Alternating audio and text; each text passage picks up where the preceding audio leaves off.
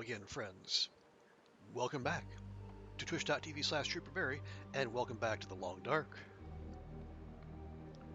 where the road to 500 days continues, as well as the Great Polaroid Hunt of 2023. Hi, Goofy. Good to see you. How's your Thursday going?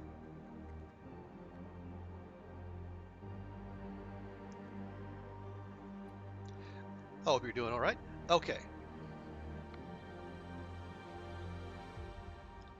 So yes, when last we left Astrid, we were on day 325, and we had just mapped the remaining Polaroid vista in Forlorn Muskeg.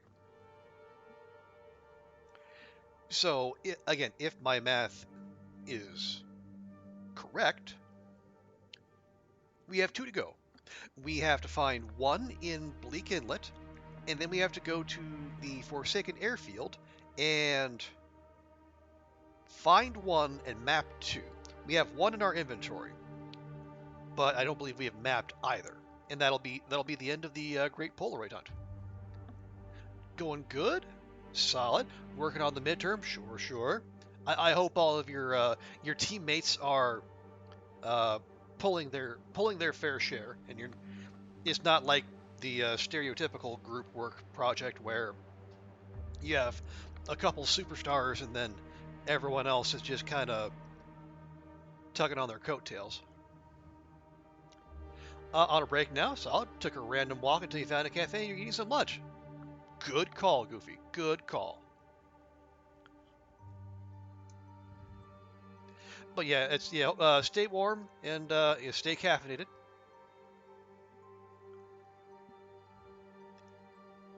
And I guess if you have any sandbaggers on there, I guess you just do the best you can.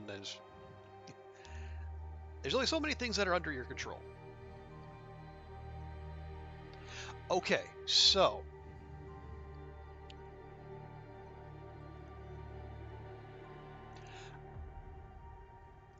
they are. If you feel like you're not doing enough, well, I mean, you just as if people are if they have actually fairly divvied out roles and you're doing what you've been asked to do, then it's been, and there's not really any room for them to complain, there is it?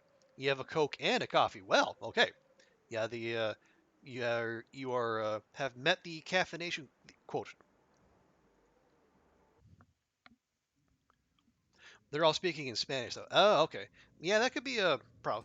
But I would hope they are aware. You are not a Spanish speaker, so if they do need anything from you, hopefully they would make that known. Excuse me, in a language you speak. It's not like you're trying to avoid work. Exactly. Yeah.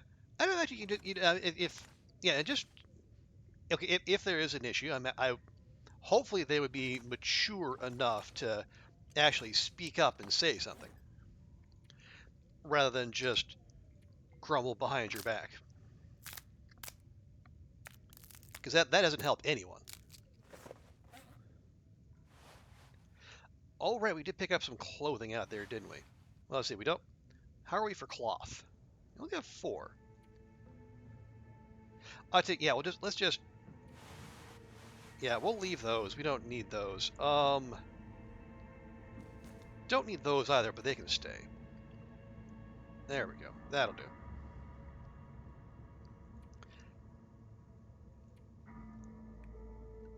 Let me see. Do we do not? Okay, we have 39 revolver rounds. It feels like that's slightly on the low side, because here's what I was thinking. Before we go to Bleak Inlet. Oh, I was gonna say, well, we could go to Mystery Lake, grab our brass, and then bring that with us. But as it turns out, the game doesn't want us traveling anywhere, so we're just gonna hang out for a bit. They translated what we needed? Good, good. All right, yeah. Yeah, if you're feeling included and they're not being shitty about it, then yeah, I guess I'd say it's I mean, it sounds like you're in a good position with them because things could be worse. I mean that's not what you really want to hear, but I mean I have had some some enforced group work. Why do we have two of those? Actually, I'll just go ahead and just drop that. Oh yeah, we probably got that elsewhere in the zone, and then we're just carrying it around. But yeah, is that ruined? I'll take it.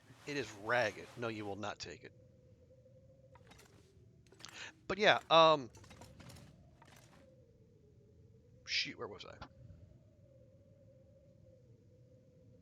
Oh, you wouldn't say included, but you wouldn't say excluded. They just get into their mojos in Spanish. Oh, okay, okay, yeah, and oh right, yeah, the group work. Yeah, I've had some instances where the the other people in my group have not been interested at all, and they were just there for the ride. So left just double the work for me. Yeah, I think awkward as it is, because it'll be a little bit awkward, but I don't know, maybe you might have to like nudge them and say, hey, folks. I mean, I know Spanish is your first language, but it's not mine, and I'm part of this group as well, so maybe loop me in.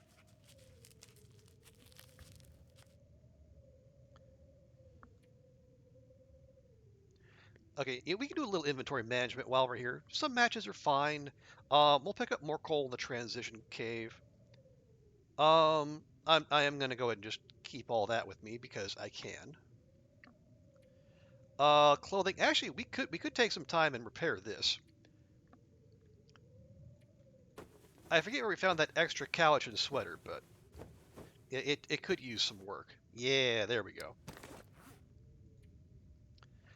And that's all mostly fine.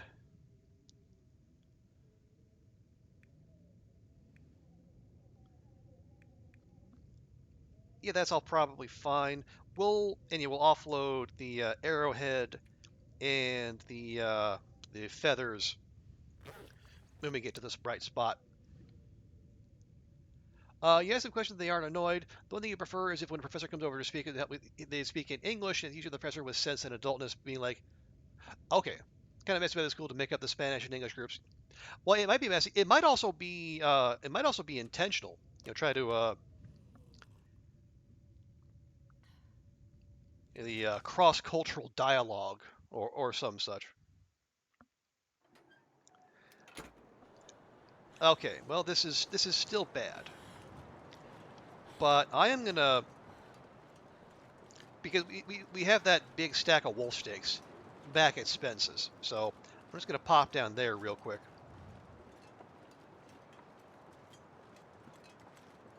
No, no, let's go the sensible way. Because like it's blizzard. It's a full-on blizzard out, but it only feels like -4. So tells you what kind of clothing we're rocking.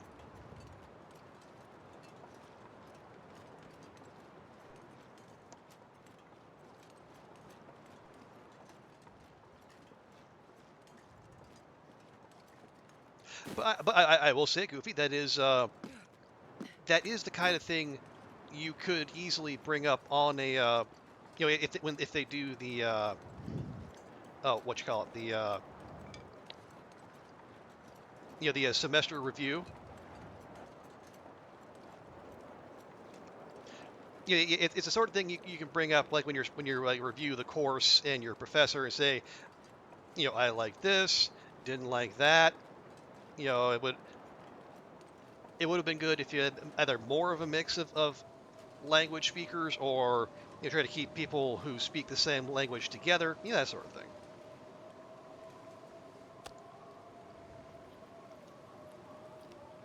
Maybe. Well, and that's you do have to wait. Why?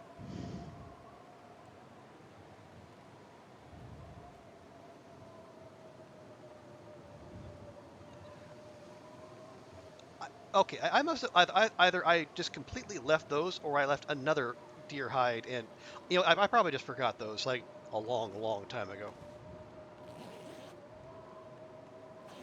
Anyway, excuse me. But yeah, I mean, yeah, you don't. I know you don't want to make trouble. You're just trying to do your thing, but at the same time, like, man, let's pass time because it's already late in the day, and Astrid is nowhere near tired.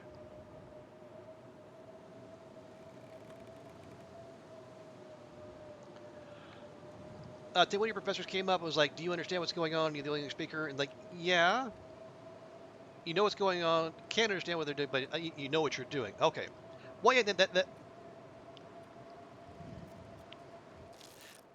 that would definitely be something to bring up because the odds are good you're not going to be the last student to be in that position. And if it's a problem and they don't know, then they're not going to see any need to change anything.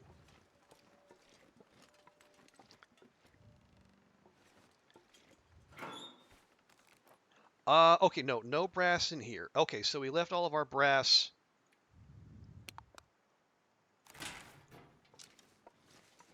Well, we left all of it elsewhere, which is fine. We'll just go elsewhere.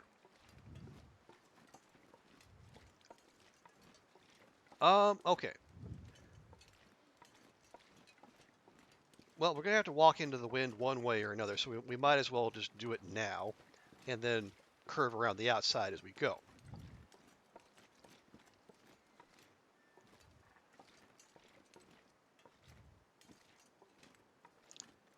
The professor shouldn't be a professor. He's great, and but he's very soft-spoken. You can almost never hear him. Okay, well that's another thing to bring up in the review.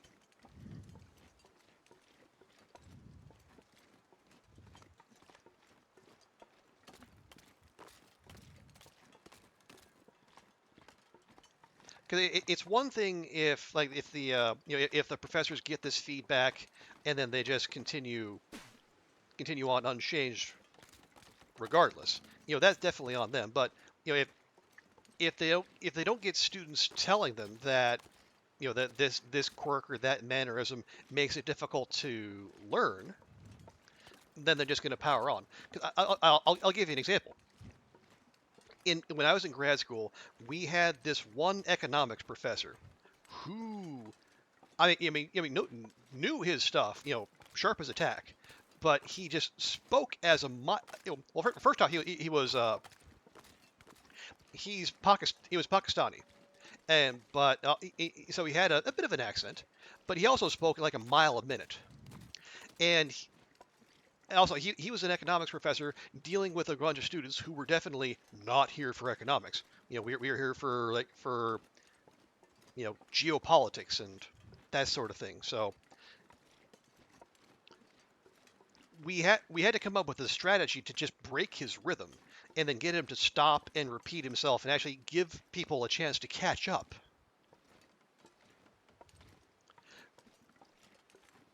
But but the thing is, like, he knew, we and the classes before us were all saying in the in the reviews that great content, but we need you to slow down. But he just wouldn't. So we had to come up with our own strategy. And if you have a professor like that, well, then you're kind of host. You got to adapt. But if they're the kind willing to take feedback and adapt, then you tell them what they need to hear, and then fingers crossed they take it on board, and then either make your life easier or at the very least make life easier for the people who come after you. You're not the only one in this situation. The professors know, okay, that's good. But nothing they can do right now is up to the organizers. Well, okay, maybe. On Monday, one of the professors told them to speak in English, but as soon as they left, they started speaking Spanish again. Okay, yes, okay, so that at the very least, that's so it's not so much on the professor as it is like the people around you.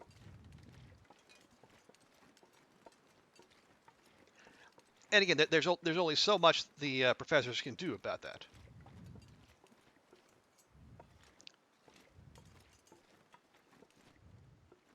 I mean, I don't, short of like docking them part of their grade if they don't listen and actually speak English to the English speakers or to the non-Spanish speakers in the class. But I mean, it's good that they're aware, and then they can start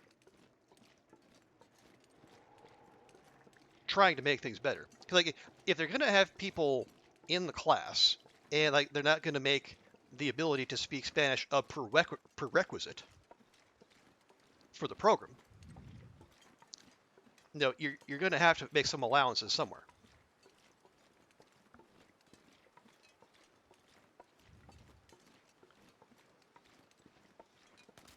Okay. Now we did do some doggo booping when last we came through here, but I don't know if the I don't know, I can't remember how long it's been. So they might have respawned by now. It's hard to say.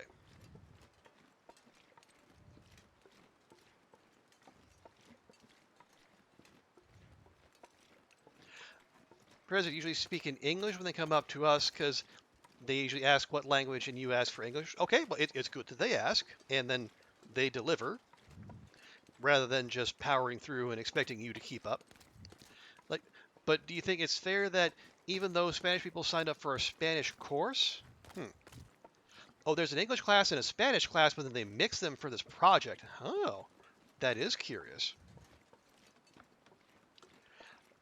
Yeah, if they did that intentionally, then I do have to wonder if it's supposed to be like either a cultural exchange or like a thing that they're supposed to like trying to simulate real world conditions where you have to work with people who might not speak your language.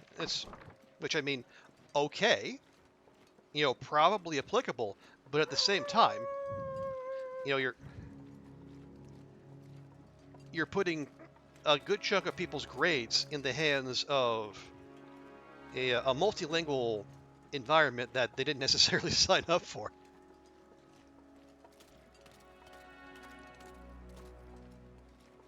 Now, the cynical part of my brain says, well, maybe the professors just didn't want to grade, 2 classes worth of projects.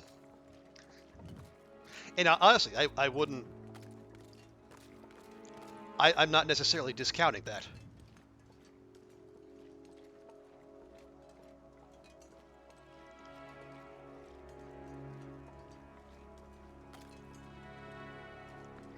So most people in your group are in the Spanish class. Oh, so could they have done a better job of kind of arranging people to where there's more of your English class compatriots and like less representation of the Spanish speakers?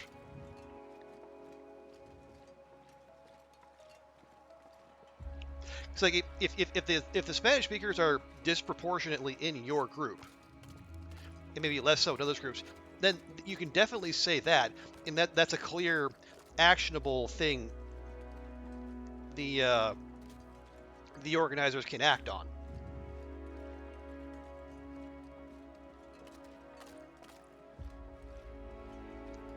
Like you can just go to them and say that having predominantly Spanish speakers in a group with people who are not Spanish speakers fuck.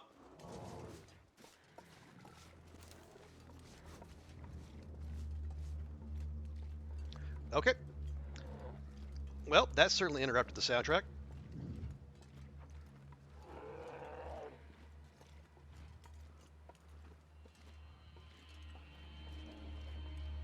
But yeah, so if you can give them like specific things that are wrong and like specific ways to address it,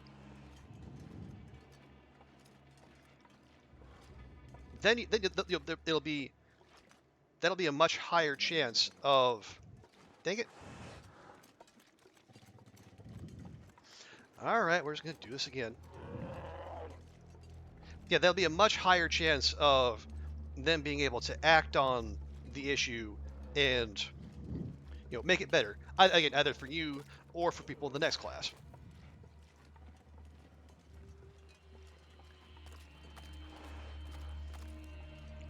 Okay, so we're just going to do a little loop-de-loop here. I'm going to take the long way around to the tracks. And we're just going to leave Kool-Aid Bear to its own devices. Because nobody wants to be dealing with that nonsense.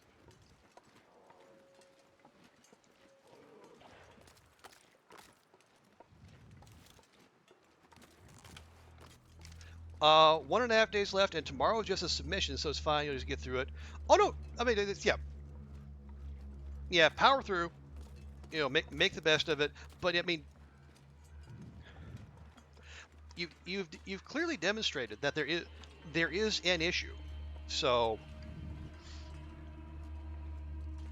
I mean, once the class is done and they give you the chance for feedback, you know, definitely make that known.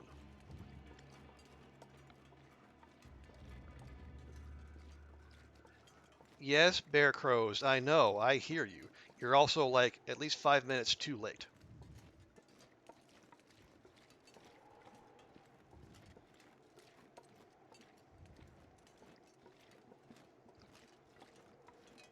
But yeah, I'm sure you'll get through and you'll do just fine.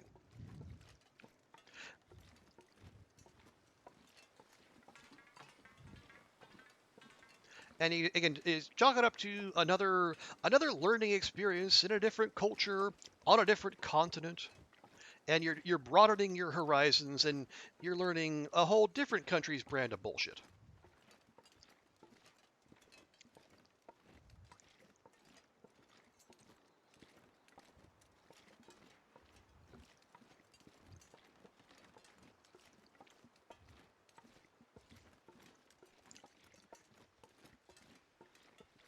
You're sat by a window in the cafe, and 3 golden retrievers have passed you. Well, that's either it's a glitch in the matrix, or it's a sign that you need to get out there and play with those doggos.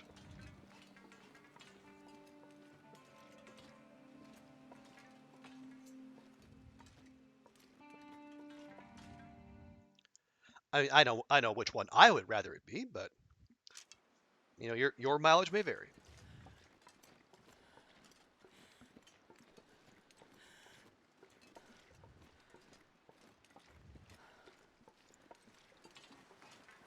Okay, now, yeah, on the way out, if I remember correctly, I think we dropped one doggo, and then there was a second one somewhere hereabouts. So just gotta be aware as we go. And the sun is going down. I think you know, I think we'll go ahead and press on to the dam. You know, absent other reasons not to. You want to go home though? Okay, well that's fine too. It's gray, but it's weird.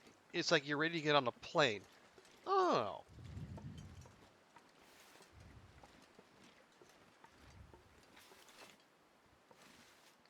Like, is it like the, you know, ready to not be in class and enjoy a break kind of plane, or is it a to hell with this, you know, I want to go back home, get on a plane?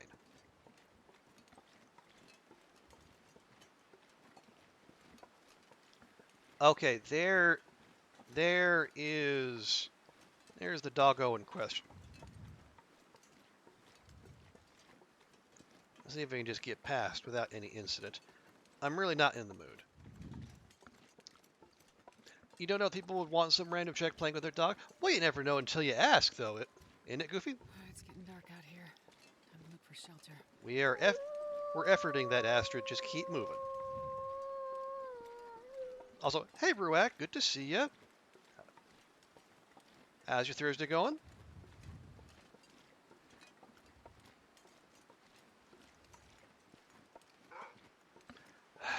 Gosh dang it.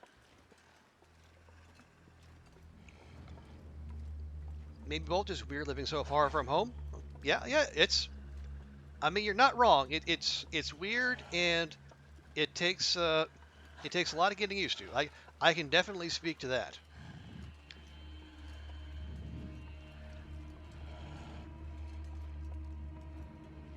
But I mean, either you, I mean, yeah, I mean, you learn to adapt. You know, it is definitely extra stress and extra adapting you wouldn't necessarily have to do if you stayed put. But I mean, as you well know, it also opens up lots of opportunities that wouldn't be there if you stayed where it's familiar and comfortable. So, I mean, you got to make that call for yourself. But you came there for a reason, and I'm sure you have the wherewithal to stick with it and then get done what you want to get done there.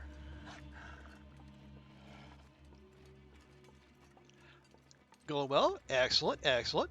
Had to be in the office the last 2 days and you don't miss the commute. Definitely know that feeling.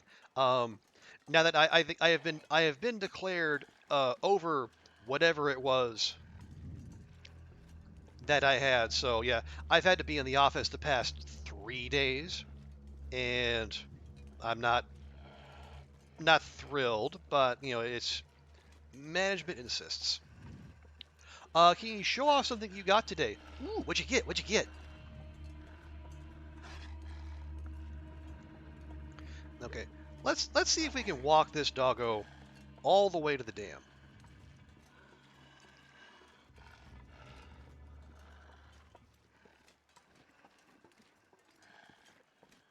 Ooh, emotes.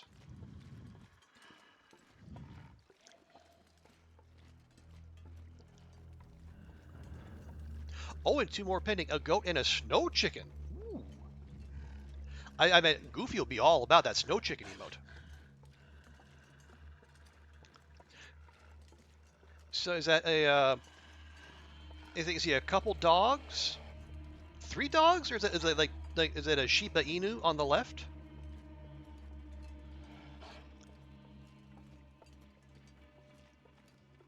They were. Well, I think the thing with a bear, a wolf, and okay. I couldn't tell if that was like a dog wearing a hat with antlers or an actual. Okay, so it's an actual moose. Okay, now the theming makes sense.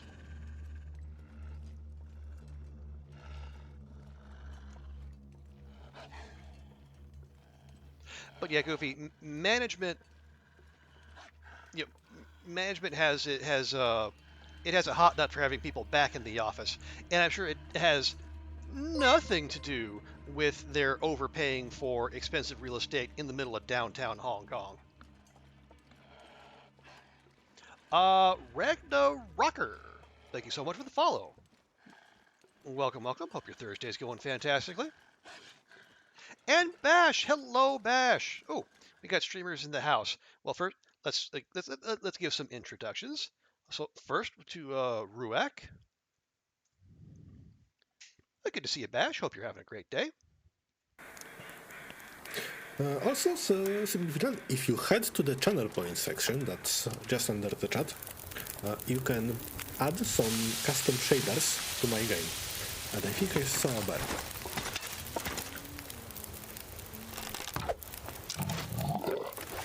And that's some timber. Just dropping bears from distance like it's nothing. Oh, Ruak. And then, of course, we'll give a shout out to Malud. Do you see it? Yeah, I do, but what should I do with that? Yeah, pick it up. Oh. There. Oh, is that the And forest? now you can light it. The lighter. Do it. How? If you hold the L button, do it. Thank you.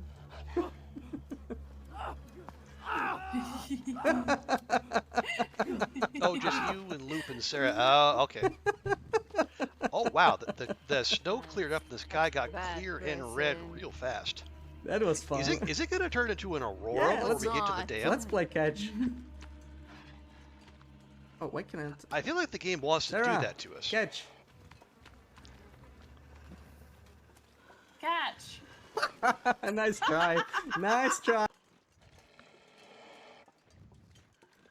Oh, Bash, you and Loop and your shenanigans. Hey, Daunt, good to see ya. How you doing? How was the Thursday? Oh, and Daunt, thank you so much for the contribution to the Cyber Troop 2077 fund. Yeah, folks, I have set up a points goal where I am giving chat the opportunity to make me play Cyberpunk 2077, which is not chill and not an indie game, but you know what? If chat demands it, I'll play it.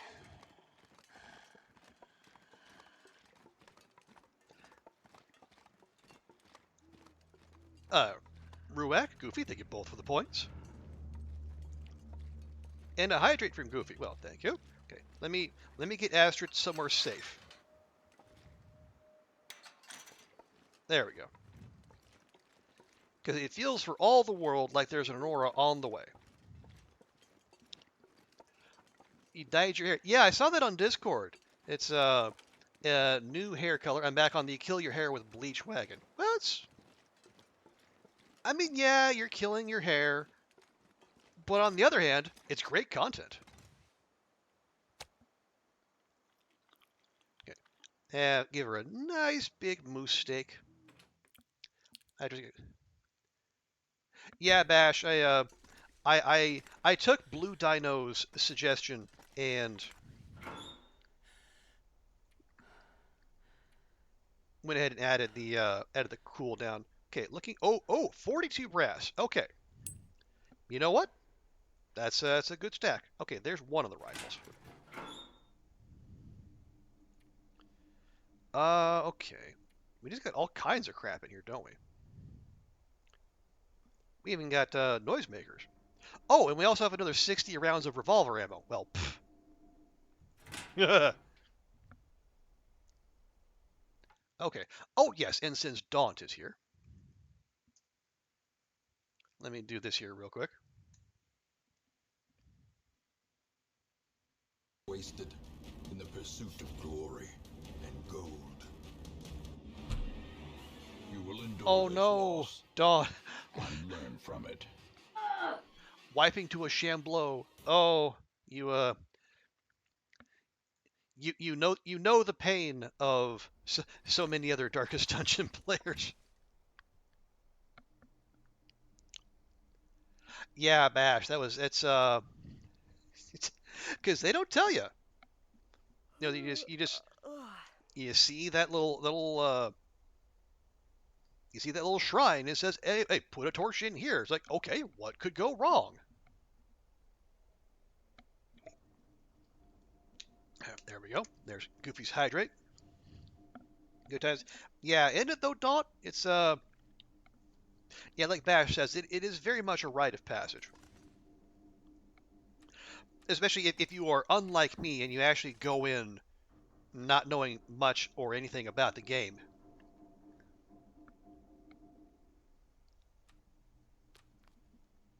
It's some kind of times.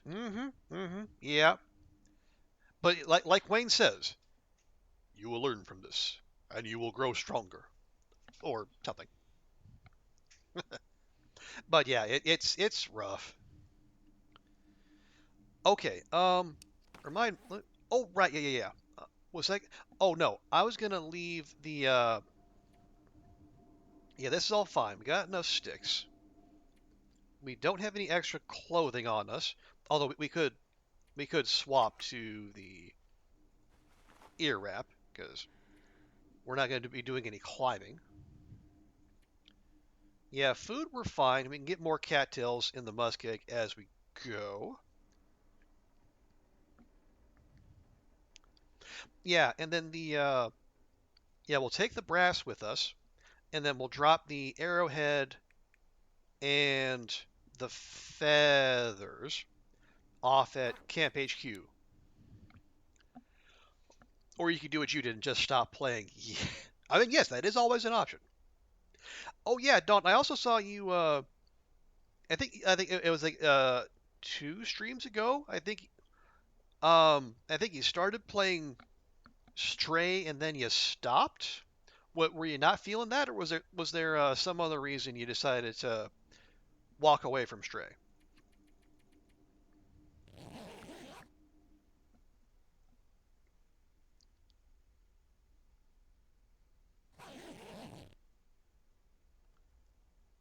Okay, well it's not even sun up and it's it's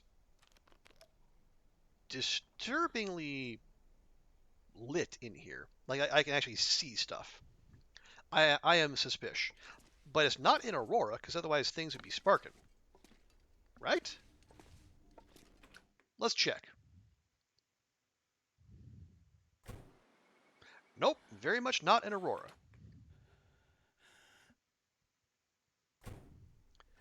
I think it's just, I think it's like the lighting that that's in the bingo hall coming in from the big deer head. Oh yeah, 100% give you motion sickness. Oh, okay. And then it caused you to make a rather yes, the tiger bomb incident. I did see the highlight about the tiger bomb incident. So yeah, that was a moment. Is that yeah, Goofy? I'll let Daunt tell that story. That was there was an application of a certain product for a certain reason, and well, it did not have the desired effect. It appears.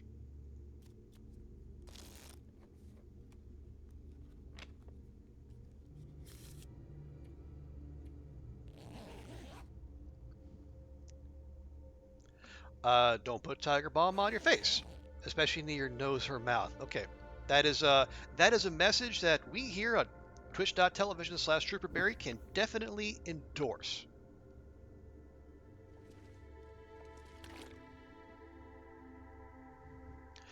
Okay, yeah, so we got our brass here. Well, we'll go back towards the muskeg. We're going to stop at camp office, see if we left any rounds there. I'm pretty sure we have.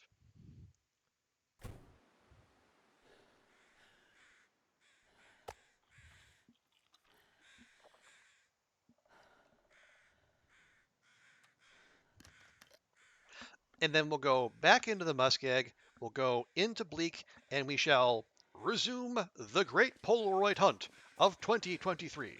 Dun, dun, dun.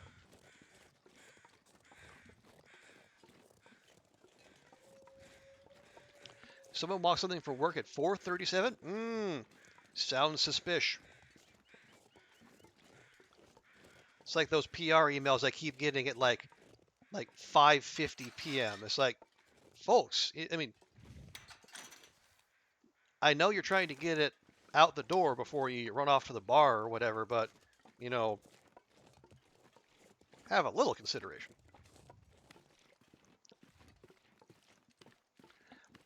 It was a mistake not thinking it would take your sickness away, but instead it just burned your face. Ooh. Also, good to know that good to know is that adding cold water to Tiger Balm makes it hurt more. Aha.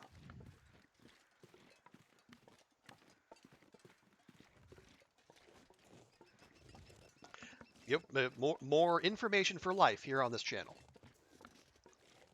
You get anything from the Hinterland store? Nope, Ruek. I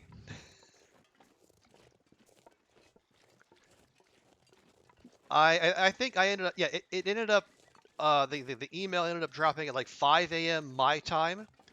I think I opened it up at like just before 10 a.m. my time, and every single thing was sold out. Did not stand a chance. I'm understandable. I mean, if I really, really was of a mind to get stuff, I probably could have stayed up or set my alarm, but Oh wait, Draconic Acidic, hello, and good night San Diego to you as well.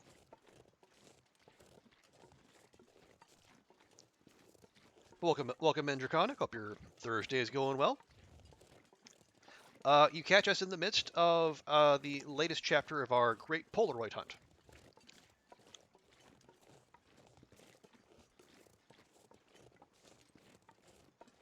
I think we are, let me check our journal. I think we're down to the last two. Yep, our last two.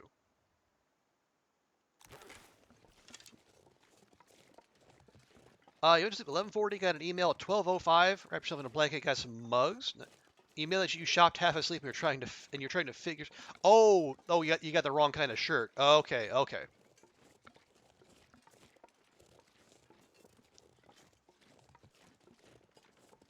So yeah, good on Hinterland for working with you on that. But yeah, I don't think I stood a chance of getting anything. But it's fine. I mean, Goofy. I'm not.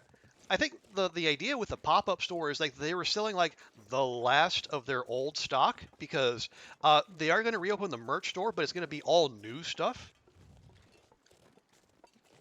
I mean, hopefully there's some carryover because like there's some prints I would really like. Maybe like the coffee mugs, the T-shirts, the hoodies. I think those are gone for good. But again, I don't need a Hinterland mug anyway because I allegedly have my own acorn coffee mug coming from Koru. And honestly, it looks really cool.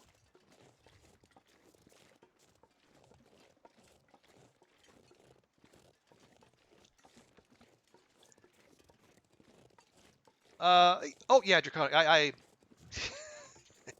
Oh yeah. I don't know. It's just what we do here. We roll with things as they happen.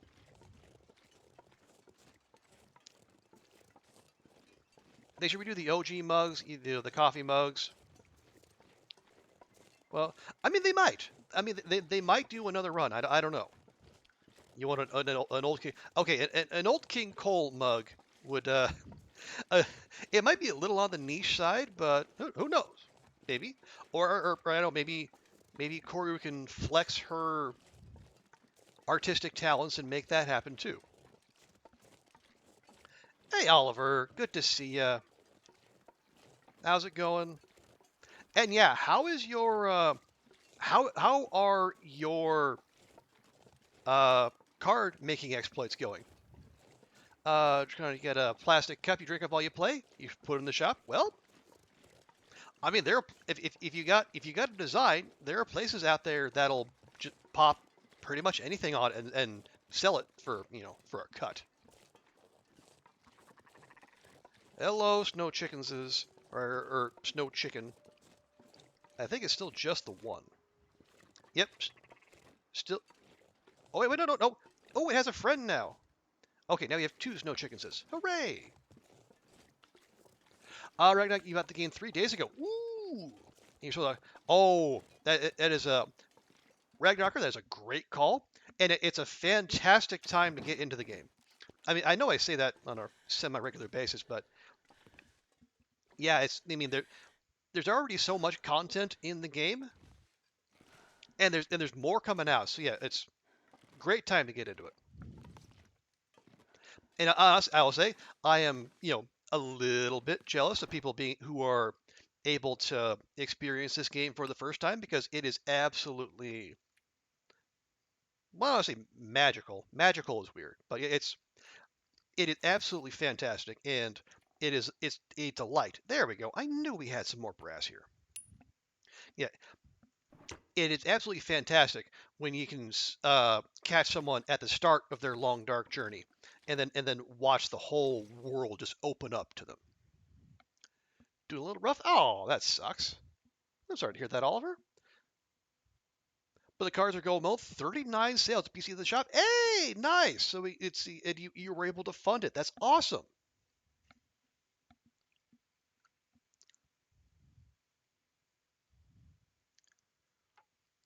Oh, sorry. I got behind in chat. It is your Navid Outdoorsman. It's amazing to see how much stuff they got right in terms of survival. Yeah, Ragnarok. I mean, they Hinterland does say Hinterland does say in the intro screen, this is not a survival training simulator, but at the same time, it kind of is, or at least there are parts of it that.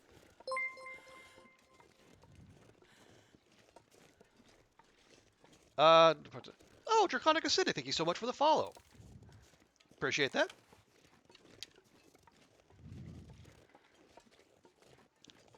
Oh, yeah, Daunt, you went through your. Yeah, I think you mentioned that, Daunt, that you were. I think you had to sit down with your supervisor and I think was it you had to actually show them how it is that you did so much more work than other people in your section, and then you did it.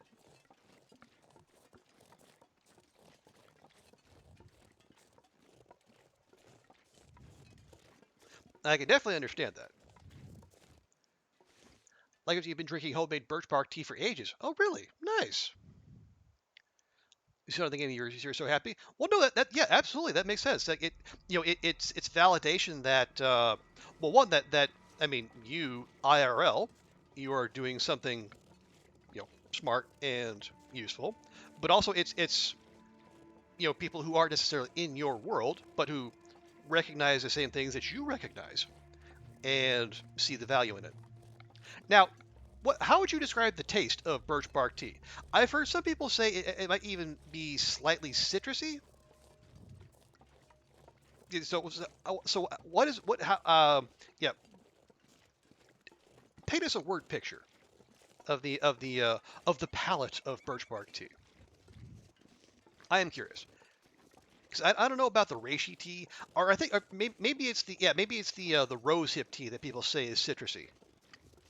I might be getting the two confused.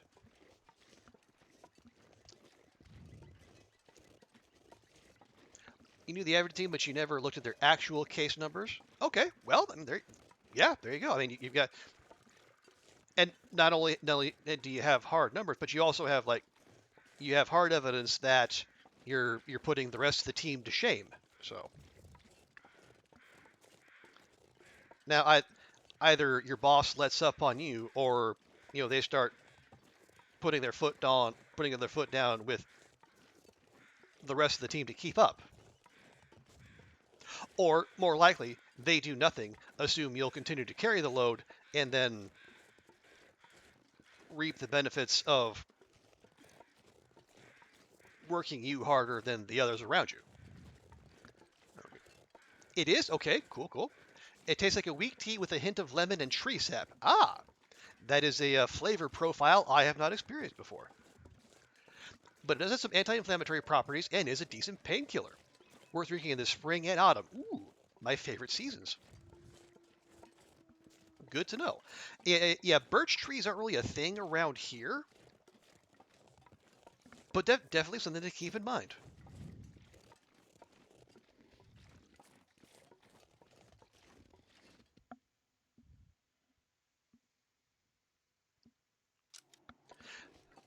But yeah, I will say Ragnarocker that I mean here in the Twitch Long Dark community, every so often people start talking about having a either a Long Dark con or a Hinterland con, and having people put together like the food or the dishes that are like the food or the drink you see in game.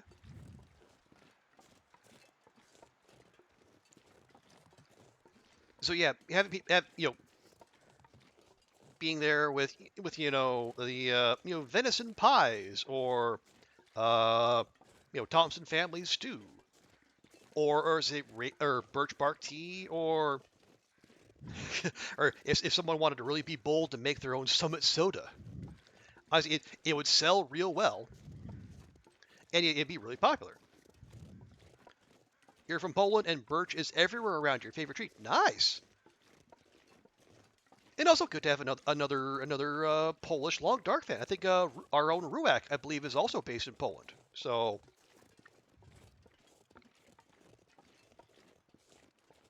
but no, great to have you, Ragnarocker. It's welcome to.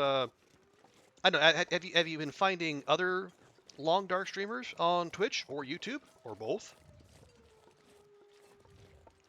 Because yeah, I will say, as great as the game is, and it really is. I say the community around the game is honestly one of the best parts, and it's one of the things that makes it so worth coming back for. Okay, well, we managed to avoid Kool-Aid Bear, so let's go ahead and keep going. Did I miss a birch sapling? I did miss a birch sapling. How dare I?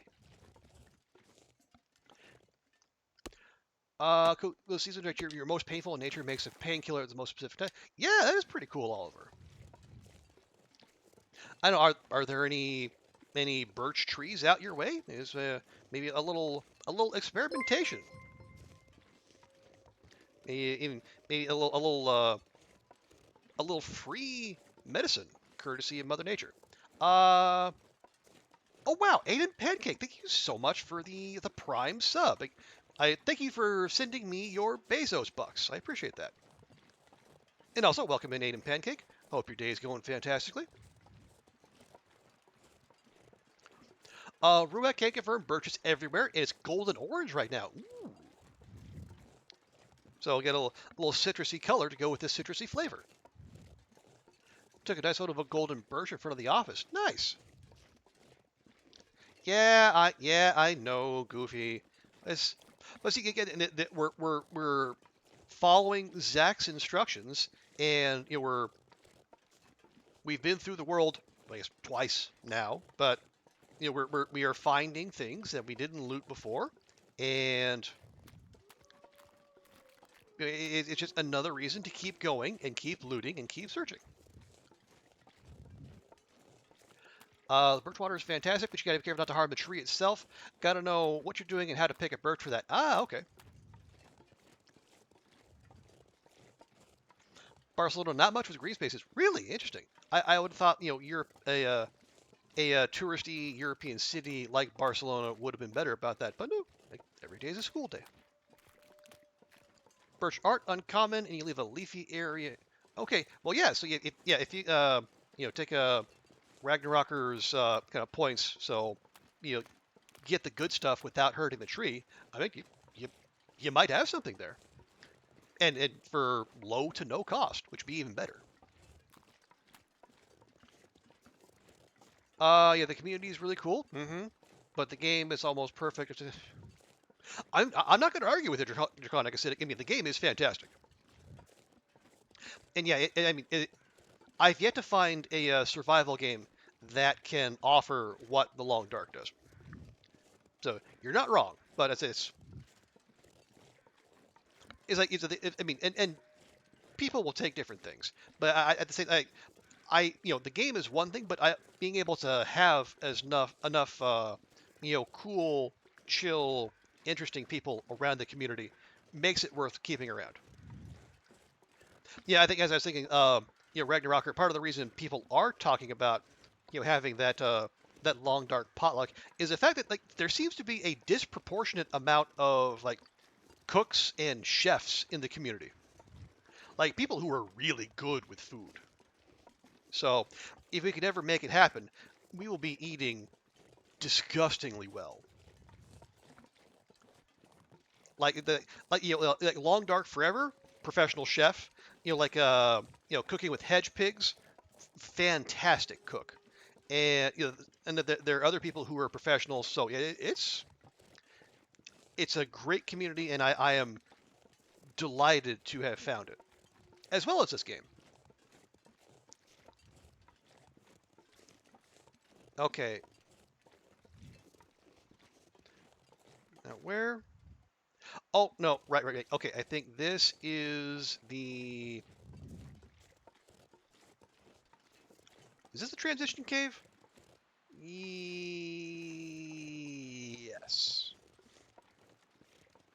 Yes? Yes. No. Yes? No. No. Okay, good. That's actually what we want. Because I'm going to take this lonely birch sapling and I'm going to put it here with its friends.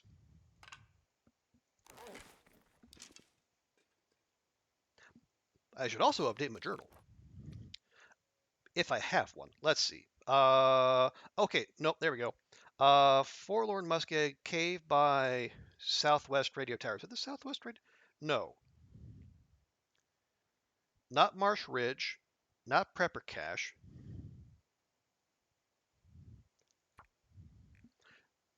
Okay, no problem. What do we have here? I think we got... Put that away, Astrid. You're going to hurt someone. We got 1 wolf, 2 birch, 2 maple. Well, here. 2 birch, 2 maple, 8 guts. And 3 deer. So, where we go, Forlorn Muskeg. By, I don't know, other radio tower. 3 deer, 1 wolf, 8 guts, 2 birch, 2 maple. There we go.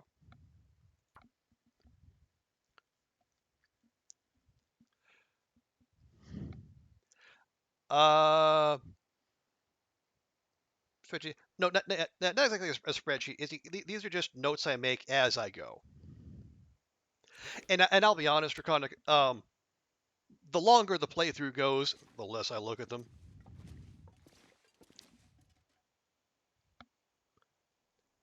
You can make notes. You absolutely can.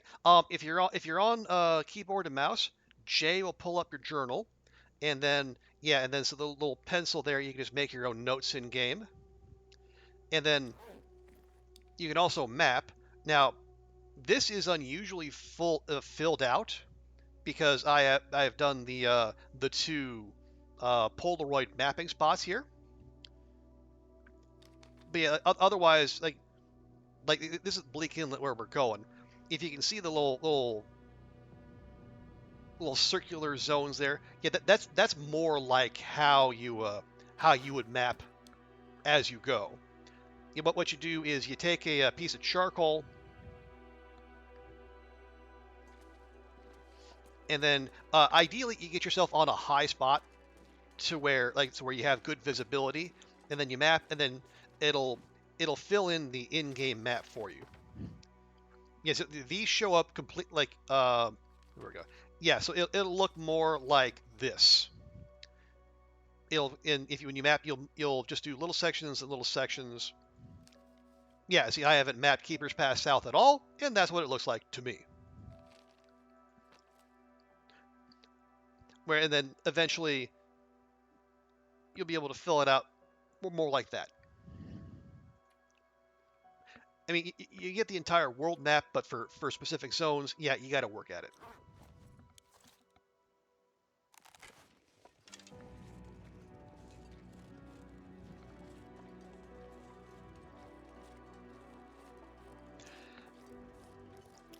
But thankfully there is no you don't need there's no artistic skill to level up. So your character at the start is as good at mapping as they will be throughout the entire game. So you just yeah, you're gonna have enough to worry about as it is. But no, it is cool. You're keeping your own notes. More importantly, your own maps. That's actually kind of impressive. Oh, Astrid. Why would you do that?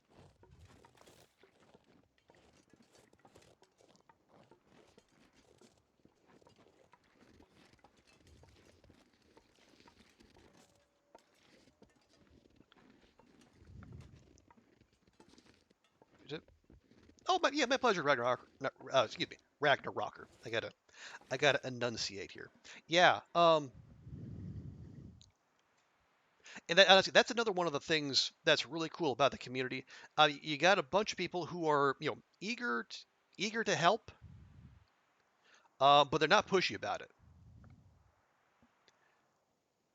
it. Most folks, I say even like the vast majority of folks are willing to let you explore the game at your own pace, and then if at some point you do want information, they will happily pop up and say, this, that, or the other thing.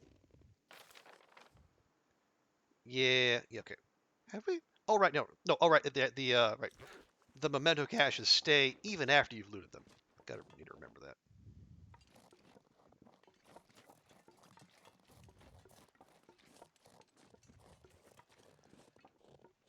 Overlook Cave, drag everything there, post 600 days, and now you're infinite?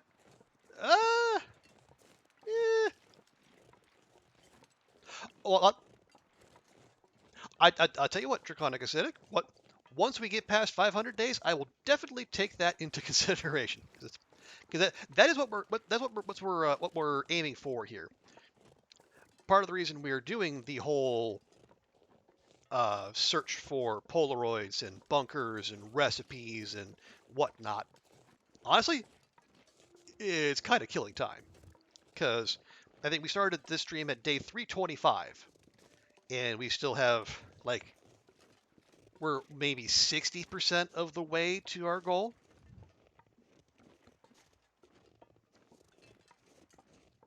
So yeah, we got lots of time to do pretty much whatever. And yes, Ruek, Oliver is right. We could give Astrid a break, but why would we do that? Refreshing to see such a pleasant community online. Yeah, it is especially given how toxic some communities on Twitch can be. The fact that it's a slower game, it's a slightly older crowd, but honestly, those are all pluses in my book. Lilo, hello, welcome in. Good to see you. Hope your day is going well.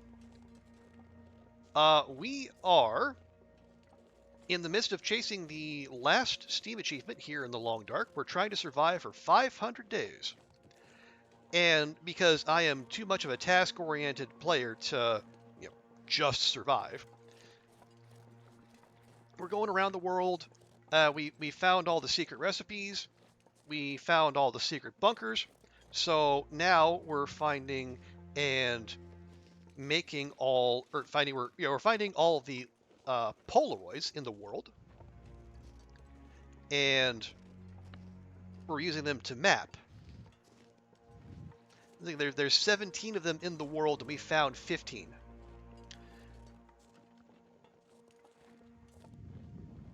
So we're going to head into Bleak Inlet to get the next one, and then that'll put us at 16. And then we need to go to Forsaken Airfield, the new zone, and then we need to find one and then map 2, and then we'll be done.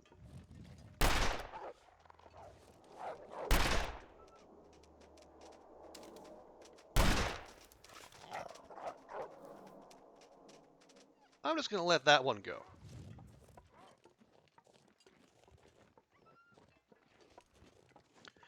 Okay. Ooh, right. As long as they're in the neighborhood, this came up in the previous stream. One of I think one of the recent updates. I don't think it was a DLC. I think it was just part of the vanilla update.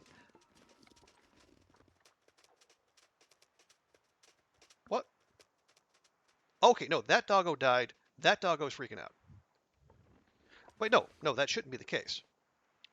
Because that doggo's bleeding. All right. Anyway, yeah. One of the recent updates added plane crashes, I think, in each zone. Because we, in the most recent update, Goofy kind of pointed me toward one in Mystery Lake. So, and I happen to know that the one for Forlorn Muskeg is up here just beneath the radio tower. So, as long as we're in the neighborhood, let's go check it out and then see what kind of loot, if any, there is. Bleeding doggo. Yeah, you are right, Ruak. It is definitely bleeding. But I only recall hitting one, so either the one that ran up here is the one I hit, and then that other doggo was just hanging out, or I somehow hit 2, despite not intending to.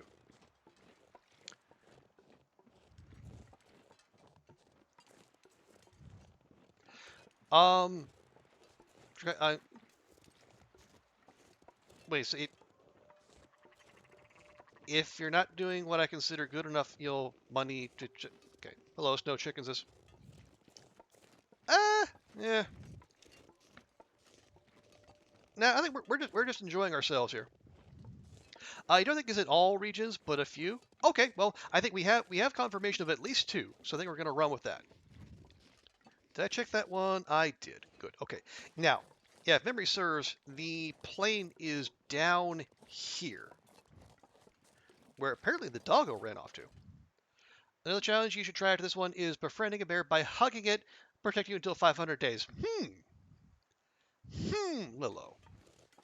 That is a bold proclamation. Have you tested out this challenge? Have you independently confirmed that bear friends will be our friends? And look out for us, because I could definitely use a protector. It is still running around.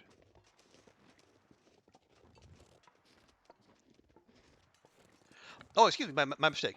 It's not a plane crash, it's a chopper crash.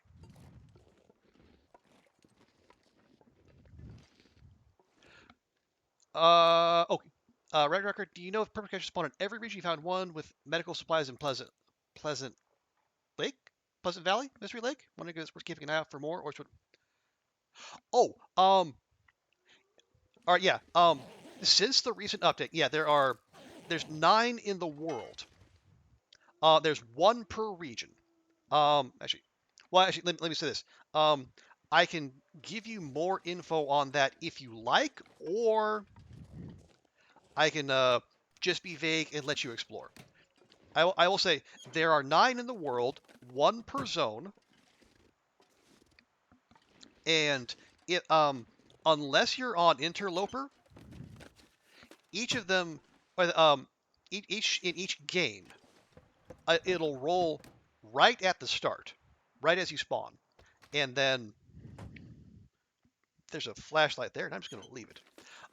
So when you spawn, the game will roll, whatever dice it has. Handy. Three of the 9 bunkers will have loot. 6 will not.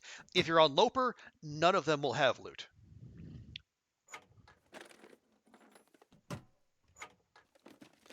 Well, actually, let me caveat that. None will have basically any loot worth noting, except one of them will have a recipe. Okay, you can see. Is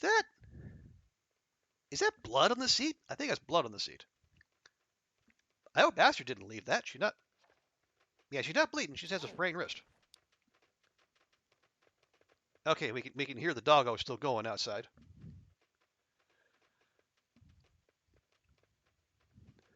You're playing on soccer. Okay, yeah. Yeah, then you'll be good. Yeah, so yeah, 3 will have loot, each a different kind of collection of loot, and then 6 will be empty.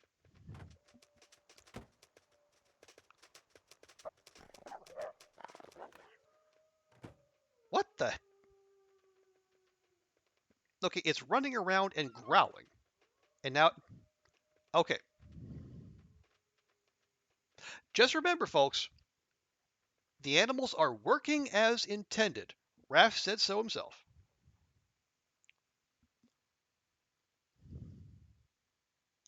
Yeah, Rook, I wonder if that might be the doggo's blood. Although, that would also imply that the doggos know how to open doors. And that would be bad news.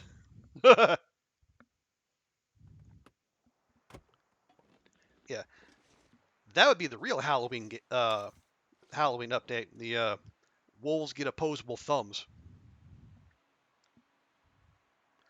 You're lucky with your first one. Could very well be. But yeah,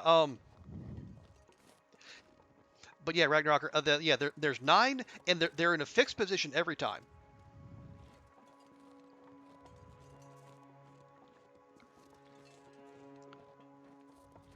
So once you find it, that'll be the position it's in every game, regardless of the difficulty you play. But whether or not it has stuff in it, that'll change from run to run.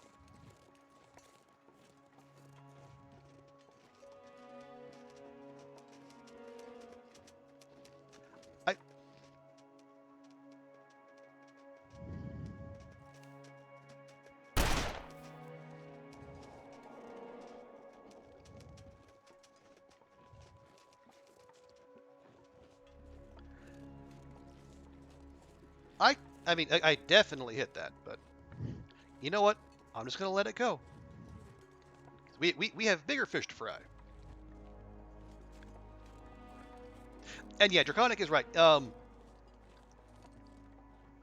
There's I think, is it 9? It's like 8 or 9 recipes out in the world.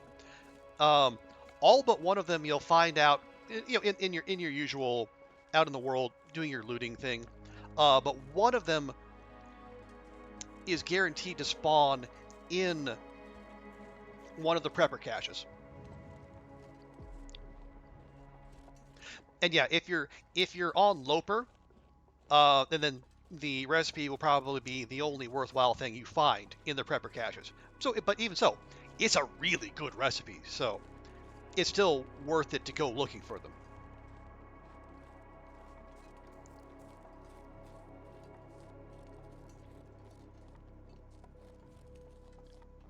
Not to spoil anything, I will tease it thusly.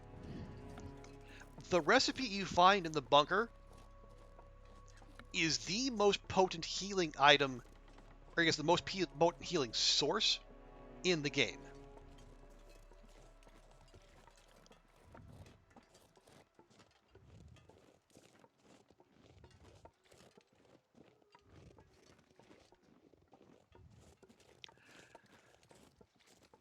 I had a dog that opened doors. I mentioned the wolves. Yeah, Lil. It is. I mean, yeah, that is one of the suggestions people have made, like for if Long Dark wanted to go like full on survival horror. I mean, now we have Escape the Darkwalker, which is pretty survival horror y. But yeah, like in years past, I think up through like 2019, they had this event called 4 Days of Night, where it's like a 4 days a challenge with a permanent night, and they had demon wolves in them, which they had red eyes, and I guess they were a little bit more souped up. But they also had like bowls of candy out in the world and pumpkin pies you could find that were like big calories, and they gave a warming bonus. So it was. Unfortunately, I didn't get into the Long Dark soon enough to partake in that. That's why I have.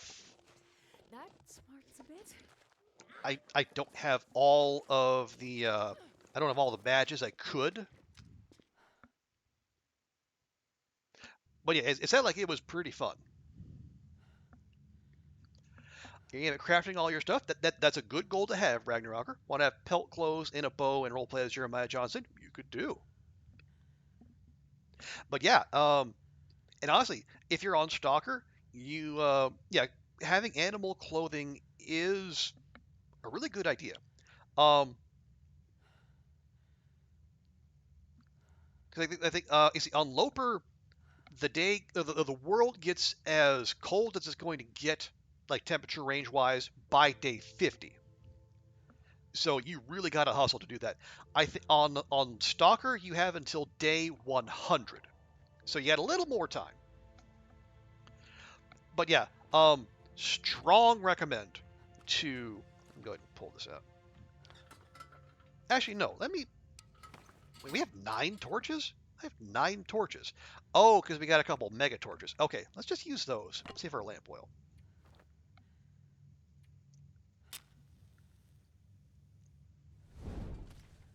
But yeah, crafting clothing, definitely a good idea.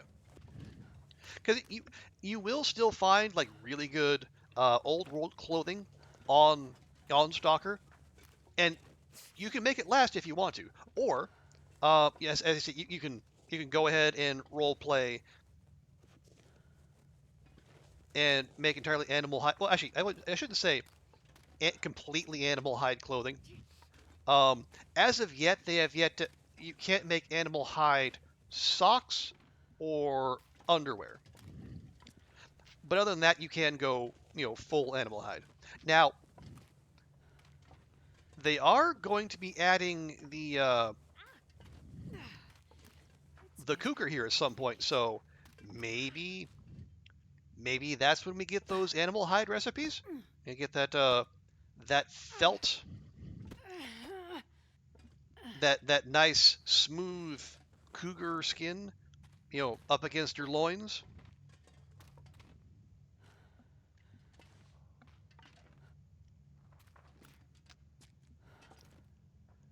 Installation has been a sweater slot. Interesting, Bash. I'm starving. I mean, the temperature bonus it gives is kind of comparable. I will grab a couple pieces of coal. We are short those.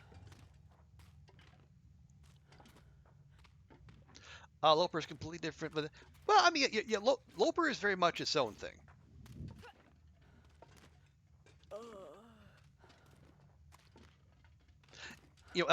Interestingly, it's like Loper actually has fewer wolves than Stalker, but the Loper the Loper wolves also hit a lot harder.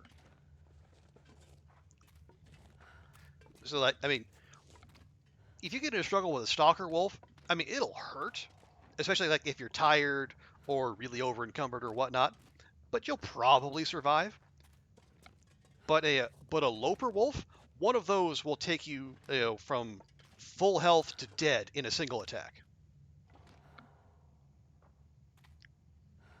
So you do really need to be on your guard, as well as like certain items just don't spawn. Like you're not going to find a knife or a hatchet or a lot of clothing or food items. They just simply do not exist in the game. So you got to make your own or find substitutes.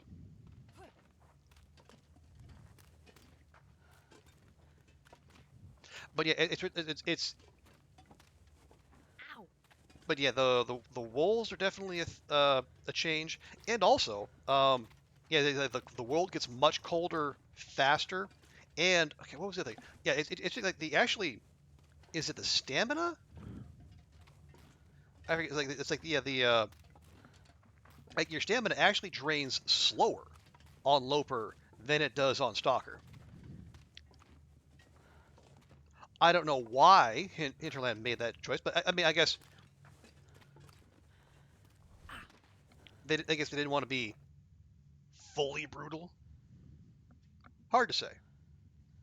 Animal hide socks sound chunky and uncomfortable no matter what. Yeah, that could be.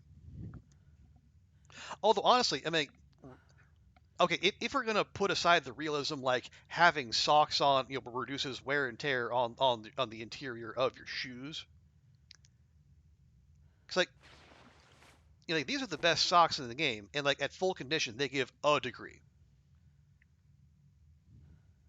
So let's say you live long enough to wear out all the socks in the world. Are you really that? Are you that bad off? I would argue no. But yes, draconic is right. Yeah, I mean, and that's just for the long dark in general. As mean and nasty as a lot of the world is, the cold is the biggest killer. Just regardless.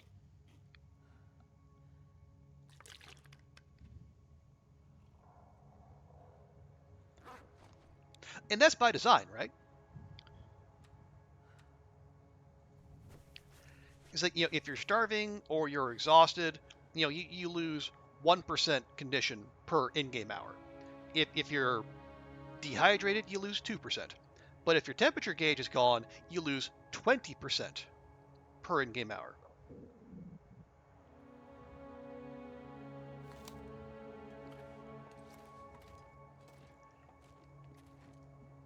And then if you actually catch hypothermia, I think it goes up to like 40% per hour.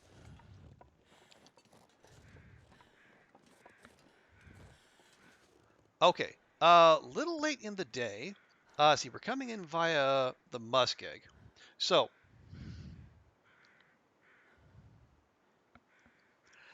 I think the best thing for us to do is let's make for the let's make for the trailers, the washed out trailers.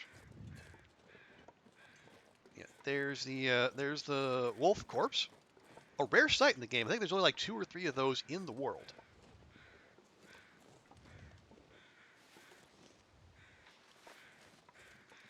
And we will of course grab the crow feathers because just LD has trained us well.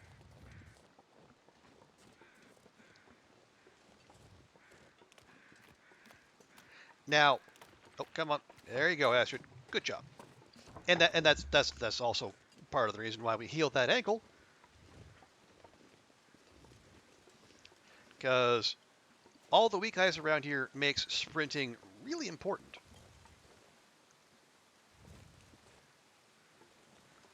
Okay, we're going to take the nice, easy path down here. But they're going to wait and start a naked loper. What the? How the? Oh, so too cold. Also, how am I instantly warming up? Okay, okay. That felt shorter than it probably should have been, but you know what? Fine. Fine. Game wants to be that way. We're going to be that way.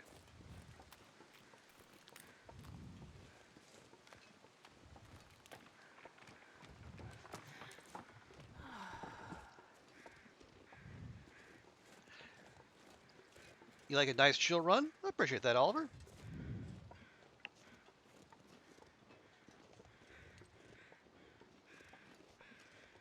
Now, Ruak, don't go making Ragnarocker all paranoid. You know, they said they are a explorer, so they will learn the ways of the indoor wolves eventually.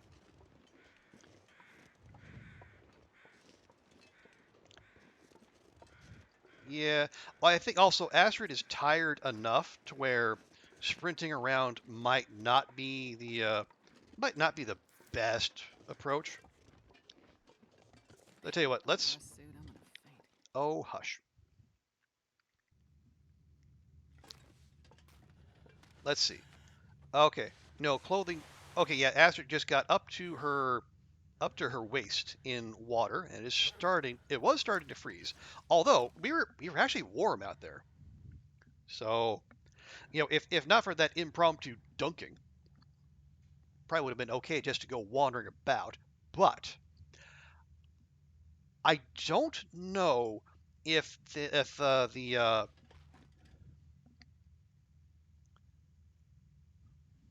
I don't know if the issues around clothes thawing while they're on your person have been fixed. Oh, right. We also have hypothermia. So our fatigue is going to drain way faster than it normally would. Okay. So here's what we're going to do instead. We're just going to set up shop in here. Let's see. What clothing are the issue? Okay, good. So the pantalones, Just pants, socks, and booties. So we're going to leave those there. We're going to start the fire over here, if the game will let me. And it will not. We can start a fire here, though.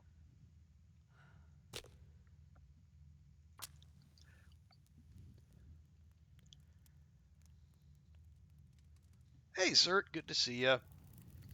Half a dunk. Oh, yeah, I think... Yeah, we were only... Yeah, we were in... Yeah, we were in Bleak, and I overestimated Astrid's sprinting abilities. No, I think it is partly a function of where. I think I think the donkey was like the same in the muskeg. Like it only goes up to your waist. Like if you're in like coastal or DP, and like you're out there in the ocean, then you go all the way in.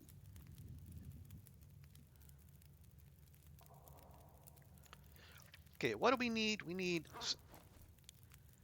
Well, we're 1 hour in. We have 17 hours to go. Okay, those all appear to be thawing and or drying, which is good. Imagine a parasitic hypothermic pilgrim run. Wake up in the morning, get breakfast, retire to bed exhausted. Well, you can still give yourself buttworms on Pilgrim, Oliver. You could easily make that happen.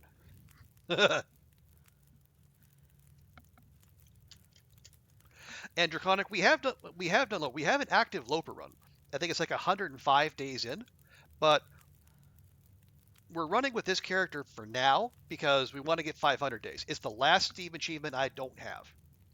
And while we were in the process of doing like Faithful Cartographer, Wrapped in Furs, Resolute Outfitter, etc. and so forth, I think we got to the point we were like more than 200 days into this run, so I thought, heck it, we're halfway there. We'll just ride this one to the end. And then, when that happens, then we'll most likely pivot to the Loper run and see how long that one goes.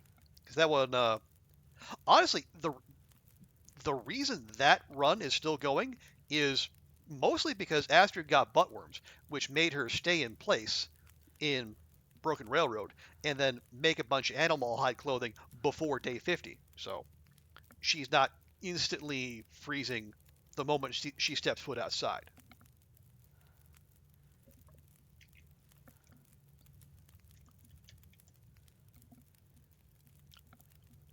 So never let it be said the buttworms didn't do good things for this world. Okay, what else is there anything else we want to do while we're hanging out here?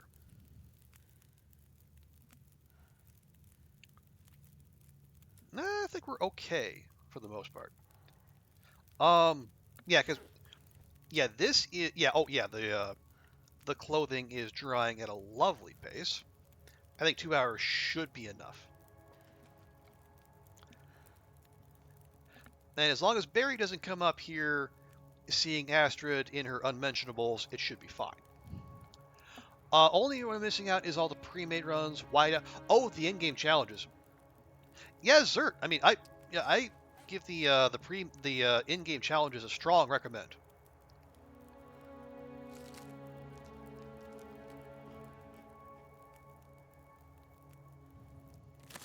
I mean, if you're an experienced player, like Nomad almost certainly is gonna hold no interest. But I think like I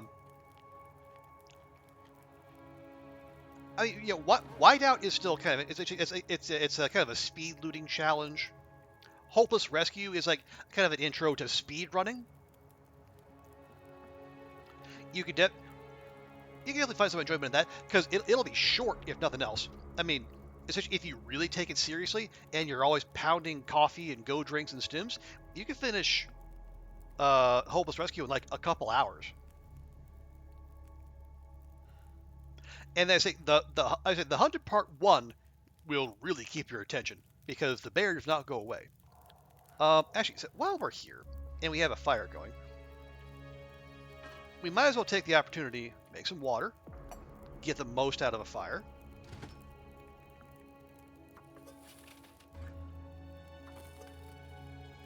I mean, Hunted Part 2, I mean, I guess if you want to know what happens between Hunted Part 1 and then Hunted Part 3, when that eventually comes out, you should probably play that.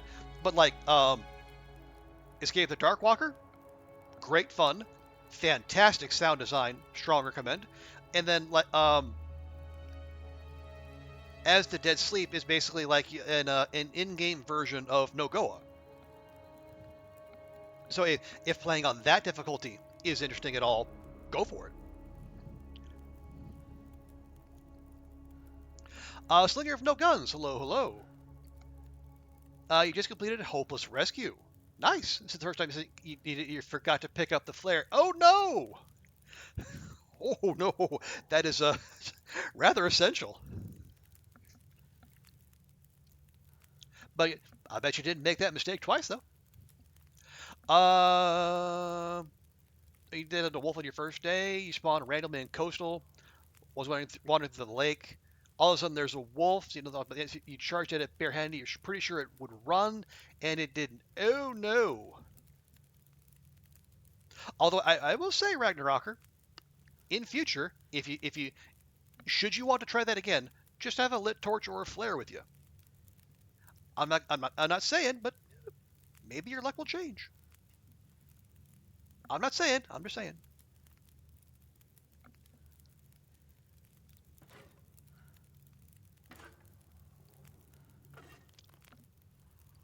Yeah, 6. Okay. Good call, Slinger. Always good to have backups, especially if you happen to come across a bear or a moose in your travels and you need to dissuade them from being in your path.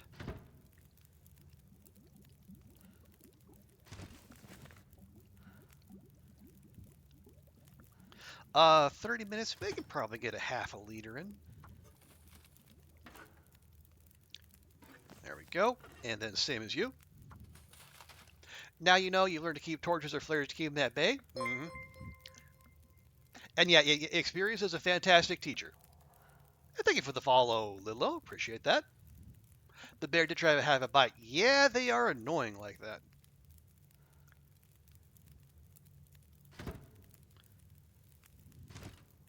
Okay, grab that, grab that. 7, lovely. Take that. And Astrid's clothing is completely thawed and dry. You're gonna drop it all right. You're gonna drop it right on your person. How about that? Nope, hang on, nope. I want to flip those around, put the good ones on the outside. There we are. Awesome sauce. And actually, how much cloth do we have? We have 5. See if we can get that in before it turns dark. There we go.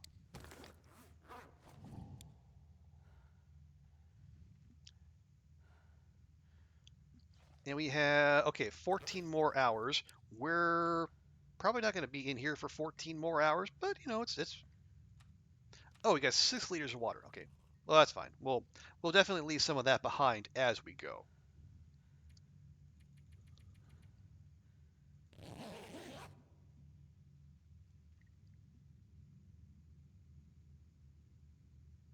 So have you done any of the other challenges, Slinger? Yeah, I am a proponent of the in-game challenges because partly because I think they're kind of fun on their own, but also because especially if you're starting out in the game, you know, it does give you a chance to learn a lot of the zones. Not like I think it doesn't teach you HRV. Well, no, actually, I take that back. Okay, yeah. As the Dead Sleep takes you to HRV, but I think that's it. Yeah, it doesn't take you to Ash Canyon, but I mean, combined, they do all give you a really good tour of the world. You signal void, and is it all the and the graves which comes automatically? Okay.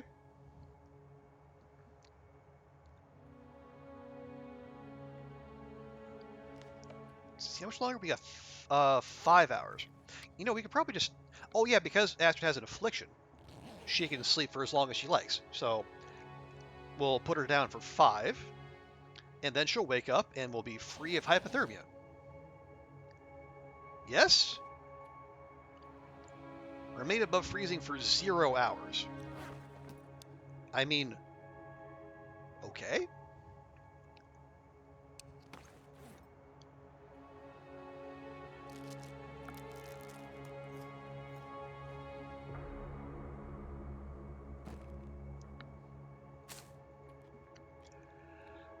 More low run. Okay, no, that makes sense. Do all challenges come with pre-drawn maps like DW and Story? I think As the Dead Sleep, Dark Walker.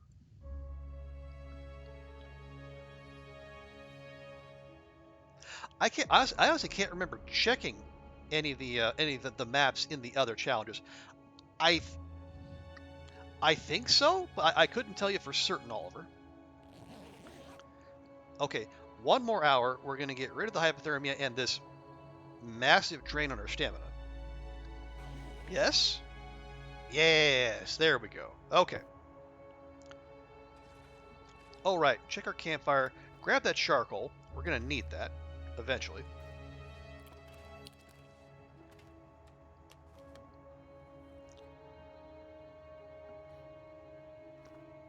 Okay. I will go ahead and leave some here.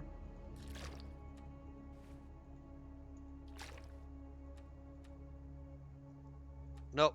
Wrong button. There we go. We good? Yeah, we're good. Yes, think about potatoes. You can use some recipes and some you cannot. Okay, that's interesting, Zerp, because like I've been able to use basically any other kind of ruined ingredient. I've used ruined flour. I've used ruined meat. Ruined peaches.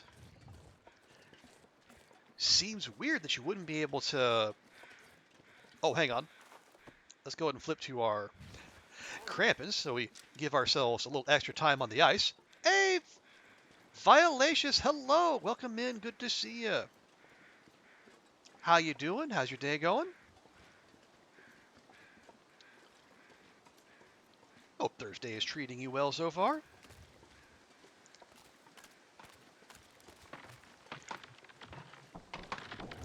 Yeah, you are catching us on our second attempt at entering Bleak Inlet and finding this zone's Polaroid. We made one previous attempt, and Astrid decided she would rather take an impromptu bath. Going good so far? Good to hear. Good to hear. Okay, so that's just not weak ice at all. Cool. Thank you, game. I appreciate that. Except for the fact I don't. Yeah, I'm doing all right. And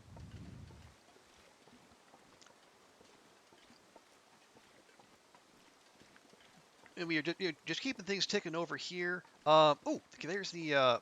Is that the hunter blind? No, no, no. We want the other hunter blind, the one that is further down.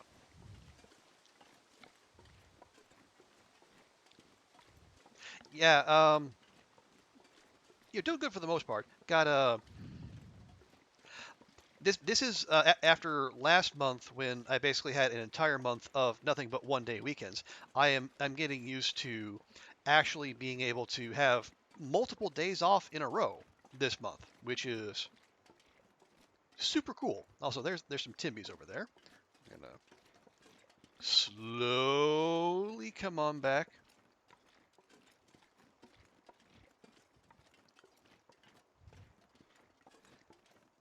Not that we are completely against violence, as just we have more important things on our itinerary. Thought you've been lurking. You're interested in the idea of chat directing your run. Yeah, you can definitely do that. Take suggestions from chat. Channel point redeems to do this or not do that. I think you could also. I think what is it? Stream loot. Yeah, they what like the their card like Athenon. He has like a set of cards that people can earn, and then they have various ways to mess with his run. And maybe you could look into that. Back at school? No, no. Okay, is that that looked like a wolfie over the hill there?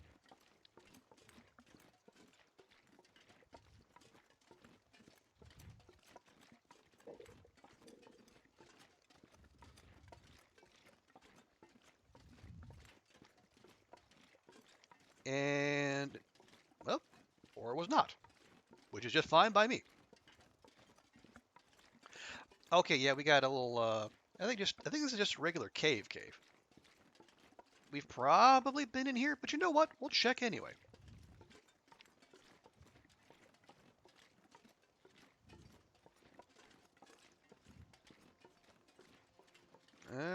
Not seeing anything of. Oh, hang on. Nope, there's some firewood. And there's actually a bed there. Oh, that's good to know.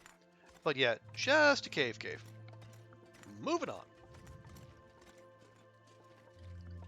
So yeah, what we are looking for the Polaroid here, and I think one of the potential spawn points is the hunter's blind. That's a little ways further down here, which, if memory serves, is also a spot where there's a memento cache, which I'm like 90% certain we've already got. Because that's probably how we have the noisemakers. Oh yes, we have done signal voids, so I do have the little handheld whatever.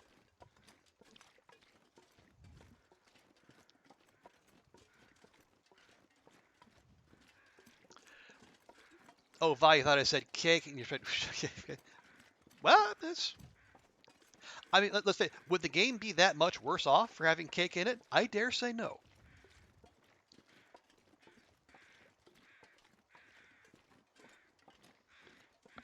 Okay. Hearing crows, but don't see Carl Bob. Okay, so yeah, the little lockbox there is not exactly hidden away. Okay, empty. We have checked that. Let's see, nothing here. Nothing on the little lip. Anything on the outside? Negatory. There's a backpack there, which we have emptied. Okay, so yeah, so the hunter blind is a bust. Where do we go next? Ah, right. Okay. I think the next closest spawn point might actually be the lighthouse.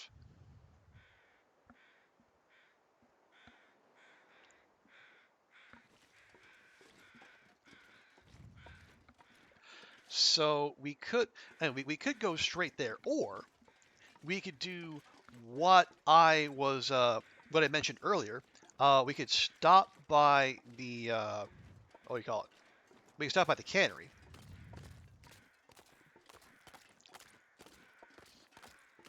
And then we head into the workshop where where you know who is, and we can drop off our brass, maybe even make ourselves some new revolver ammo. Now we don't strictly need it because as we saw at the dam, we got like 60 rounds just sitting there waiting to be used. Well, that's unfortunate. Let's try over here. Hey, Beef, good to see ya. Welcome, welcome. How's your day going? All right. There's more weak ice here than I remember. No, we'll try up here then. Draconic Acidic, thank you so much for the gifties to Chanelia and to Kunal. Thank you very much for that. Appreciate the gifties. Can we get over here? I think we can. Yeah, there we go.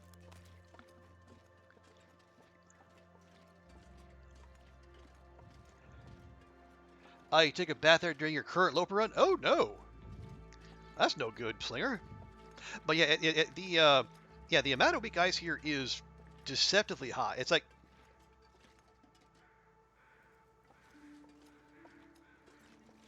like in Muskeg, like there's weak ice, but it's also like there's lots of places you can run from the weak ice. Here, it's like there's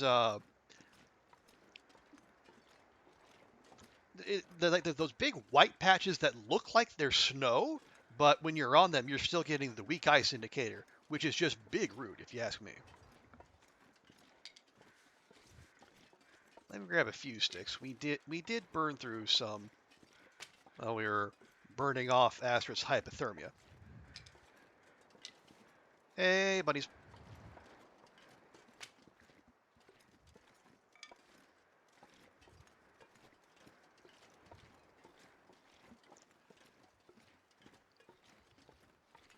You thought you could sprint, but it didn't work. Yeah, it's what? Yeah, it's tricky. Yeah, you need your sprint bar. You need energy. There's a maple sapling right there. Well, we can hardly leave that behind, can we?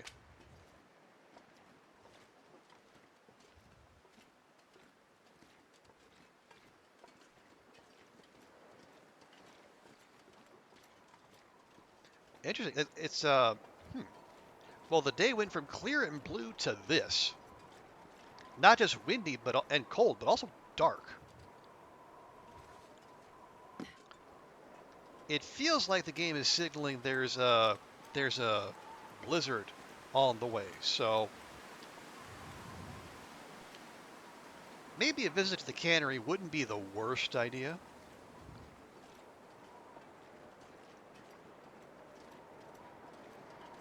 But yeah, Slinger, and this is honestly like,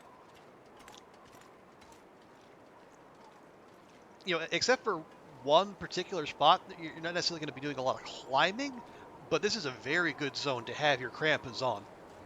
Because even if it's like an extra half a second on the ice before you fall through, that half a second is really useful.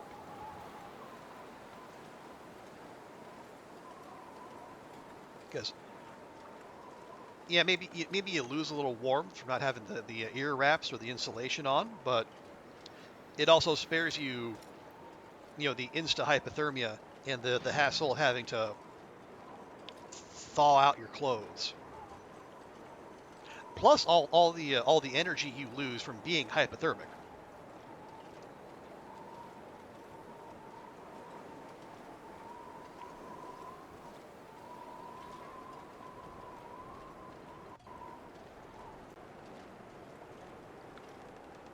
Wait. Okay, that's weird. I told Astrid to stop and she kept moving. That is disconcerting. Because I don't have auto walk on. Okay. Anyway. I'm just gonna shock.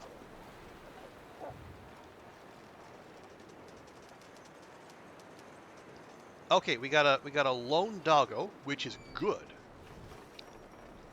So we're just gonna let that one run about on its own. Because as long as that's just a solo doggo, that means no pack is gonna reform.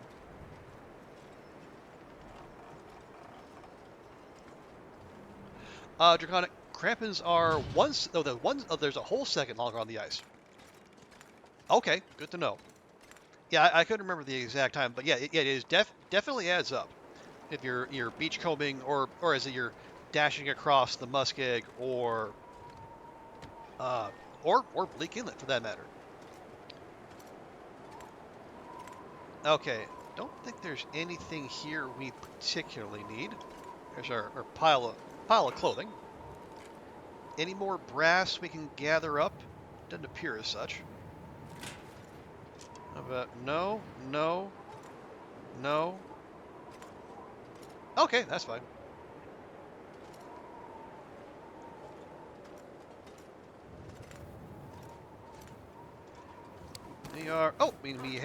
We still have enough carrying capacity to be able to make it up and actually. Okay, just 2 more. Well, that's fine.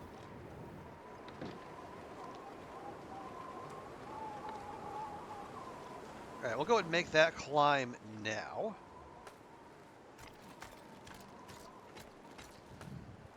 Oh, I'm starving. Okay, put that away, and then we'll get there. We'll drop off our brass, and then we'll see whether we have the time and the resources to make what we need to make.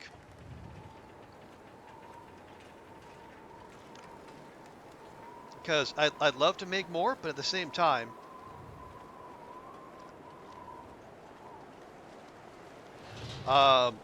we don't have that much food on us, and I really don't want to risk losing well-fed while making more revolver ammo. All we have to do is go 2 zones over.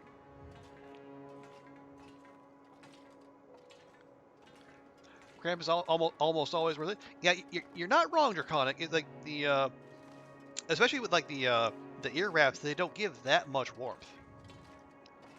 So yeah, the utility is definitely there. Hey, Packer, good to see ya. Been a while. How you doing?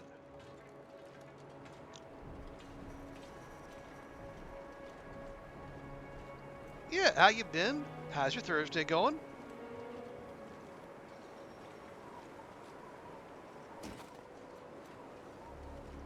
Okay, very carefully navigate our way through here.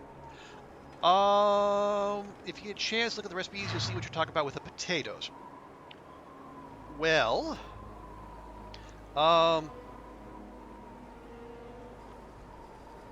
okay. It's interesting. It's interesting you say that, Zerk, because like, if you can see, like, yeah, it says the potatoes are ruined, but it lights them up in white, like it's doing with the carrots, which suggests to me it will actually, like, if I had the venison and the rabbit and the flour and the broth on me, it would let me make the ranger stew.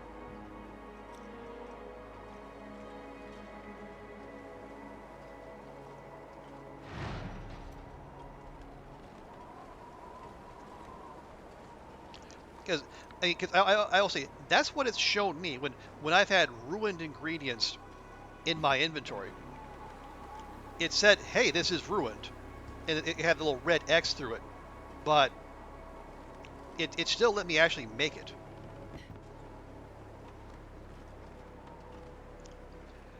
Check recipes with a skillet. Let's see, what uses potatoes? Huh. Interesting. So it's not letting it do it with the skillet. It's not even showing they're in our inventory. But if you go to the pot recipes, it is.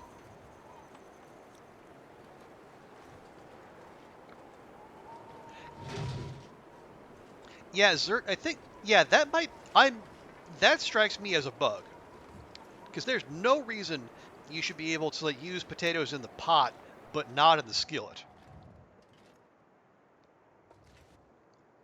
Yeah, I'm with Oliver. That is almost certainly a bug, and one would probably be worth bringing to Hinterland's attention.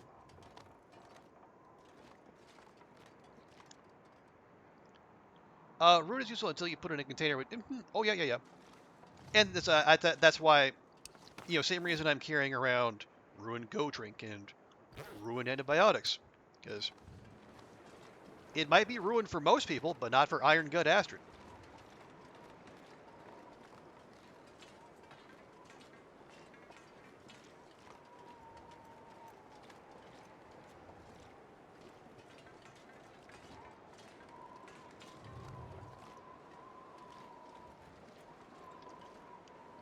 Okay, yeah, we've been through here multiple times, but I feel the compulsion to check the containers just in case.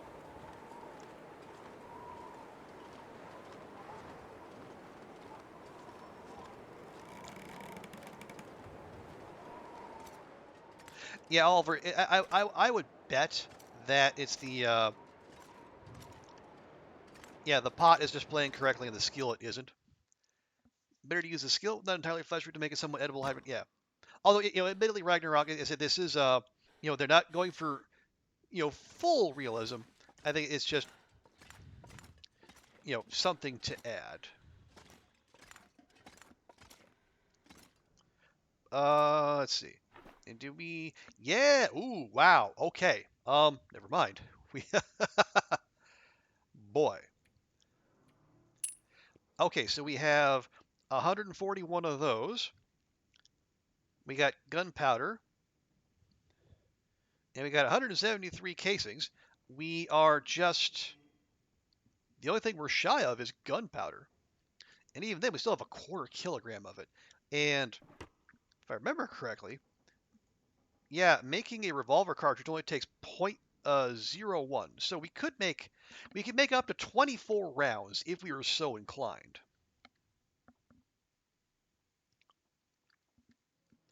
So you're trying to make all the unique recipes, so it's annoying not to be able to use potatoes in a skillet. That's fair. And I guess especially if you're deep into a run, you're probably not going to find anything but spoiled potatoes, if you find them at all. If they aren't in a container and they've just vooped out of existence.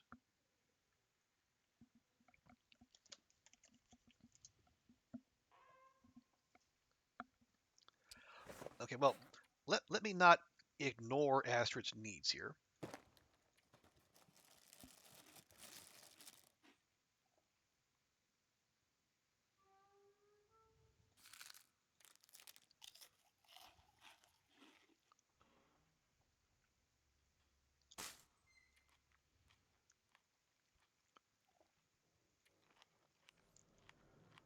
Okay, there we go. That'll do for a while. We'll top her up here. There we go. Have a great time. Hope you catch another stream soon. You gotta go. No worries, Ragnarok. Appreciate you hanging around, and thank you again for the follow. And yeah, this is our usual time slot. Thursday to Sunday. Let's see, 9 p.m. to 1 a.m. my time. In 9 p.m. to 1 a.m. in Hong Kong. I guess adjust your local time zone accordingly. I think we're UTC +8 here, I think. But yeah, appreciate you being here, and have a great rest of your day.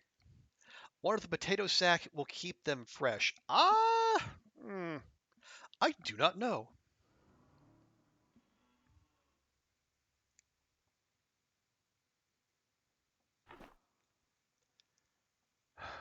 Okay.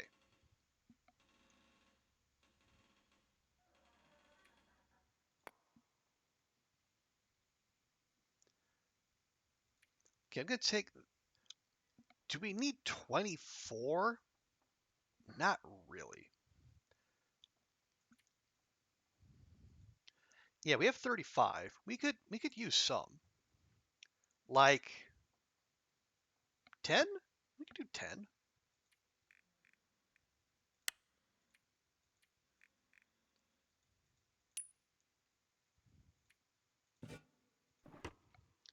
There we go. Hey, Kunal, good to see ya. Welcome, welcome. Oh, right, we got some streamers in chat here. Let me make sure everyone gets properly welcomed.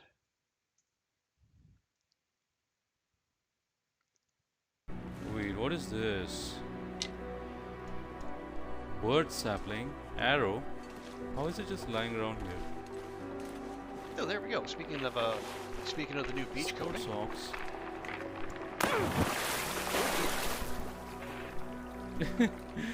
I guess that was just a bait, isn't it? All right, there you go. But good to see you, Kunal. Thank you so much for being here. And also, let's give Vi a shout out as well. Northwards to the Gulf, between grass and ice.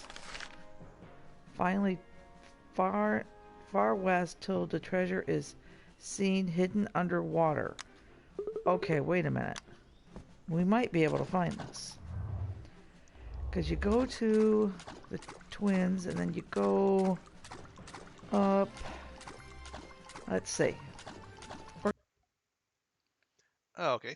Interesting, we only use 0.09 kilograms of gunpowder rather than 10. Well, that's fine. Yeah, my pleasure, fine. And yeah, I am based in Hong Kong. Okay, we'll pop that back in there. Now, is that a different stack of it is not. Okay, it all goes in the same stack. Awesome.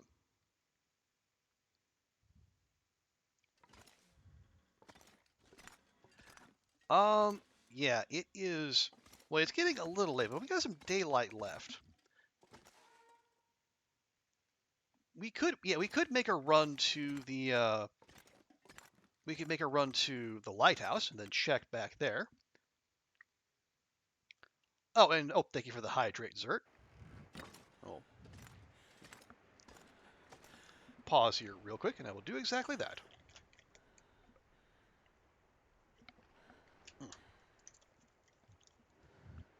Yeah, the wind is gonna be against us, but we're playing the long dark. Of course it is, right? Yeah, so we gotta we're gonna go back there. From what I understand, the the next closest spawn point is actually on the back end of the island with the lighthouse. So it feels like there's decent odds that might be where the Polaroid is, because there's really no point to go looking on the back of the island. Like all the good stuff's out front. Okay. Is this going to turn into a blizzard? It feels like it is. But it might just be... It might just be typical bleak weather. Could abandon this run and start lower? I could do that. There's lots of things I could do. I'm not gonna. But I could.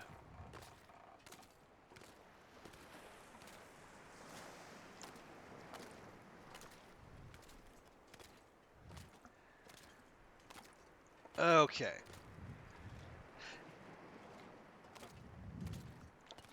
Yeah, my memory is that there's a fair amount of weak ice around here, so we want to stick close to the bridge. Now the problem with doing that is that Bear Friend also likes to stick close to the bridge.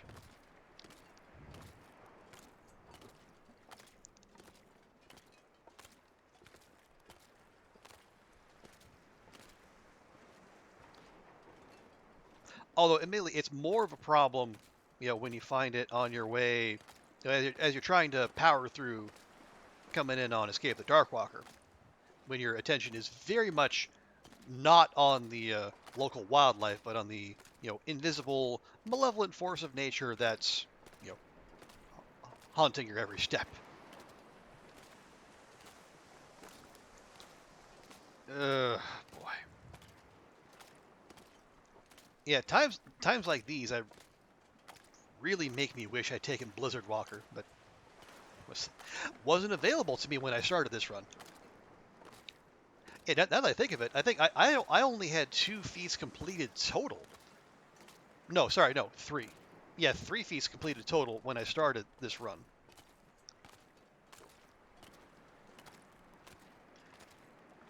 Yeah, because we had a Fisher Machine, Cold Fusion, and then the only reason I took book smarts or whatever that is because that was the only other one I had unlocked, so I might as well.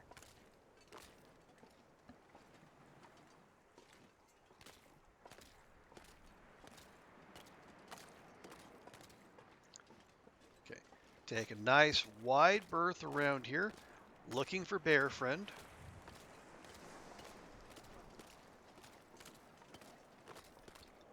Okay. Seeing none, we continue.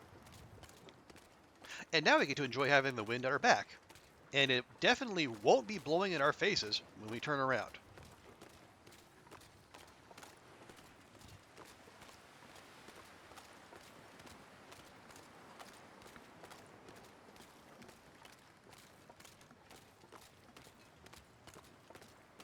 Nah, you're fine, Vi.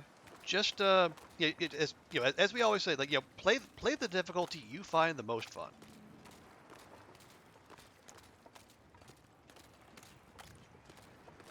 Because in the end, it's your experience that matters the most. Cool. How was Slay the Princess? Slay the Princess was fantastic.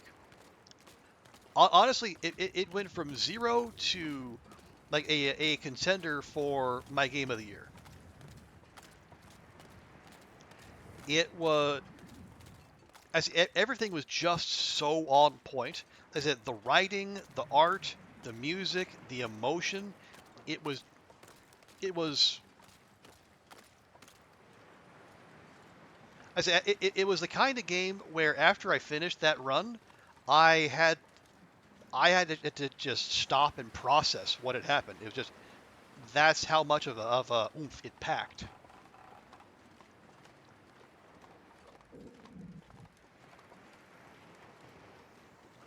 And the wild thing is like I think like the 2 main voices, like the male voice actor, I think Johnny Sims is his name. I guess he's he's fairly established. and like people know his work. But like the female VA, Nicole Goodnight, she'd only done like the No Sleep podcast and like some other small time work.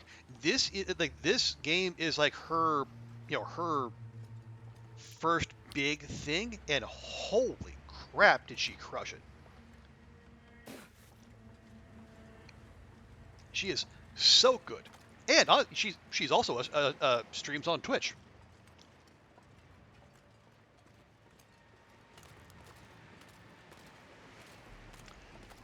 Now I haven't been able to catch one of her streams, but if her streaming is anything like her performance, it's gonna be fantastic. Yeah, her name's Nicole Goodnight, Nichole, and then Goodnight, all one word.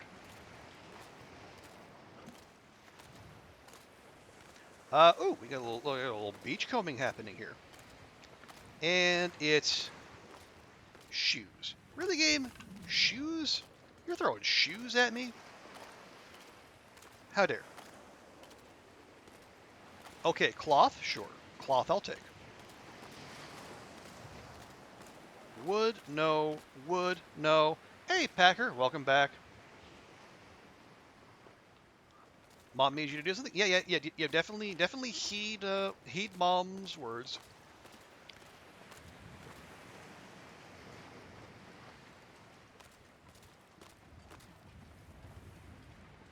But yeah, I see. Right now it's like, yeah, Slay the Princess and Dredge are probably like 1 and 1A for my game of the year. Now I say that as I think it's going to be like in a week, Dredge is going to be coming out with a DLC, so it might go up in my estimation again. Who knows?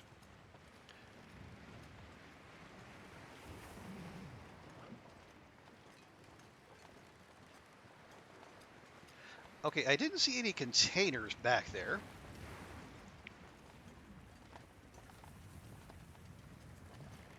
I think what we're gonna do, we'll go up to the lighthouse, and then we'll just start looking out the back.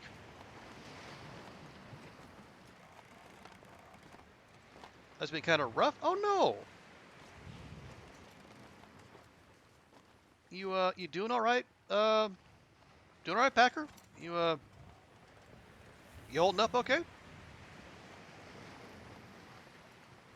Okay, looking for...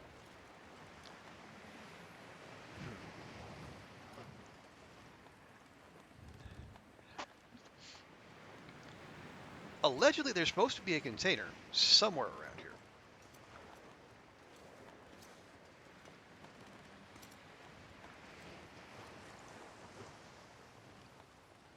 Not try dredge is on the list. Well, yeah. Keep an eye out in the next week, Zerk, because like the DLC is coming out, and odds are good the base game will go on sale as well.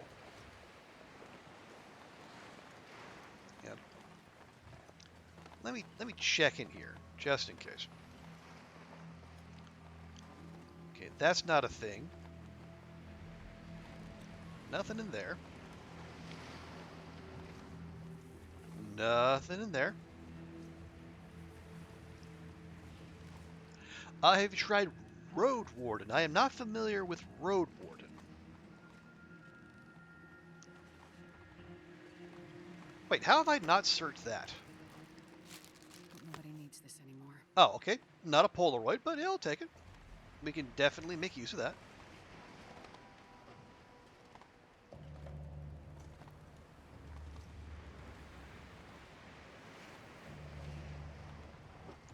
The music and artwork is excellent. Okay, well, I will keep an eye out for that. Because I think the studio that did Slay the Princess, Black Tabby Games, I think their I think the other game they've done, Scarlet Hollow, also came very highly recommended, and that the mood, the vibe is quite similar from what I've been told.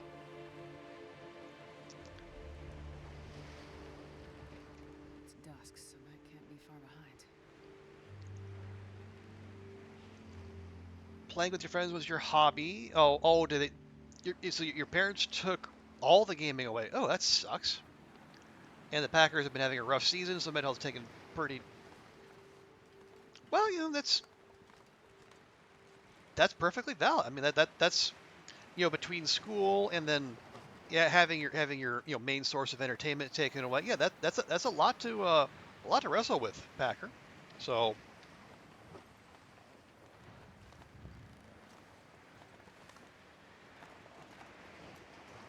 okay, another clear red evening makes me fear an aurora. So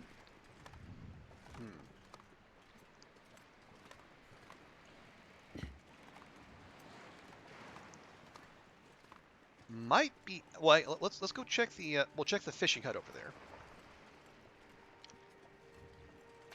and then we'll spend the night in the trailers over there. So if it is in Aurora, we can enjoy the Christmas lights that are in there. One of the, I think, 2 or 3 locations in the game where there are Christmas lights. Or I guess they don't have to be. Okay, no, I heard the Aurora music. Okay.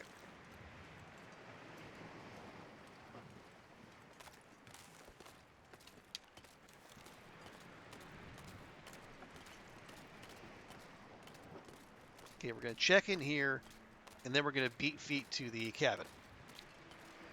And running, you're running with your cross country team, and then in it for the winter. Oh, okay. Okay, yeah, we have been through here. Okay, done and done. Let's move. Okay, we're not moving directly into the wind, but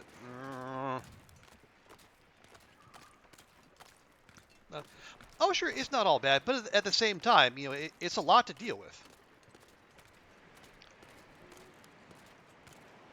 And I'm sure your parents think they're trying to do right by you and keep you on task, but you need creative outlets. You need it's like Jack Torrance taught us. All work and no play make Jack a dull boy.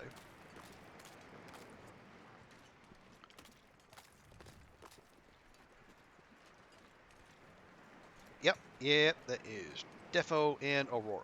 So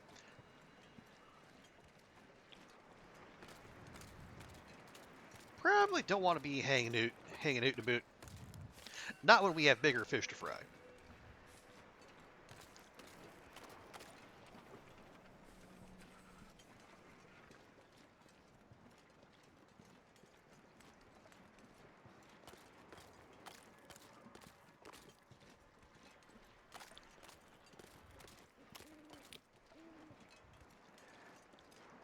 Okay, careful.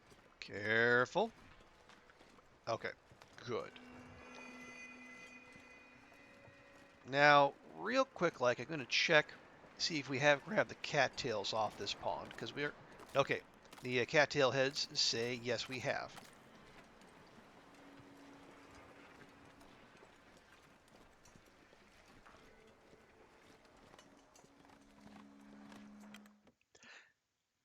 Yeah, our food situation is getting a little... We're not bad. It is a little on the precarious side.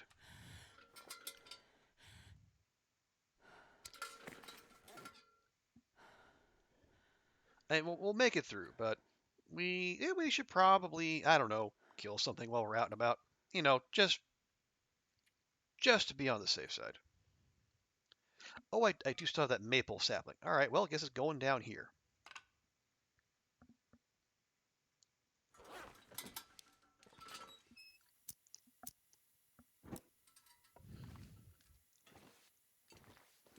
Okay, yeah, obviously we have been through here.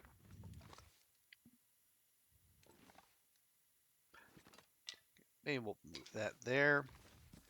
And move that there. Lovely.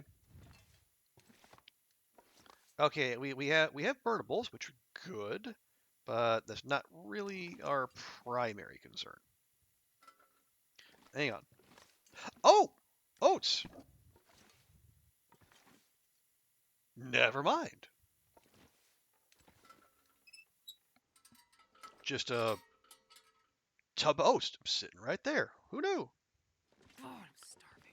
Astrid, I am literally trying to do something about that.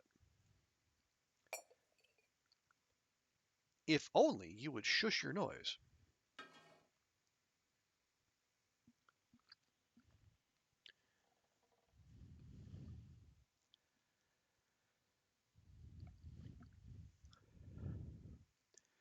Okay, so yeah, let's start a fire.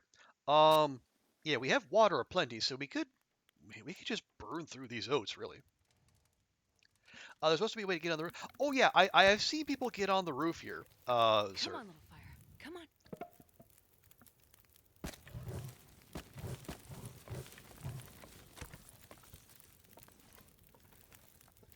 on. Where? Yeah, here we go. Let me grab a couple of those. Just pop those on there as well.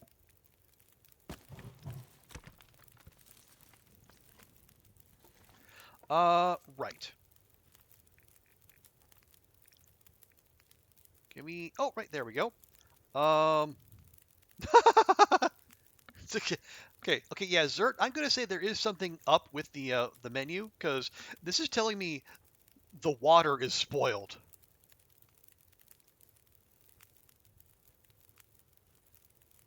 It's, yeah, the water has gone off. Anyway.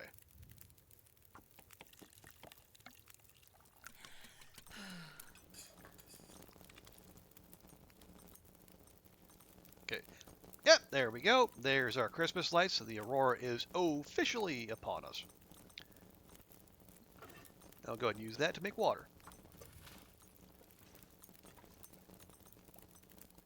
I know, Oliver. Don't you hate it when the water goes off?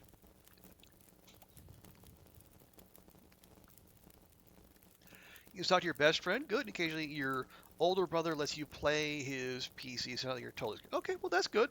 At least you got something.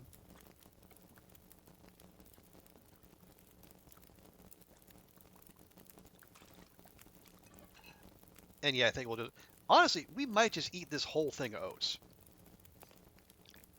It'll, Now, if this was real life, it would make Astrid oh so regular.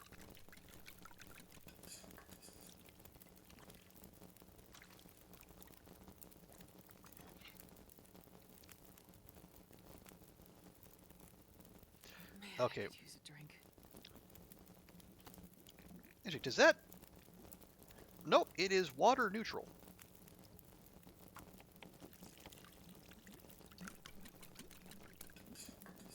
Okay. How much water does that use? Or is it supposed to use? Interesting, it doesn't say. Hold up.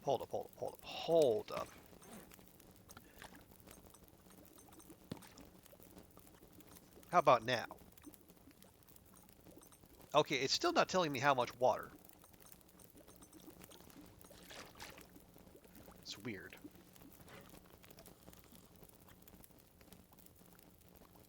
Anyway.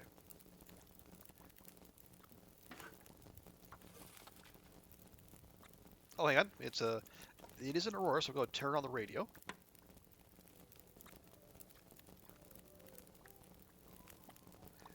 Have ourselves the ghostly piano music. Who's playing the piano? Who's broadcasting the playing of the piano? No one knows.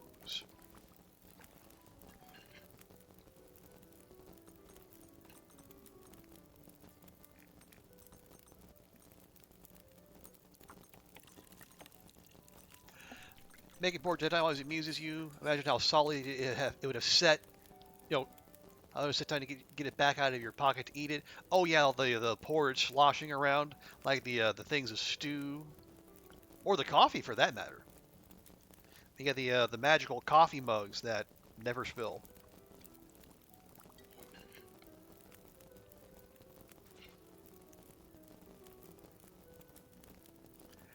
Okay, how much more oatage do we have on us? 0.4, and it takes point. Okay, so we have four more servings of oats on us. Yeah, actually, you know what? I think we're Oliver. You have inspired me.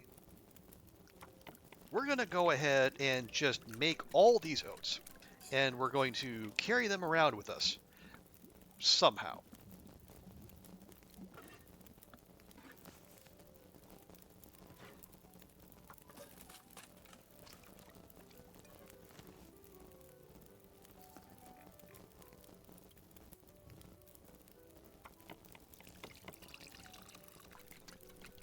What have you done? You have inspired breakfast, Oliver. You know, it is it's a great and wondrous thing.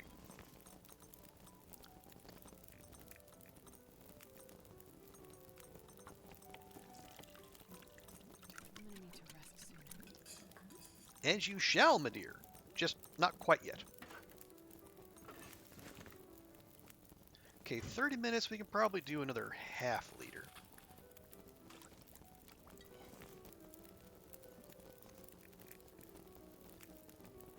Okay. Okay, somehow we have 0.09. Okay, that is just rude, game. How dare.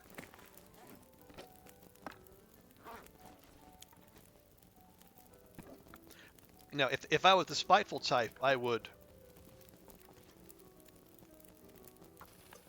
put those oats in the trunk there and have them vanish. But you know what? No, I'm sure this is another oopsie poopsie glitch introduced by Hinterland, and it will be dealt with in due time. But unless and until that happens, I think we'll just let it ride.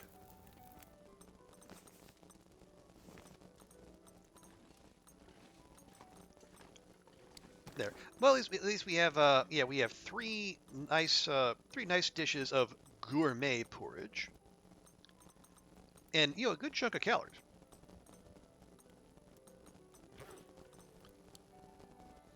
Doesn't matter if you're just one oat flake. Exactly, Packer. You know, the Astrid is a stickler for these things. And if you do not have the, you know, she's a scientist after all. And if you do not have the ingredients to the precise measurements, it can't be done. And there's no point in even trying.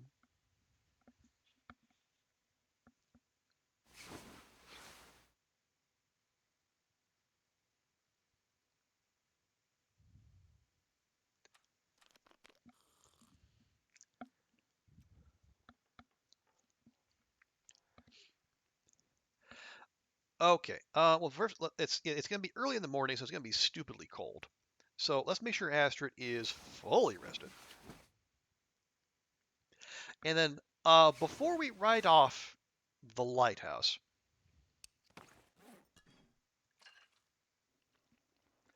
I'm going to go back there and we're going to look it over one last time. Okay, got water, we got our last bit of porridge, we got stuff and things. We're going to leave the maple sapling here. Right?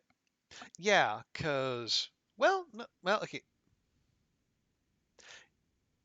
Yeah, yeah, better here than lugging it back to the cannery.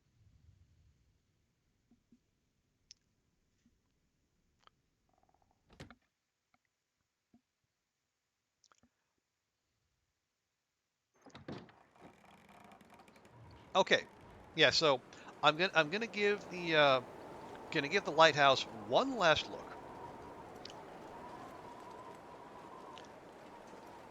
I don't recall seeing a container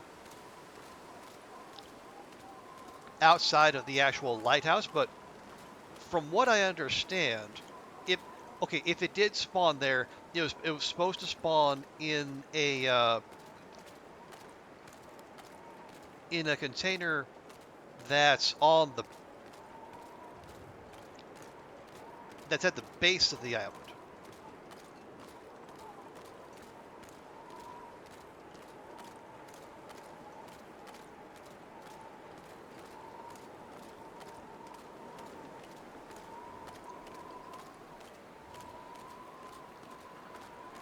Yeah, so maybe what we do is we just kind of we'll just walk around the bottom, and then we'll just try to do give it a whole once over before we throw up our hands and say and we try somewhere else.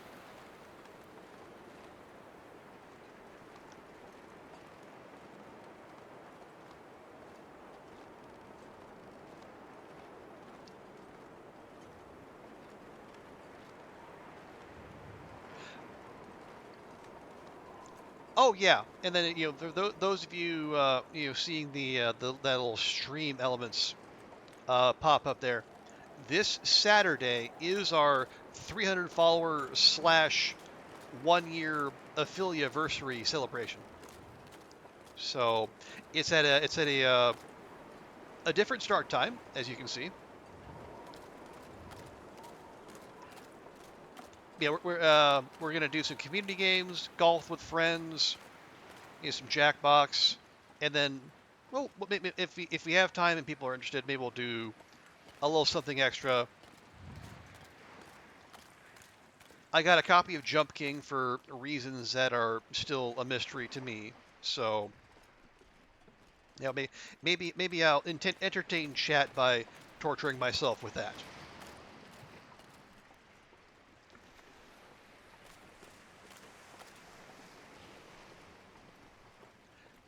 You're back, Koofy? Hey, welcome back. Don't think there's anything for you to do right now? Well, that's unfortunate, but I guess, there's... If you've done everything asked of you, and, they haven't... if you don't know of anything, and they haven't told you about anything, I guess... not a whole heck of a lot else you can do.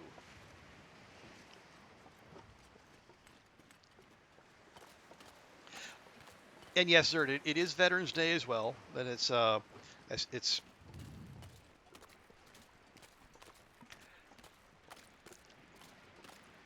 it was the least bad time.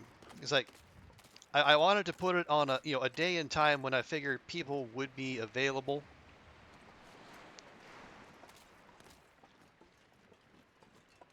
And yeah, 3 a.m. my time is very much not our normal start, but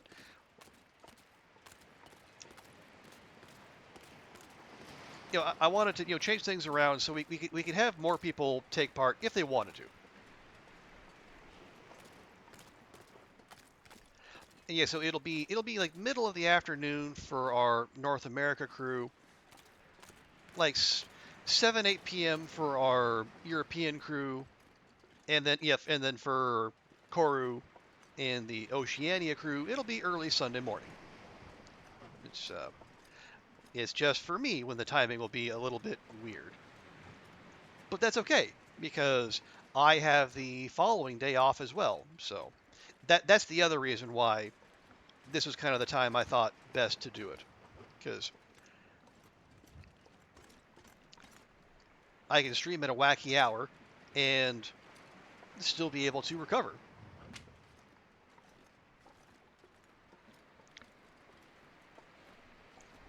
Golf with your friends is a great time. What? Yeah, that's good to hear. I think I mostly know it by reputation. I've seen other people play it, but I have not tried it myself. So yeah, it's good to hear that it's a good time, Vi. Nope, don't go there.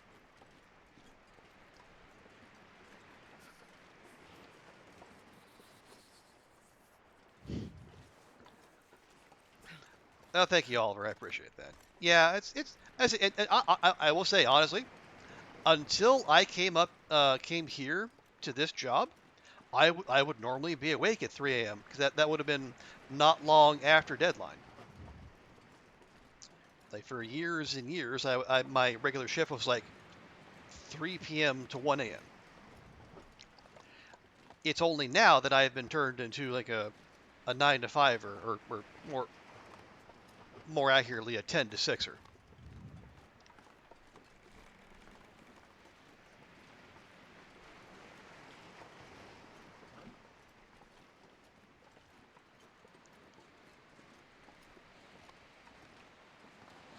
Okay, I'm gonna check around here. Maybe I'm missing something blatant, but I am just not seeing this alleged container that's supposed to be here. You would normally be awake at 3 a.m. too?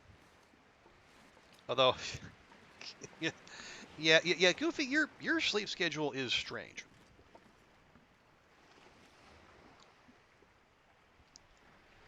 Now here we get 3 a.m. You're either working or something is wrong. Because okay, yeah. So you're kind of drifting back to, or you're regressing to the global mean maybe. Got a friend coming over? No worries, Vi. Thank you so much for coming by. Appreciate you being here. And welcome back, Ruak. Well, the Polaroid hunt has been kind of crawled to a stop. Partly because of the case of hypothermia Astrid got, but also we checked the hunter blind that's supposed to have one and it didn't. And now there's supposed to be a container behind the lighthouse, but I'm not seeing it. Have we charcoaled the area? Yeah, actually, we have. I mean, I can try again. We have spare.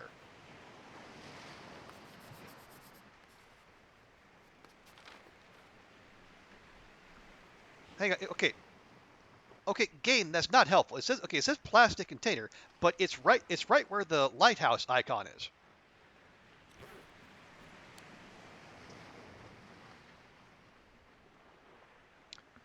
So yeah, Ruek, we're a little stymied at the moment. Although the game is telling me there's a plastic container somewhere around here. Yeah, that's memento hint. We did that.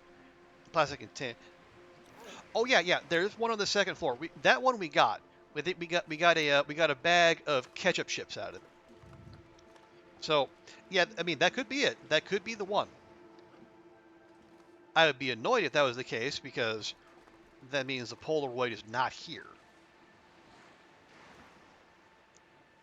Do we already have it? Seems unlikely, but I'll check. Oh no, I already have it mapped here because this is one of the spots you need to map for Faithful Cartographer. Let's see. Timberwolf, PV, Mystery Lake, Forlorn Muskeg, Mountain Town, HRV, Black Rock. That's the airfield. That's Wolf's Jaw Overlook, Black Rock. That's the High Meadow, Timberwolf. That's Coastal. That's Mystery Lake, and that's Forlorn Muskeg. No, we don't. We do not have one from Bleak Inlet.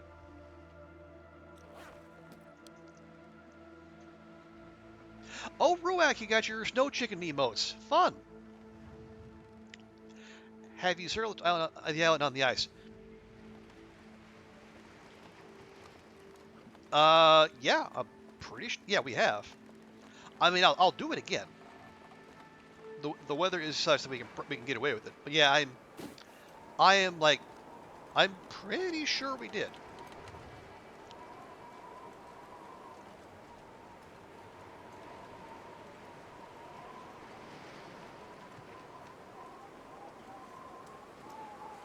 All the car? No, it's not in the cars, Goofy. There's Bleak is more forgiving in terms of like the spawn points. There's only 4 potential Polaroid spawn points here.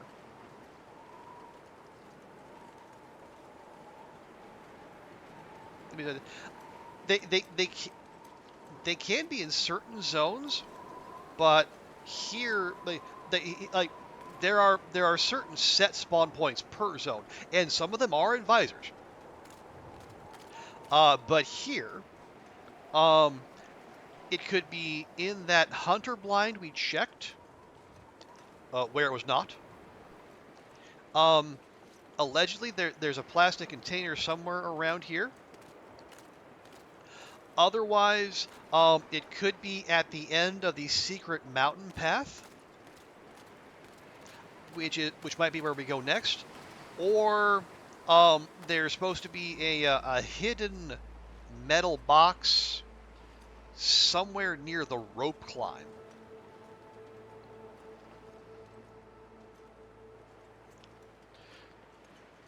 Which doesn't sound familiar, but I guess we can go look.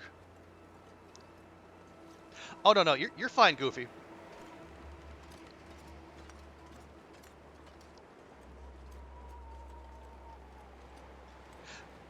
Yeah, the secret mountain path.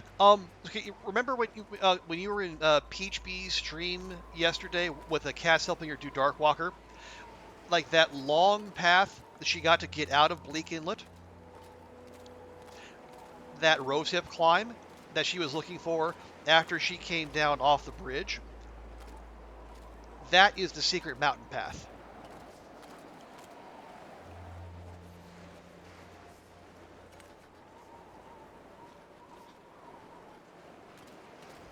Oh, you didn't see that. Okay. Okay, well that would explain that then. Yeah. So so going if you go to the fire on the bridge, and then you go off that way, right about where the revolver is pointing, there's a rosehip climb. It'll take you up, and then there's a long narrow path that runs like through the mountain. And if you follow it all the way to the back, there's a bed and usually a Carl Bob and some decent loot. Like I found a heavy hammer back there. In that spot all the way at the back, that is apparently another potential Polaroid spawn.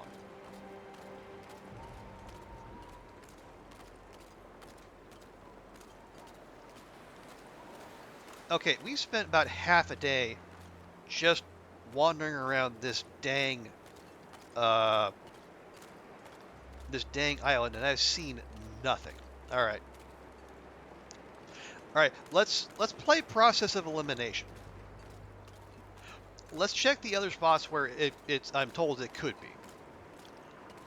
And if it's not there, then we'll have confirmation that I am not seeing the container in question. Or Oliver might be right, and the container didn't spawn, and the plastic container that's showing up on the map is in fact the one that's on the second level of the lighthouse. Is the path wolf? Yes. Once you are up on the path, there's nothing. There's no predators up there. Now, if you go down too early, it could land you in the middle of timberwolf territory. Okay, there's Bear Friend over there. Real quick, I'm just gonna let Astrid warm up. And I'll have her have the last of her gourmet porridge. There we go.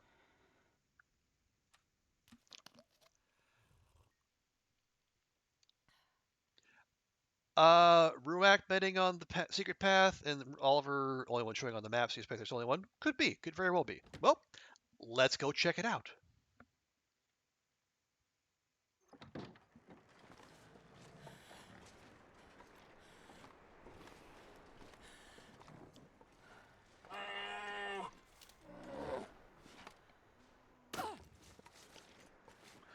Wow, that bear moves fast.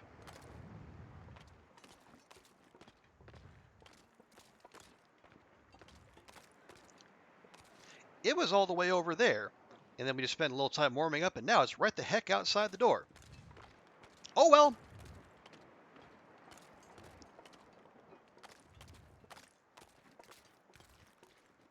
Although, that could actually be a blessing in disguise, because if Bear Friend is over there, it's not going to be up here when we're wandering about looking for the Polaroid. So maybe we'll just call that a win.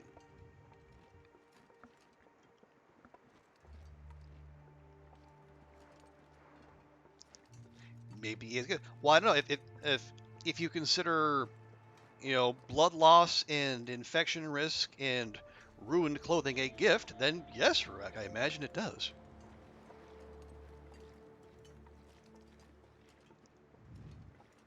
I, however, want better things for our Astrid, so I shall say thee nay.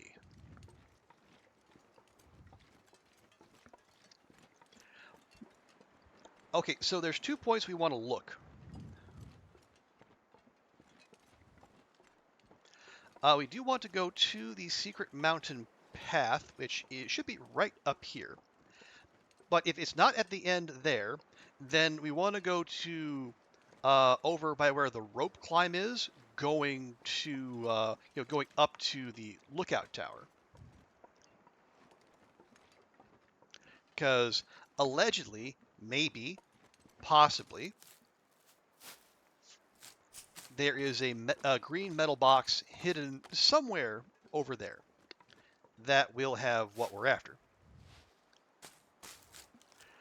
And I will say I do appreciate the devs only having 4 Polaroid spawn points in this region, because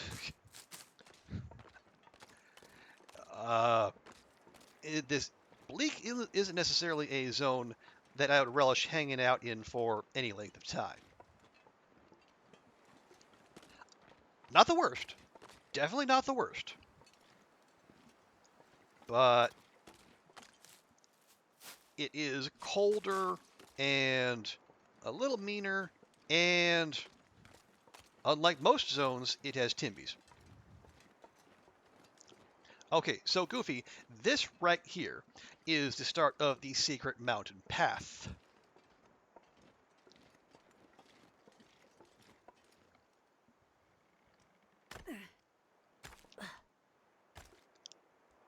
There's a void cache out there, really?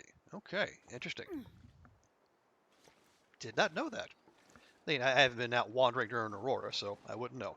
Now, this looks impassable, and basically anywhere else it would be, but it just so happens, if you go through there, you can actually walk right through that little bit there, and you can wiggle your way into the secret mountain path without having to break down any scrub brush.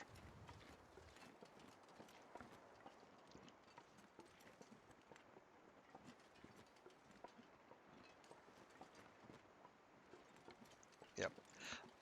And again, as you can see, to answer Oliver's question, we are elevated above, ground level. So, yeah, there are no worries about predators up here.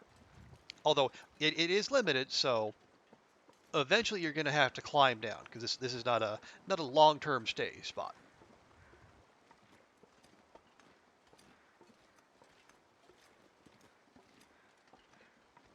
Yeah, because like if you're doing Darkwalker, I might, you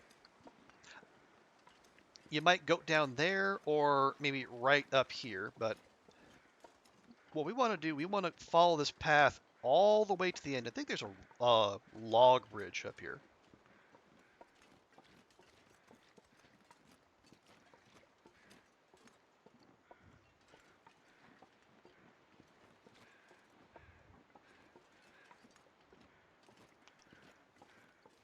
And then if there is, well, if we haven't looted it, there should be some goodies waiting for us right at the end of the path.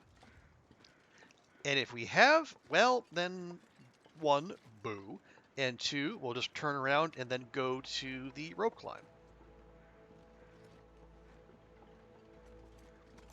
And you can see the that right there is the tails bunker for this particular region.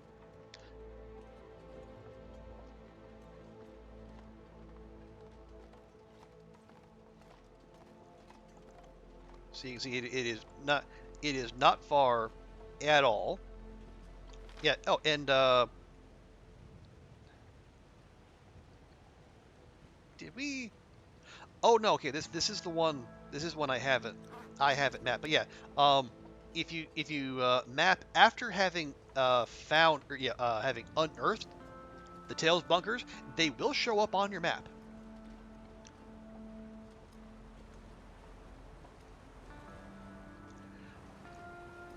Okay, here we are. And what do we have? We have a book, Well, this stuff will come in handy. a storm lantern, a bed, an MRE wrapper. That's just rude. We have a Carl Bob with a rifle. Oh, okay, we have checked him. Heard them. Okay, I'm gonna take the rifle because it's not doing anyone any good there. But yeah, this place is a bust.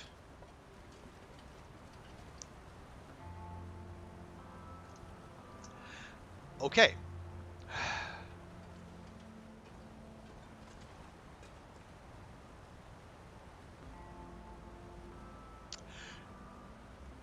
See, how heavy are we? Yeah, we are. Well, yeah, we are quite heavy, but that's mostly thanks to the rifle.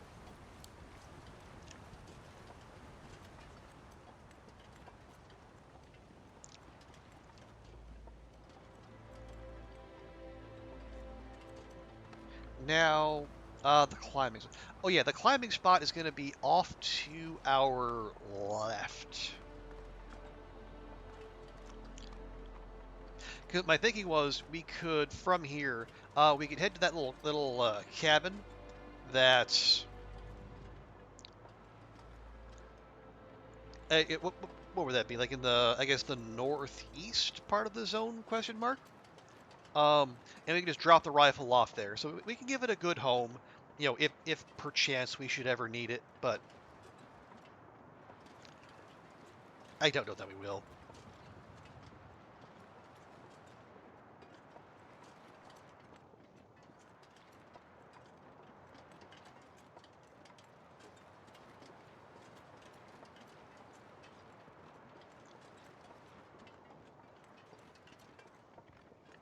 But if the spot, I guess if the other potential spawn point is on our way, then we might as well give that a look. Oh right, I am suddenly reminded that not only is the Polaroid here to be found, I think there's also one of the other revolver variants. Was it like the Forester revolver? I think that's supposed to be in Bleak Inlet as well. Yeah, we have yet to find the Hunter revolver. For all I know, it didn't actually spawn.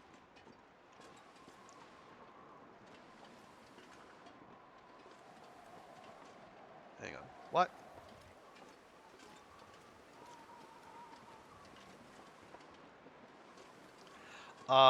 And yeah, we didn't have any luck with the curator's rifle, but we could. Yeah, I think we. Yeah, we keep an eye out for that because I think that's a spawn on the high end of the zone, where we'll be going eventually once we find this Polaroid.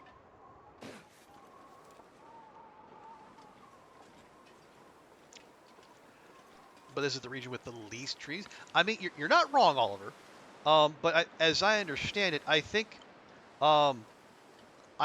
it's a reference to the forest talkers.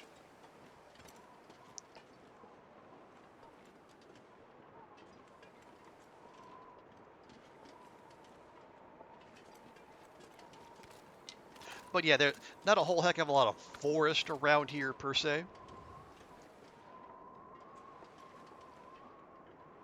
But my understanding is like it's tied to, I guess, those people, so they have some claim. Okay, can we get up here? Game says yes. Lovely.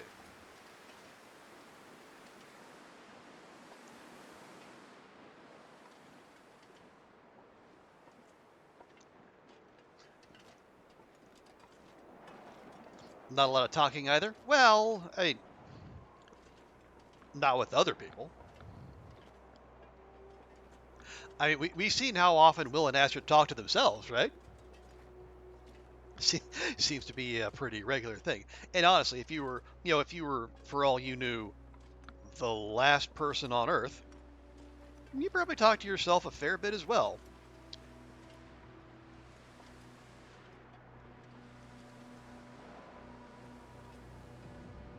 Okay, there's a timbie right out there.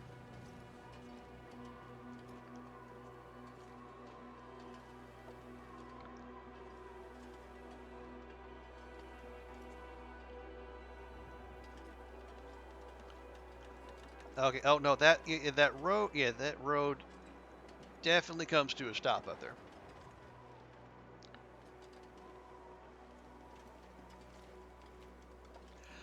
Fairly weird base for their group 2 for the same. I mean, yeah, it could be. Although weirdly, I think, yeah, because they pop up in story mode too. I think in like Mystery Lake.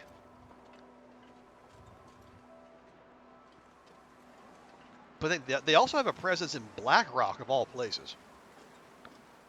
I think that cache you can unlock for a side quest in the mine. That's a Forest Talker supply cache.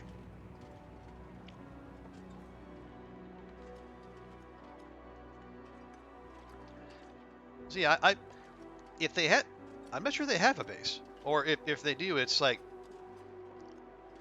yeah, it honestly is, it is in a out of the way place.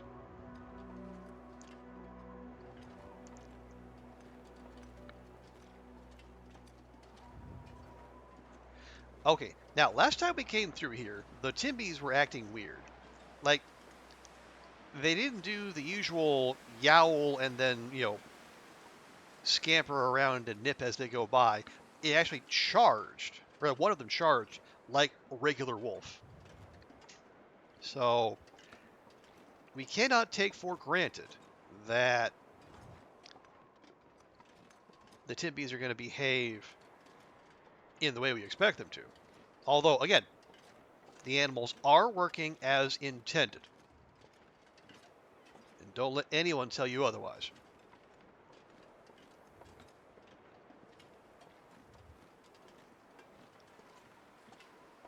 Okay, so here is the rope climb.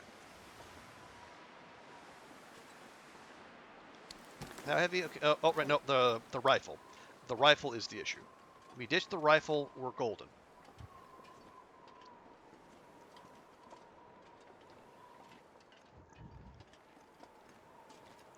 So, allegedly, somewhere around here is a green metal container surrounded by scrub brush. Well, there's some scrub brush right there.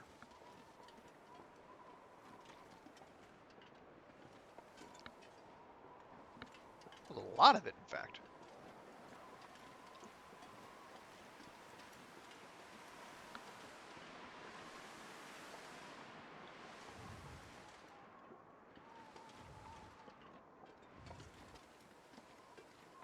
Well, here goes nothing. Scrub brush, lots of scrub brush. Any containers in among the scrub brush? Or do I have to, oh, there's another maple sapling. Okay, fine. Fine game, fine.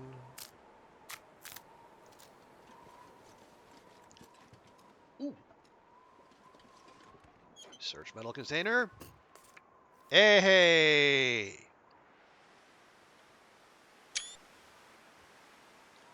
Got it.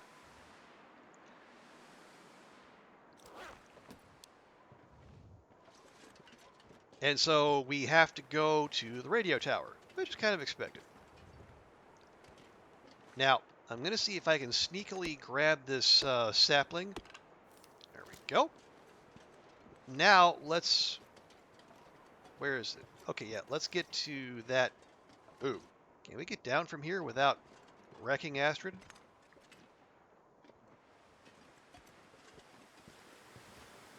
Because it is late.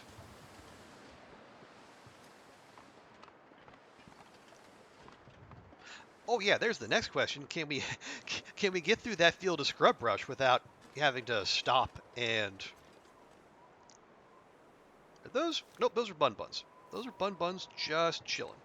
Yeah, can we get through here without having to hack our way through scrub brush?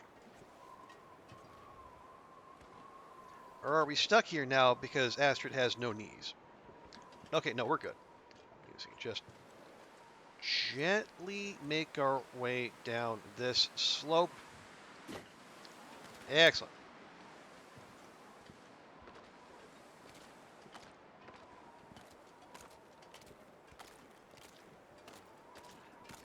And yes, Oliver, it is always in the last place you look.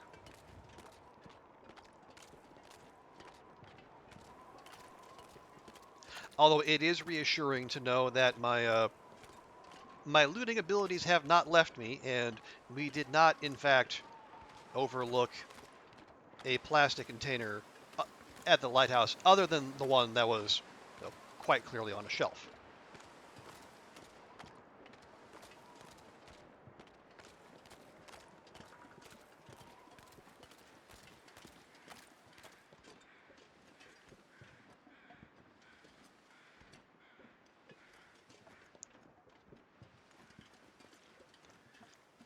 Okay, if we need to make a fire, we have 30 sticks. Okay, we're fine.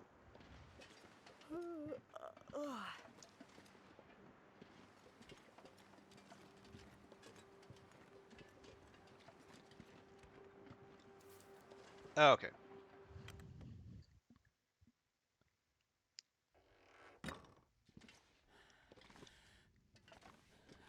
Oh, nice. We got, what, 1, 2, 3 birch. We have a maple to go with that.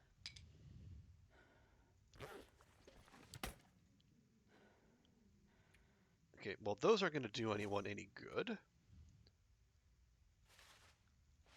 I'll take those. I will give it this trusty rifle.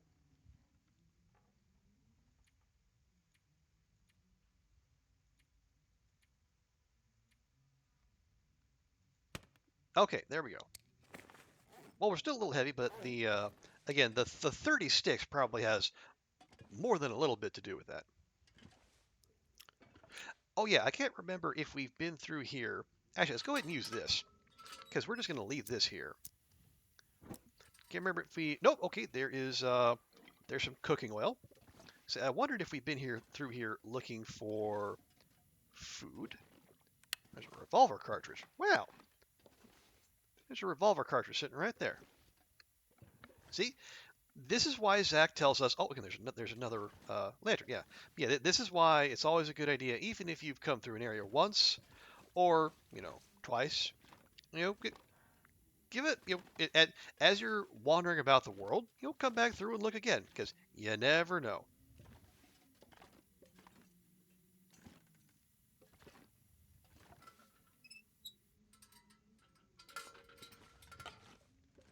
Okay.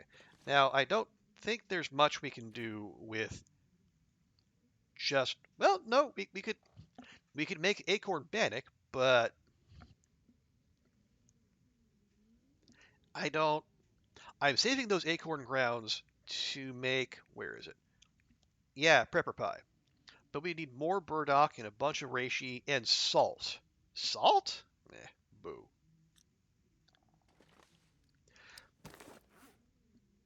Okay, yeah, let's go ahead and leave those here.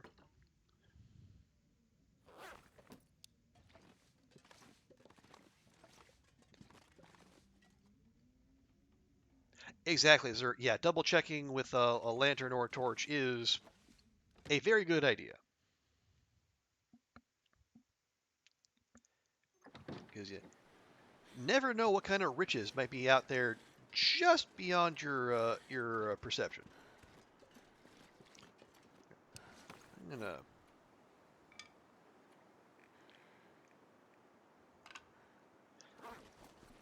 gonna have that stack real quick. Okay. Oh, right, we still have a sprained wrist. Well,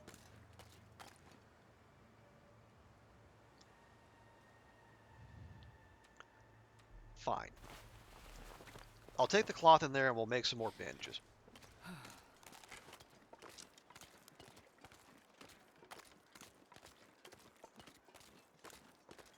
As I was gonna say, at the risk of attracting attention from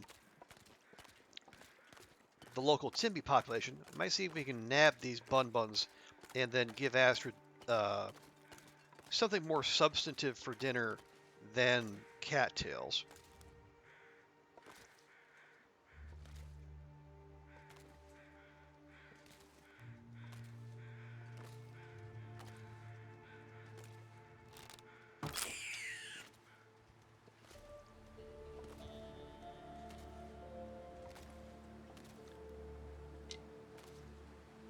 Oh, Bun Bun! Bun Bun, please do not run. Wow. Okay. Turns out leading it, not necessarily the best idea. Oh, and there's a and there's a prop deer right there. Silly me.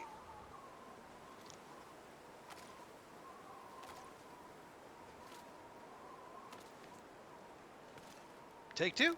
Take two. Ah, these fire-hardened arrows do not hold up. Although, admittedly, they're not made for durability. They're there for practice or for, you know,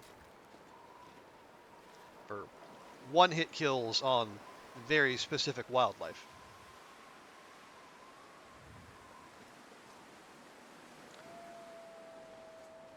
Really? Oh, wait.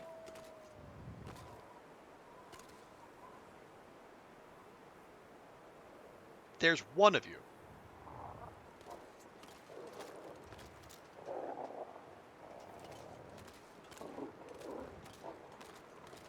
Why don't I think I hear a second.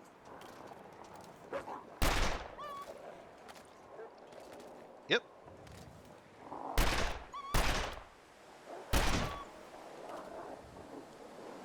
Jeez.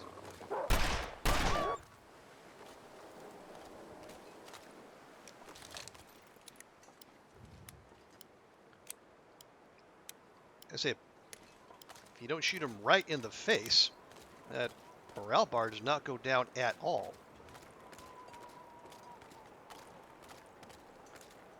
Okay, friendos, where you at?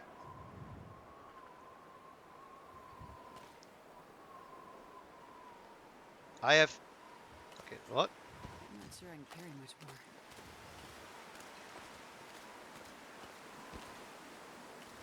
Feels like night is coming.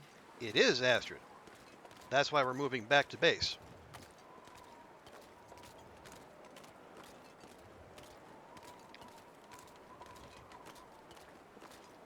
But what the heck? The morale meter is still there. Okay, there's one.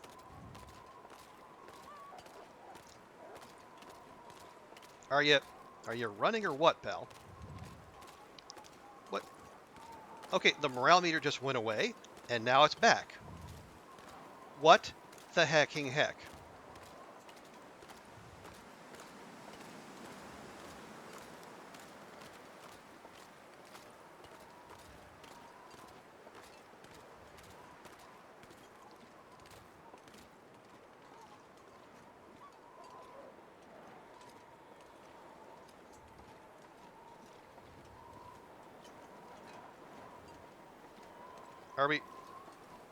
Are we doing this or what? I am confused.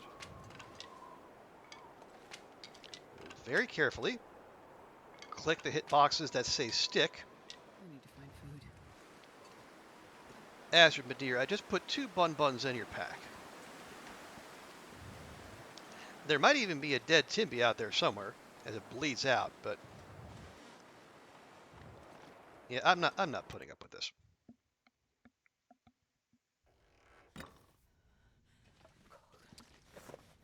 Oh, hush. 1.4. 1.2. Okay. My goodness, woman. Okay, so we'll grab the meat off of these. We'll get it cooking, and then we'll deal with the rest.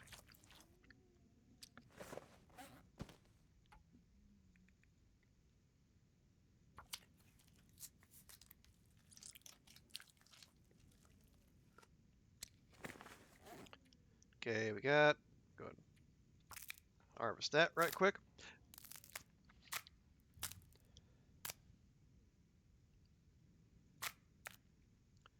We might go ahead and make up another batch of fire hardened arrows. We might be a little low. Grab that.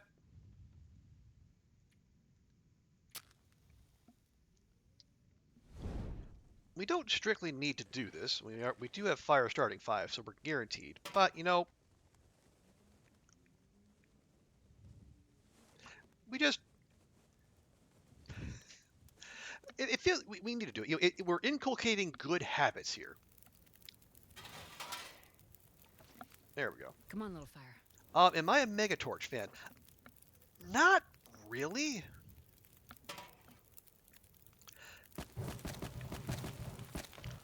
I mean, I don't dislike them,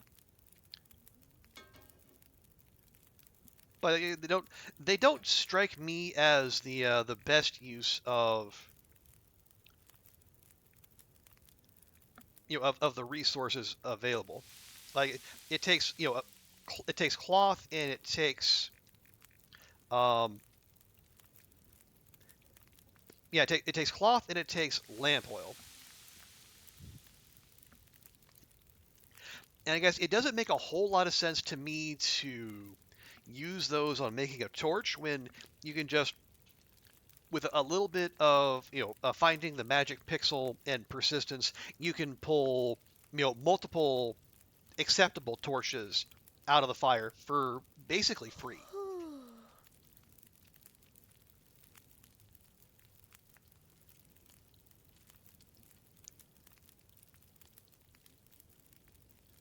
Now you might notice in our inventory we do have 2 of them, but that's because we found those out and about in the world.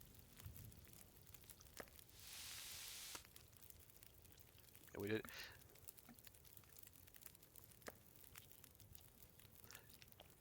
we did not in fact make those.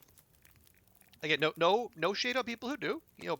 Play the game the way you want to play it.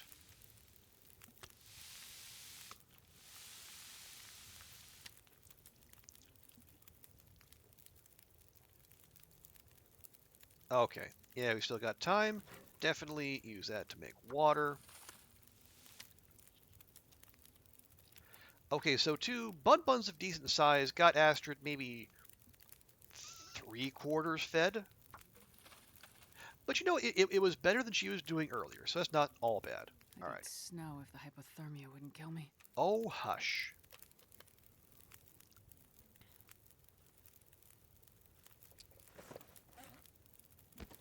Okay. Grab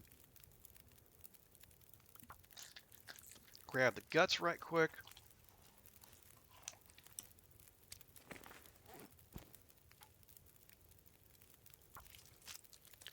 And then we'll check our water, and we'll take the hides by hand, just because, we're, again, carcass harvesting 5. Okay, that could take 20 minutes. So, yeah, 21 minutes, 28 minutes. That's fine. Okay, we'll grab that. We got 48 minutes. Yeah, we'll go for another liter. Yeah. And then we'll grab the hide off of this bun.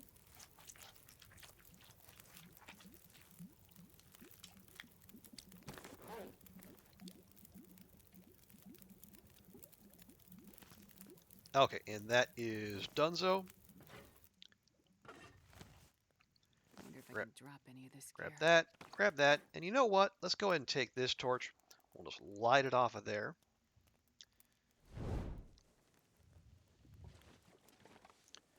So we got 3 birch, 1 maple, plus 2 gut, and 2 rabbit. I know I said I was going to make some more fire hardened arrows, but that's fine. We can wait on that. I think I need to lay down. Yeah! In the bucket! Good job, Astrid.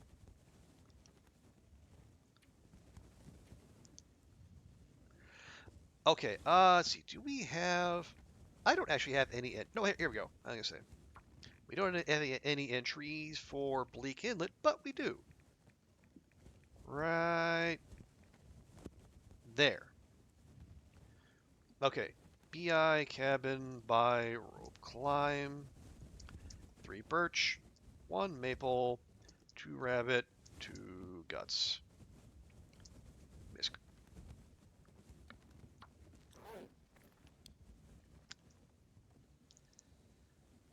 You would say 3 rack? Well, that's very kind of you. Although, admittedly, Astrid did not call bank, so I think we can compromise on a well taken 2.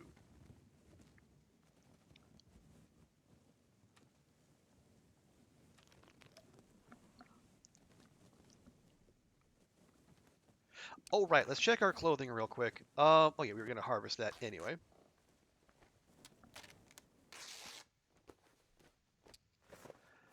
Um, okay, shoes took a little bit of a hit, but all told, not bad. How about the bedroll? Bedroll's fine. Okay, good.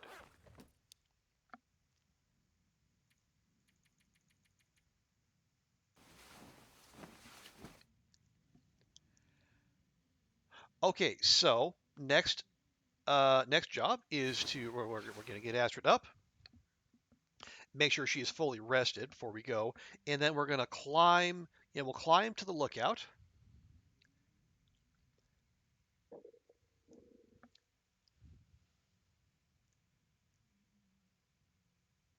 And then, yeah, and then we'll.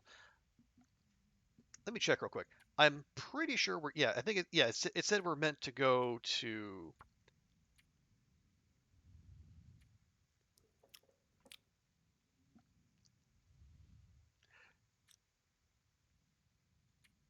It said. Oh, hang on. Okay, yeah, we got to go to the radio tower. Right. It did tell us right away, so probably should have taken note of that.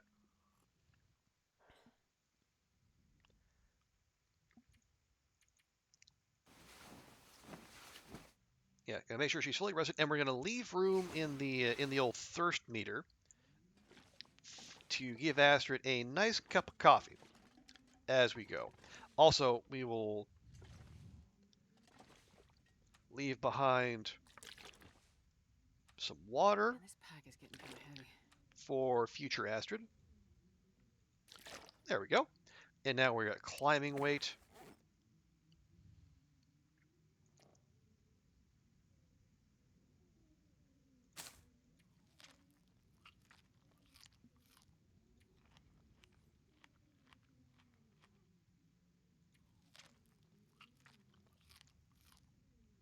There we go. Okay. We're fine. We're fine. Crampons on. Crampons on.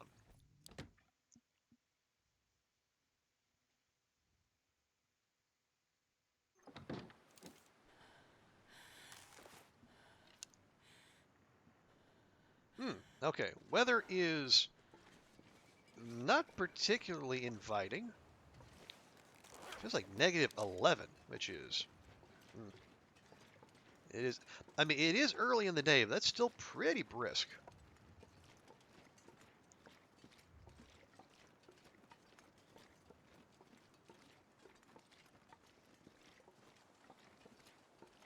But I think we'll be fine. You know, if Astrid does get cold as she's climbing, we can pop into the lookout tower for just to let her thaw out a bit.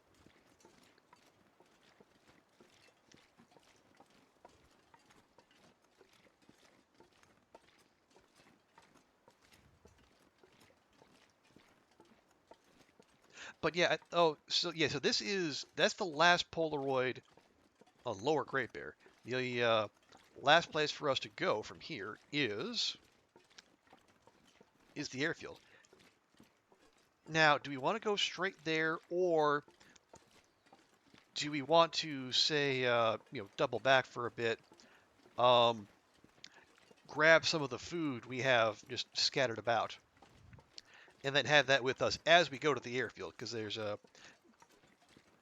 might not be a lot of resources to scavenge along the way. Although there probably will be some at the maintenance yard if we want to stop there. I think we have a nice pile of wolf steak out there waiting for Astrid. Okay, there we go. Put that away.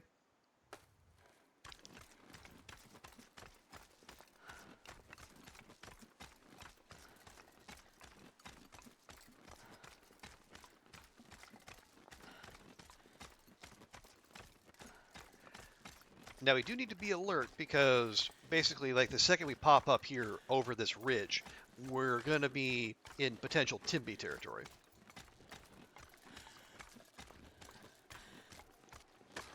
Oh, we're also in a blizzard. Isn't that delightful? What the...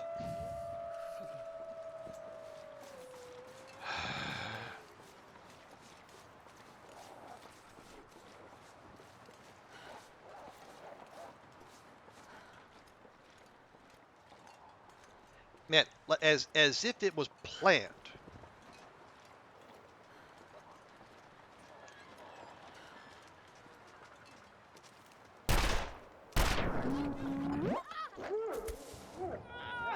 Seriously?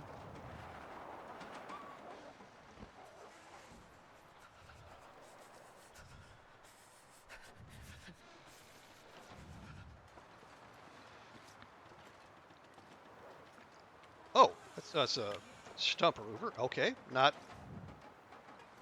the most exciting find ever. Gotta warm up somehow.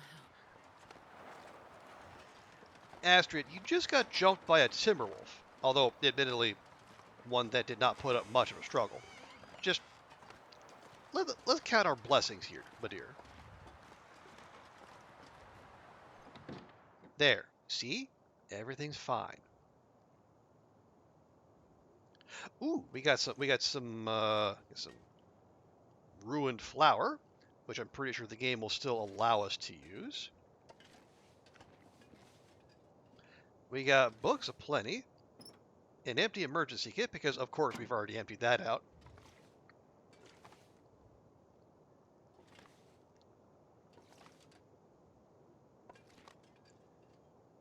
Okay, yeah, looks like we have pretty well looted this place up.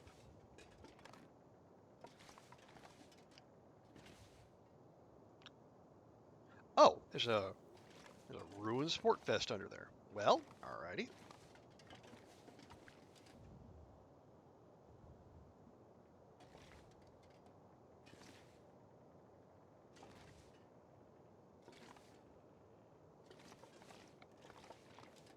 Okay. No sign of a revolver variant here, which is fine.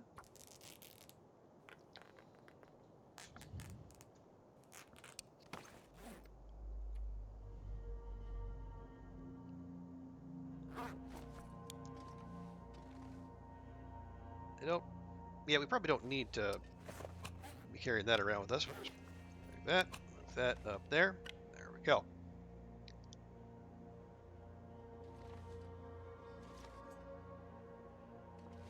Hang on, no, let's move that cooking pot over there, with the skillet over there. And yeah, just like we did with the,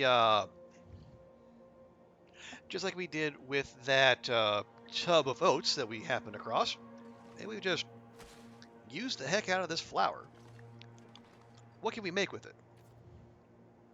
Well, we got... Oh heck, we need cooking oil.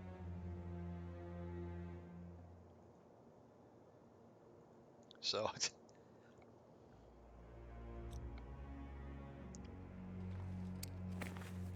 Oopsie poopsie.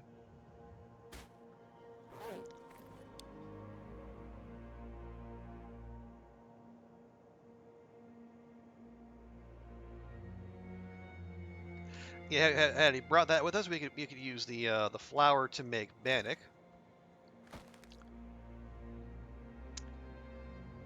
But you know what is out there? Just waiting to be harvested.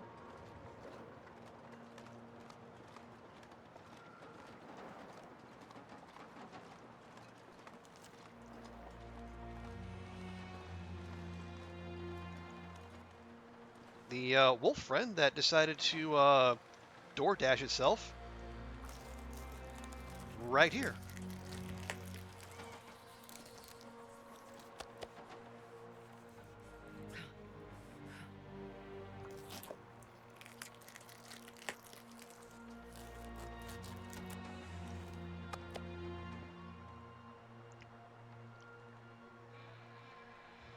Okay, let's go for the whole thing.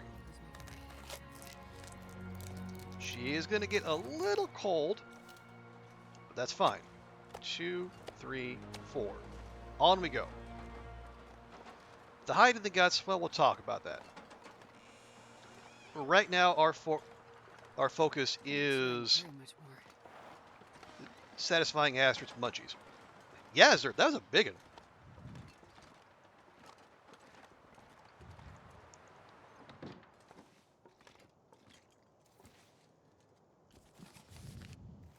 Okay, we'll grab that.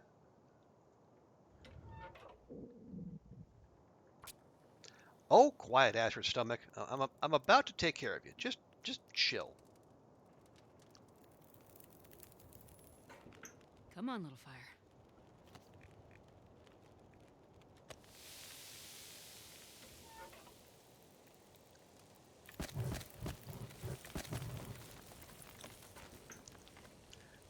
Okay, that'll keep that going for a while. Although, hang on, I started that off of a stick, didn't I? I did. When we could have just as easily used that.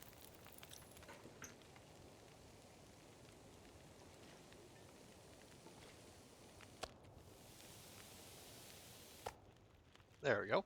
And there goes the blizzard.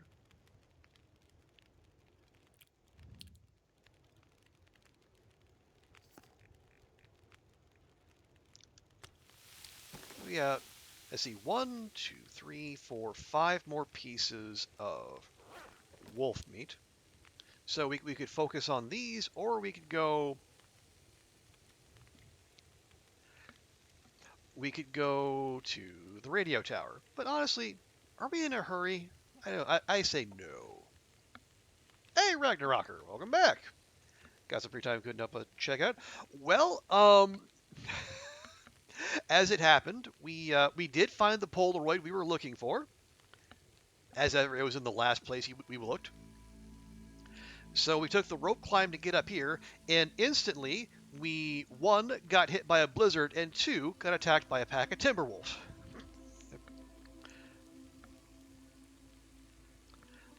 But, as you can see from the existence of fresh wolf meat here, we got the result we wanted. So we plugged it with a revolver shot, and then booped it in the head with a hatchet, and it died on the spot. And now it's going to be Astrid's dinner. Or lunch.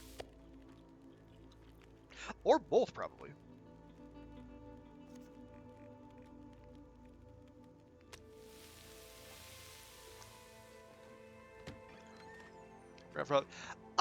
Yeah, it was not an ideal turn of events. Wow, 33 calories, Astrid. Couldn't finish it, huh? But again, those are the kind of breaks you expect in Bleak Inlet. This is a very rough zone.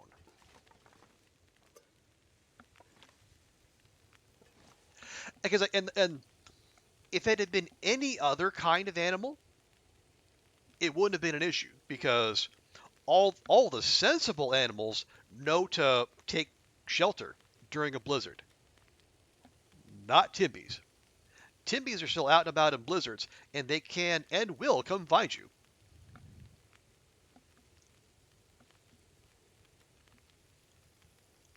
One of the things you love about the game is the weather system. It's great that you can tell what's coming by observing. Yeah, I mean, it's not always easy to tell, but there are hints about what's coming. Like, even when I was when I left the cabin we were staying in on the lower end of the zone, I could tell like it was getting colder and the wind was picking up. The odds were good a blizzard was coming our way.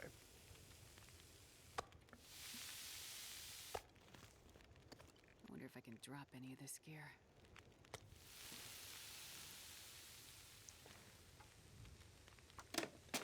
So yeah, I mean, yeah, the blizzard happening was not that much of a surprise. The fact that the timbies were right there waiting for me when we got Surrounded by to the snow. top, that Nothing to was drink. that was an unpleasant surprise, admittedly. But as I say, you know, it's not out of the ordinary.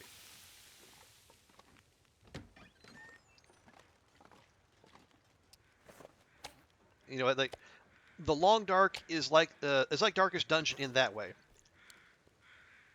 If you give the game a chance to mess with you, it will take it.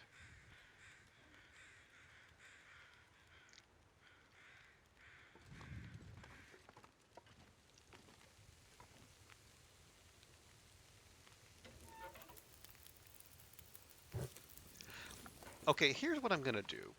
We have that cooked meat. I'm gonna put the uncooked meat right here because we don't want to be walking around with stank on us.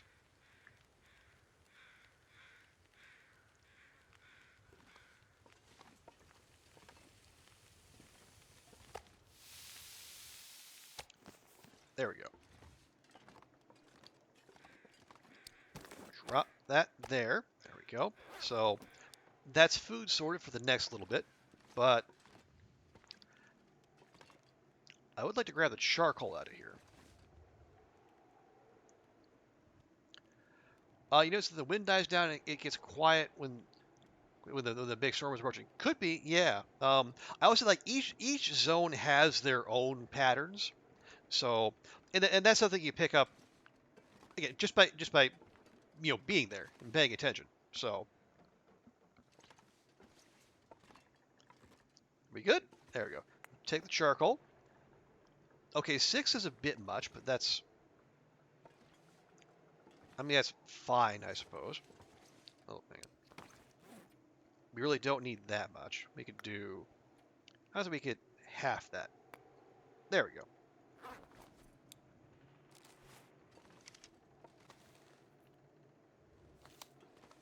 Okay, reload this real quick. Had a similar thing happening in the Tatra Mountains, toughest mountain in Poland. Calm all of a sudden, no wind, and then 20 minutes later, crazy rain. Wow, that was must have been a pretty hair-raising experience.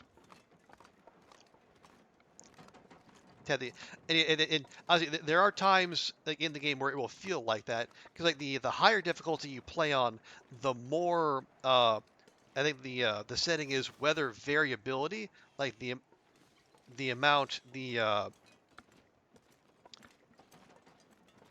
how often the wind will change, or the wind will change direction, or the how like the twists and turns in the weather conditions.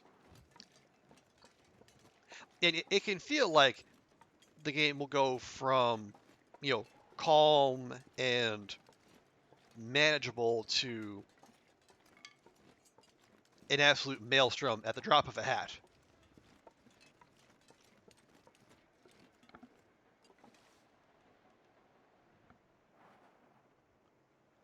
Okay, we want to go that way. We're gonna want to go off to our left.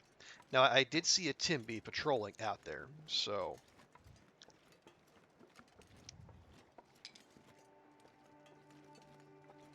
need to be careful.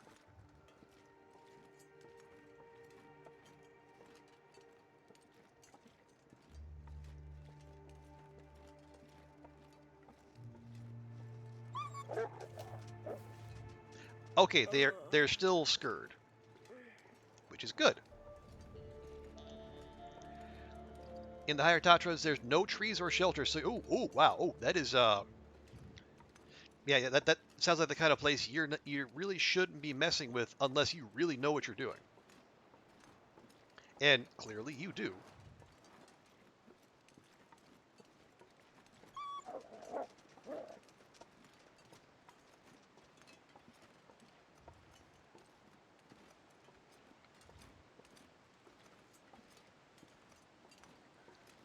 So what do you do if you're out there exposed to the elements and then there's a there is a sudden crazy rain. Like, are there caves you can duck into, or do you just have to power through and hope for the best? Although that's probably not the best option.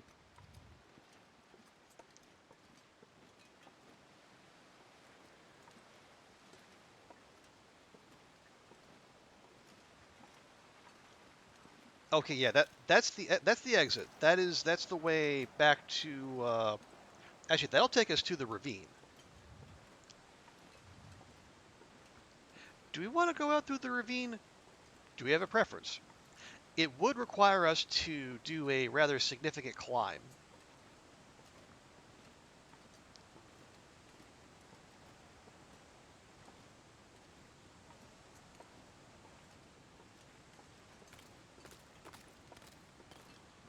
Well, hang on.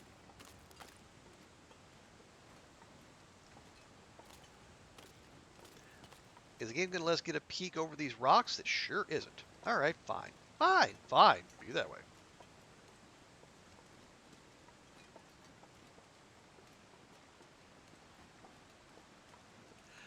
You've been playing this in your spare time since you were 16. You're 34 now. So whenever you go on an adventure, you're prepared for everything nature can throw you. Okay, good. That is definitely a good way to be. Yes. Okay, yeah. It's there. We want to go this way.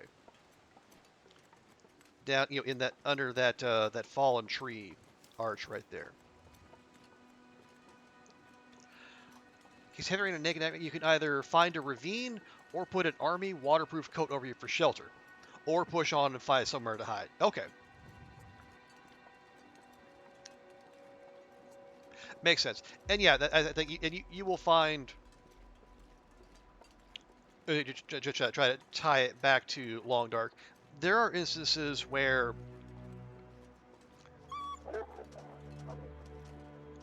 you will be kind of out there exposed. I will say, especially if you got the DLC and you have access to the airfield, because in a lot of that zone there is little to no cover.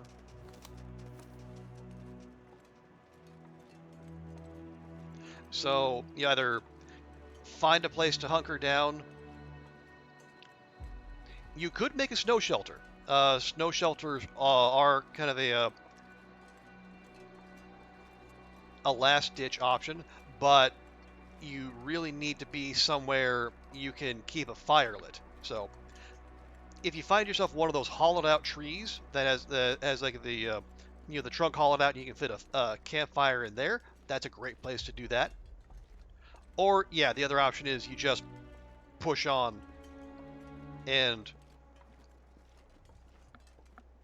try to find somewhere better to be. Now, if you're going to do that, that's best to do in zones where, in maps you know. So you're not just out wandering blindly in adverse conditions, because that's a good way to die.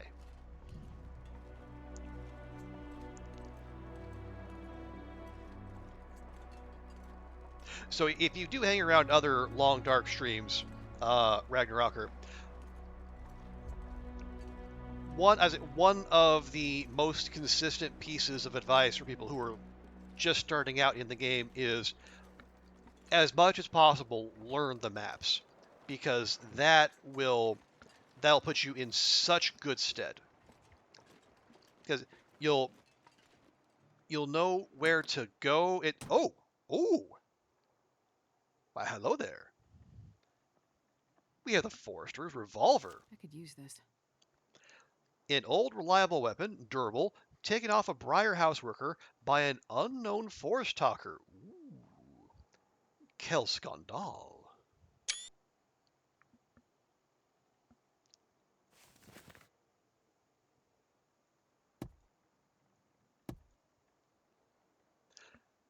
Interesting.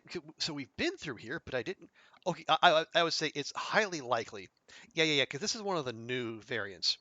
So almost certainly what happened is that was spawned in there after we came through here once.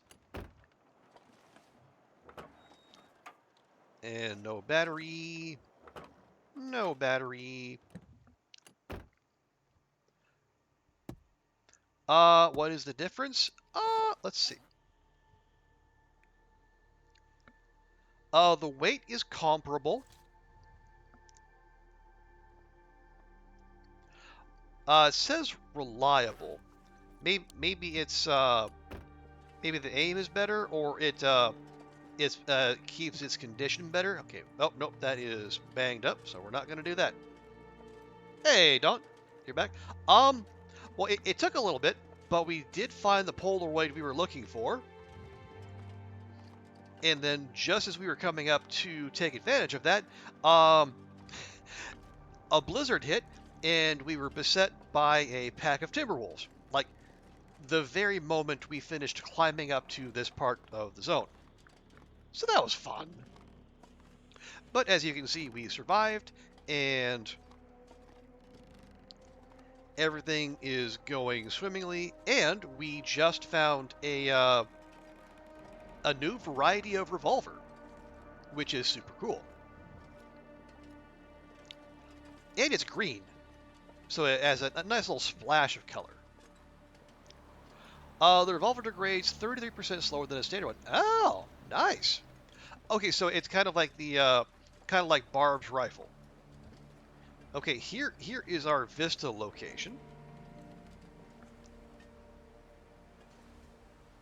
So we're gonna grab our charcoal, and then we're gonna let Astrid work her magic.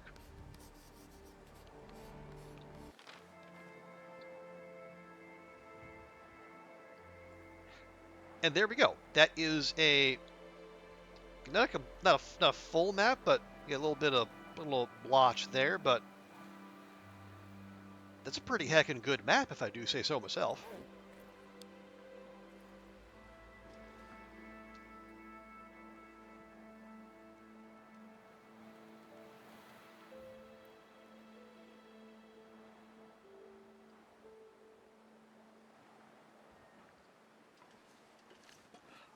Okay, so that is, yeah, so as the counter said, that was 16 out of 17.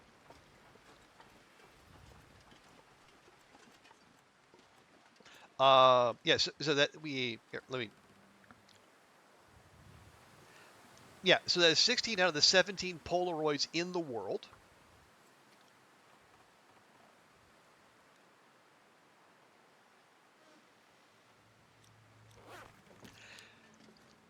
And so the last one we need to find, and then the last 2 points we need to map, are all the heckin' way at the, ooh, there's some dusting sulfur. Yeah, it's all the way in Forsaken Airfield, which, as anyone who has made that trip knows, is not a short jaunt. Oh, hey, we can actually see. That's lovely. So, just going to take a quick peek through here. Make absolutely sure we didn't leave anything behind.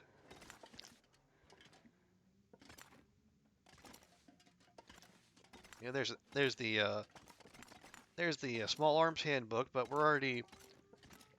Astrid's already a veteran gunslinger. She does not need any help in that area. Oh, there's another revolver. Actually, pretty good condition too. Although ours is better. But we'll go ahead and leave that there. Yeah, combat boots. I think I can use this.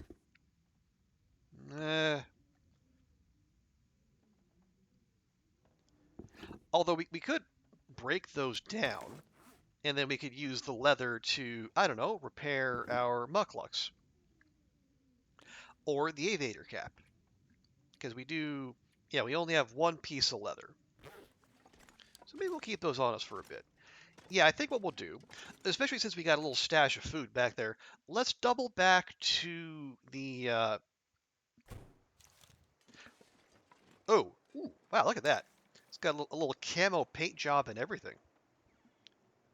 It looks cool, but for now I'm going to go with the one that's actually loaded.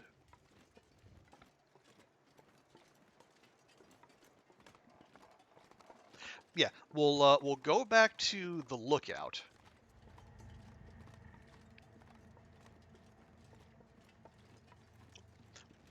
That way Astrid can have some dinner, and more than likely some breakfast too.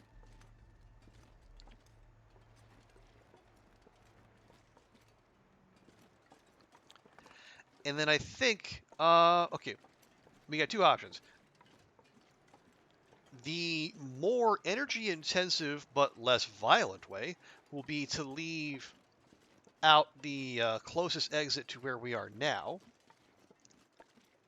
go into the ravine, and then have to do that extra long climb out of the ravine.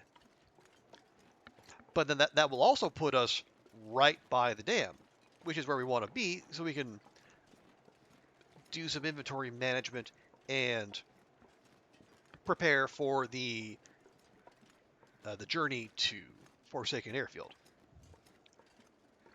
Alternatively, we could just go back the way we came, climb down,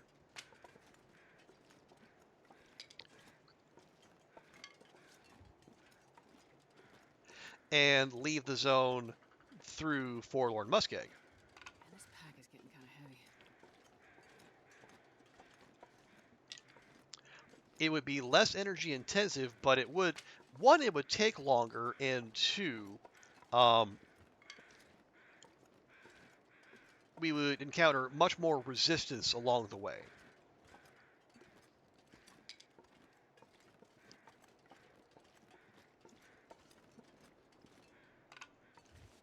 Because climbing down and then winding along the side of the mountain, we'd probably encounter at least one, maybe two timbie packs. And I don't know about y'all, I've had my fill of those for one day.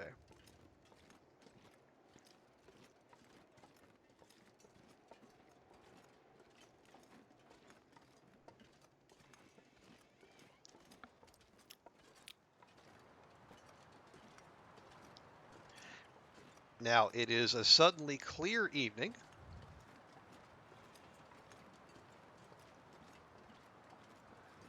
In a zone that is predisposed to giving us auroras. So, yeah, being out and about at this hour is highly inadvisable.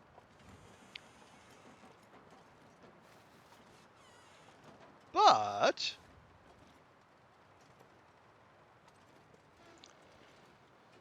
if we wanted to, real quick like, also, where Hinterland, where is the hitbox?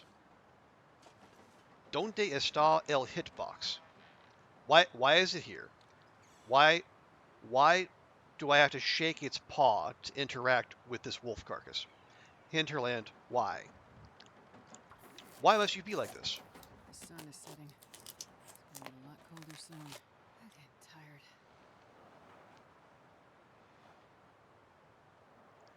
Okay,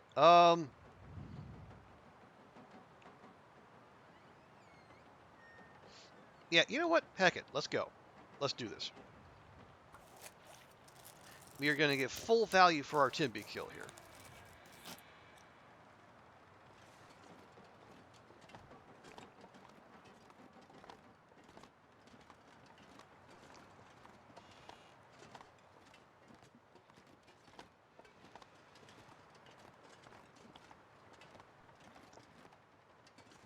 There's a nice little crescent moon coming out over the mountain there. Have not heard the usual aurora sounds, so I guess that's good. Okay, we'll go ahead and we'll have the wolf pelt there. There's a little welcome rug, a little welcome mat, and we'll drop those there. Now, oh right, we got the also have the dusting sulfur, which you can combine with the stump remover and some charcoal to make gunpowder. Not very useful here, but you can make use of it at the Cannery workshop down on the lower level. Okay, we did pick up more sticks, so we'll go ahead. Cook the last of the wolf steak. Yeah. Can't do much with that, unfortunately. At least not yet.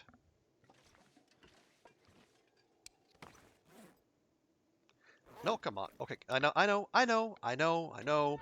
I did just say we are inculcating good habits.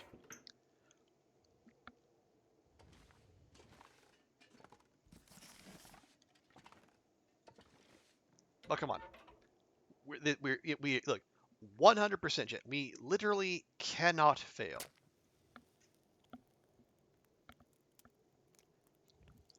Astrid has earned the right to be lazy, I tell you. Oh, yeah. That's a good one. Oh, yeah. Oh, yeah. It's a big time deal here, don't you know?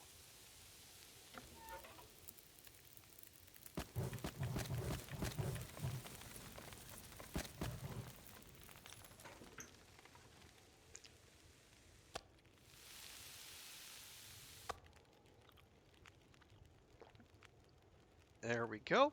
Yep, no I'm aurora, dying to just take a for a drink right now. just a perfectly clear night.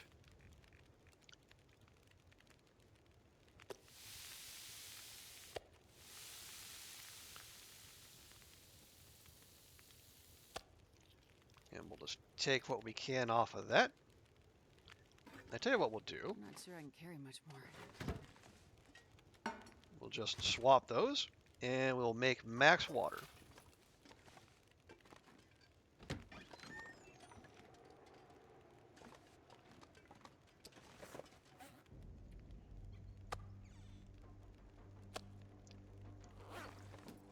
Okay, we'll get that close to its friends. There we go. Oh yeah, that's a lovely little moon out there.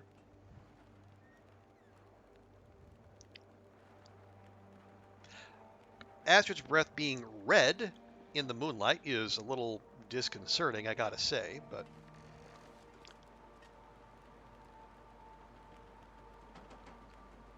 I don't know, maybe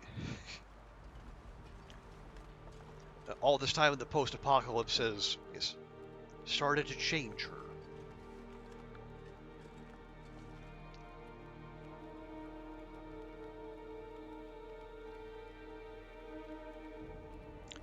Did I? Oh no, I didn't leave water here. I left water in the cabin down on ground level where the cooking oil is waiting for us. Aha.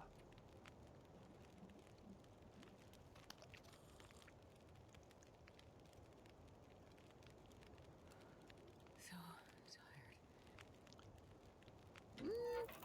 Well, that's kind of by design, Astrid. I don't know. Not sure you noticed.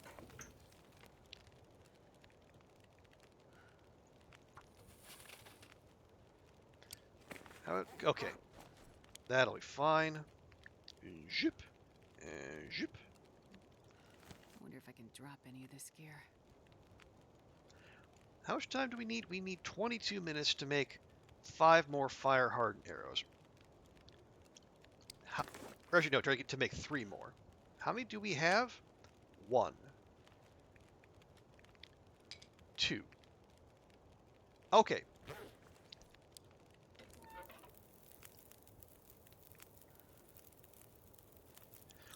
Actually, no, hang on. Yeah, we're going to use those sticks to make the arrows. There, we'll chuck that in there.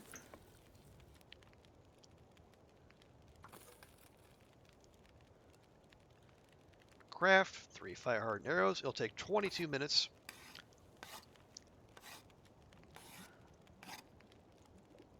There we go. 3 more, and 3 is plenty. It's rare we run into a situation where we need more than that. Because your ptarmigan packs are gonna be 4 at most. Wow, that's bad.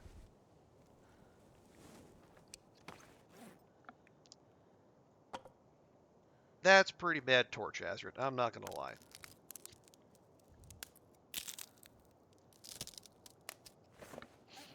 Okay, so as we could Yeah, the condition is pretty similar.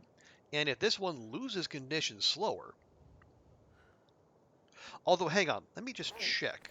Oh, well, no, we're not gonna...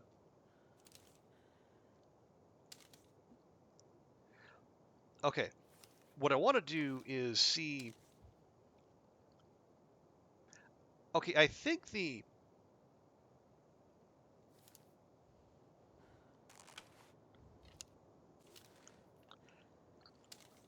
I think one thing I saw in at least in the wiki description is like one of the main differences is that the sights are different in the revolver variants versus like the base model.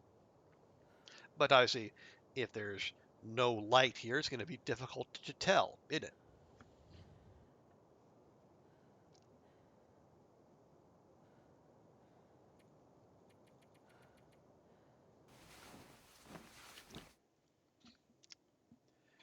So we might as well put Astrid to bed, and then we can check in the morrow when there's actually some light to be had. There we go. Oh, there's also a blizzard. Well, isn't that nice? Well, we might as well use the time. Okay. Okay, that does look different. Hang on, just gonna walk over here just to speed things up. I'm gonna drop that. I'm gonna drop that. Okay, yeah. See that versus... Yeah. Okay, the little... Okay, if you look at the very top of the gun, you see those 3 points. I think you got the two sights on the outside, and then the one in the middle. That's the front of the muzzle. Yeah, you don't have the 2 bits on the outside with this model. Now, is that a big deal?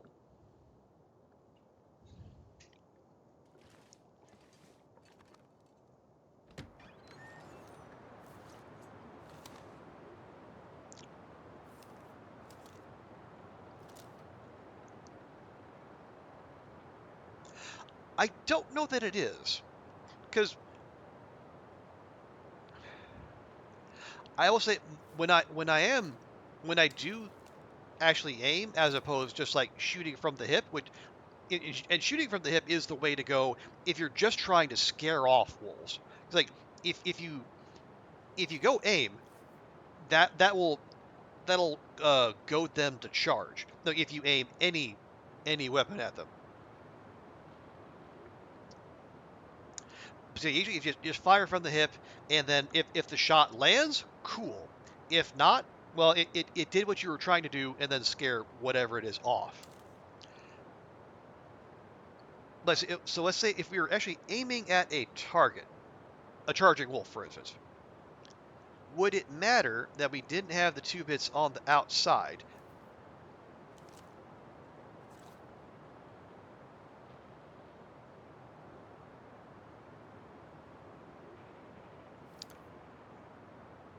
I don't know.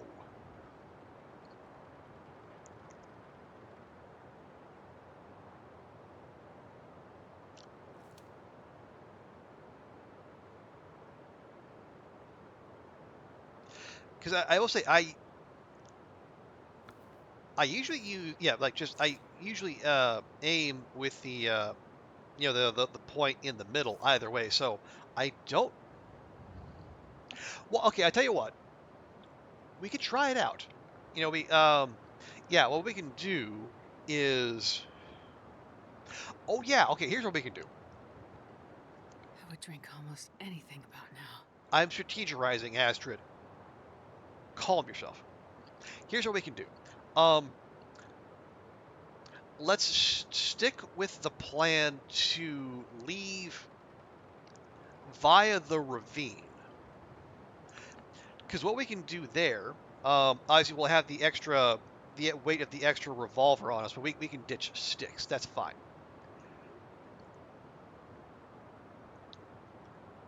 But we can load this Wait, seriously?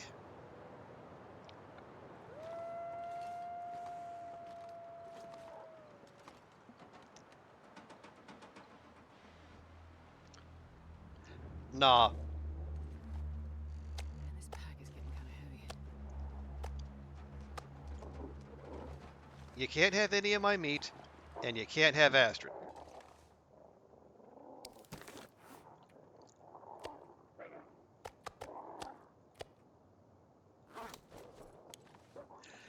Anyway, as I was saying,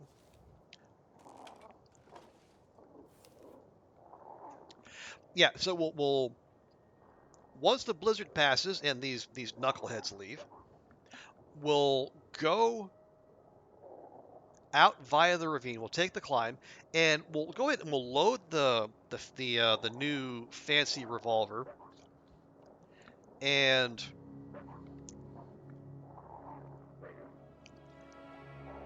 we'll test it out because like, there's deer and there's buns in the ravine, so it'll be a low stakes hunting situation. And we'll see how it feels without the bits on the outside. If it's manageable, cool. And if it's a bad time, well, then we have a fancy little plaything that we can leave at the dam. They weren't convinced? Yeah, the timbies are not what we like to call active listeners.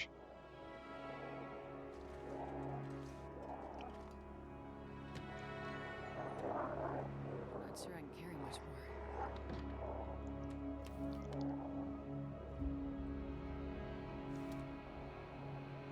So we may have to. Do we have any staying on us? We do not. Okay, yeah. We may have to work a little harder to dissuade them. Now, we do need to be careful because the timbies actually will climb some of these steps.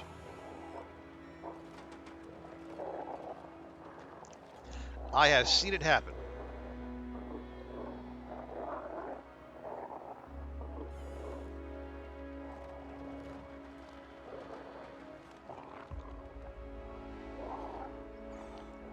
So I'm trying to listen for the pitter patter of little timbie feet coming up the stairs, but I'm not hearing it.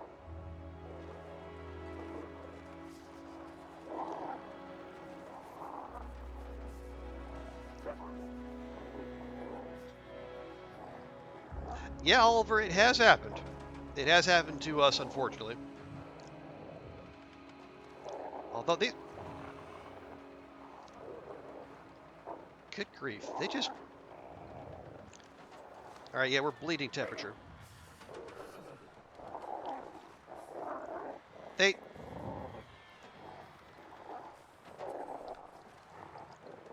It doesn't even... They're not up here. They're not coming up here. Why would I waste my time? It sounds like there's one over there, and then there's one like down off to the right.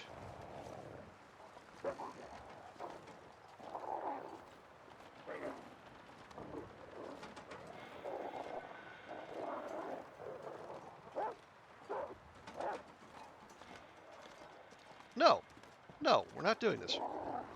Die if I don't lure him up soon. Yeah, I think their dead friend is breaking their pathing.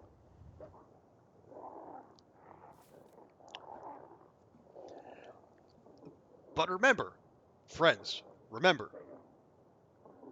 the animals are working as intended.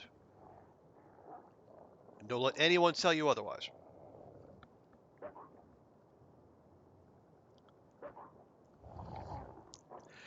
Okay, well let's see what breaks first. If the blizzard leaves first, or if the local jerk faces do.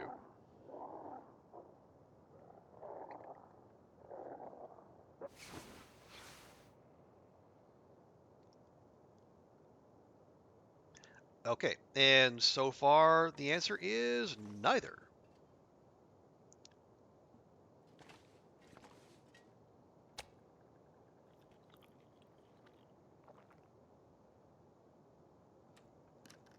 Although at least the timbies are quieter now. Although we'll see how long that lasts.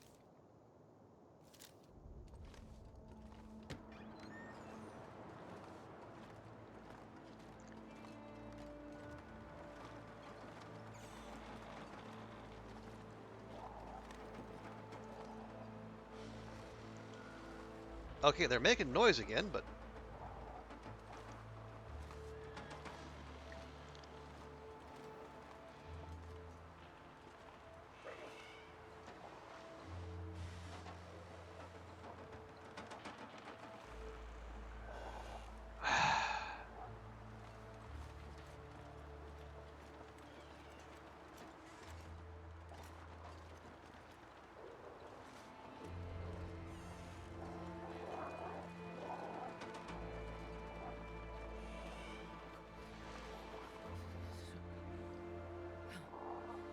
They're just...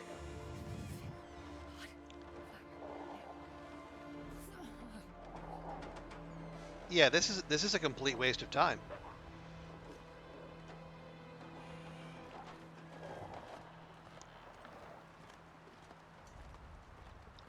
There is no sense going out wandering into a blizzard with timbies that, for all I know, have glitched into the side of the hill.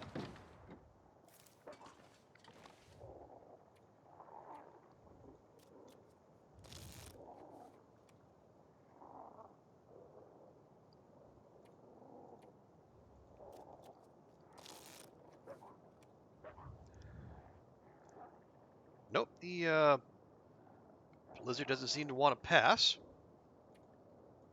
You don't want to sleep necessarily, because it is mid-afternoon, and I need Astrid to. Don't want her wandering around during the night. Okay, there goes the blizzard. Well, maybe. Yes. Okay, so that's progress of a sort.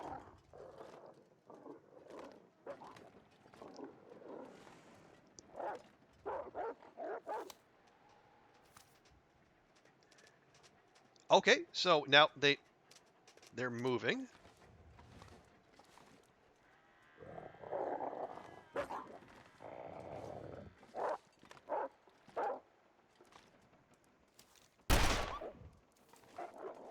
Don't run! Don't run! I have so much more love to give.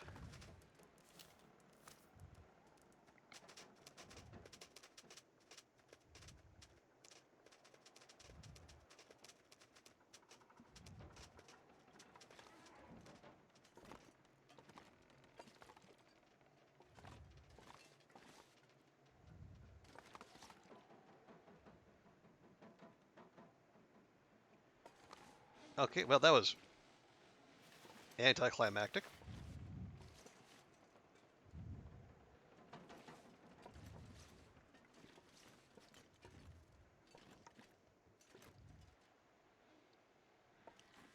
Okay, so now I think we're in the same situation we were when we were down in the cabin by the lower level, and we plugged that one timbie, and then the other one just decided it wanted no part of us.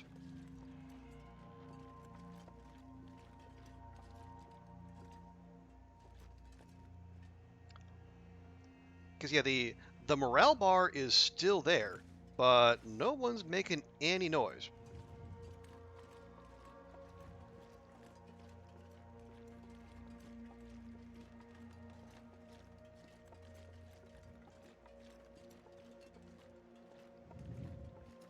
But of course, that's how they get you. They get you, convince you to come out and wander and say, "Oh, where are the timbies? I don't hear anything." And then that's when they clever girl you.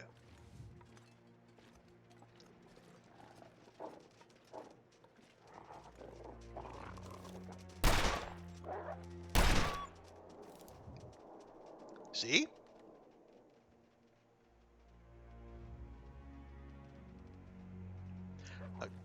So we have one run off that way, then we got this one up here.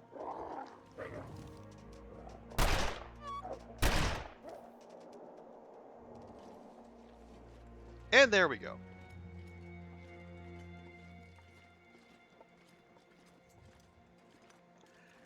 So that was an entire day wasted waiting on timbies and waiting out a blizzard.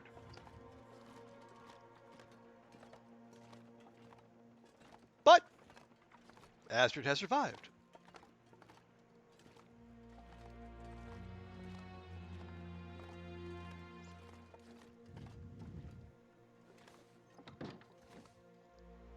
So we'll reload real quick. There's still a fair bit of daylight left.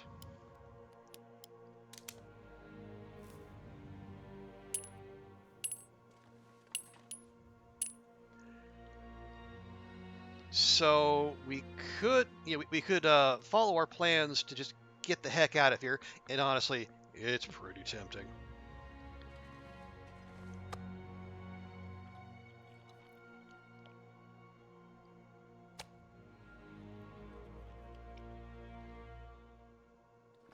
There we go. Drop the rest of that. Nice big swig of water.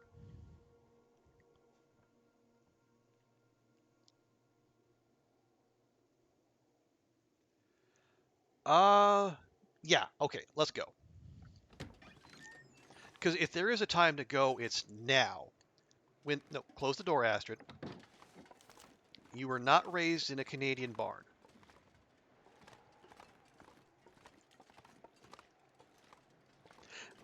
But yeah, so if that is the Timbie pack between here and the exit, this is the best time to go because they will be spooked. And at least one of them will be bleeding out. So, the timing could hardly be more fortuitous.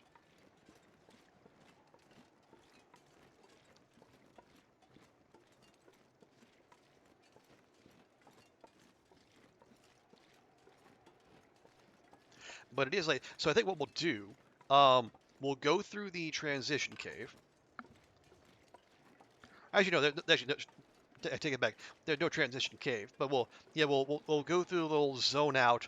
We'll move into the ravine, and then there's that cave by the prop or where the prop deer was. I think we've long since harvested it.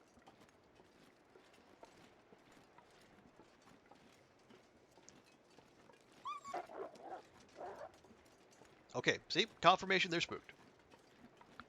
So yeah, we'll take the exit out through the ravine.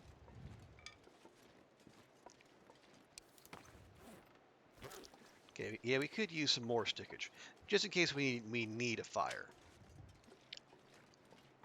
I wonder if I can drop any of this gear. You'll be fine, my dear. Just, pucker up and sally forth.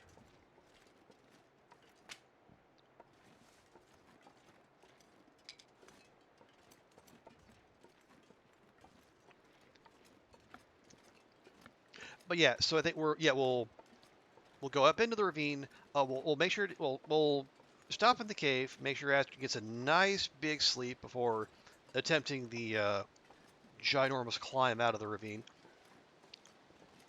And then, yeah, that'll be next stream. I think we're already a little bit past our time. And then once she's up on the ravine, as I say, we'll take the new revolver out for a test spin, just to see how it works versus this one with the different sights. It might not matter at all for all I know. I haven't actually tried any of these new revolvers.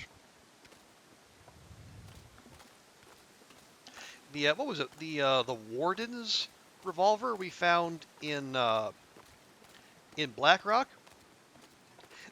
It very much looks more like a self-defense kind of thing, rather than anything you would hunt with.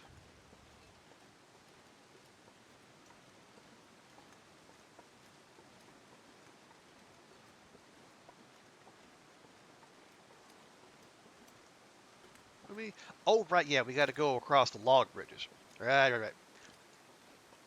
My memory is always of coming down into the zone from this part, not actually leaving this way. It's all those Darkwalker speedruns have ingrained a certain route into my head. Yeah, Oliver, that is the little stubby one.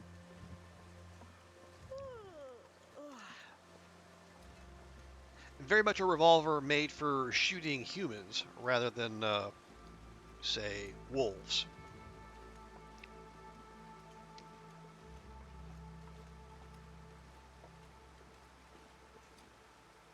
Okay, come on. Come on. There you go. There we are.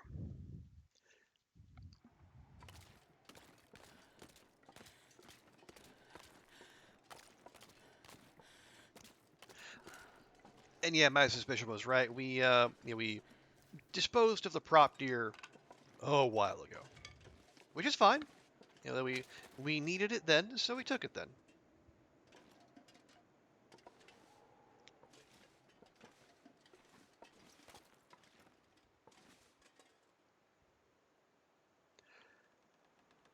I was just thinking that we could use some lovely shroomies to make a prepper pie, but no, we don't. Dark out here. Time to look for shelter. We don't have the other necessary ingredients, so we'll just put that plan on hold.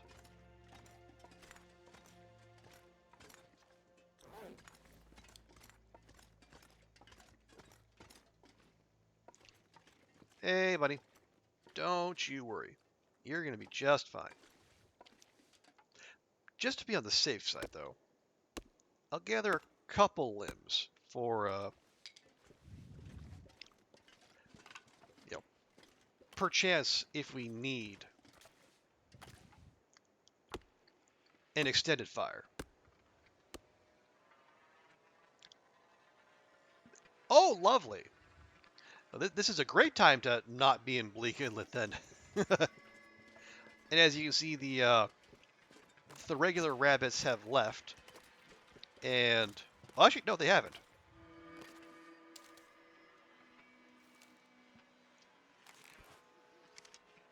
No, we don't need.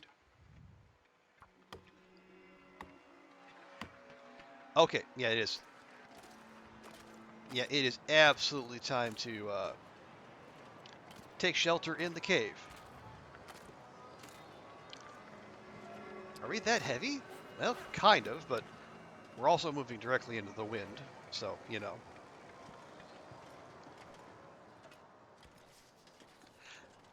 But yeah, thankfully the game has yet to add Aurora bunnies, because that would just be terrifying.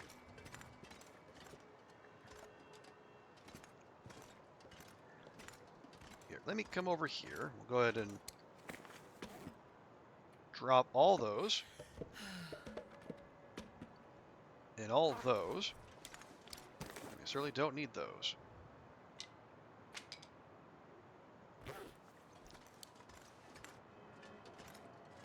There we go. Astrid is much sippier.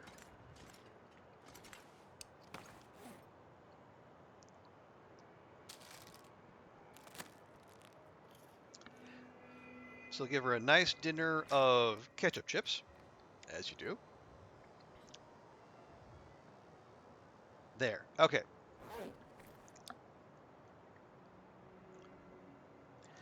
Yeah, it feels like 18 degrees back here. And then if we hop in our souped up bedroll, yeah, so it feels like 25.5 degrees. So it probably shouldn't need a fire to make it through the night.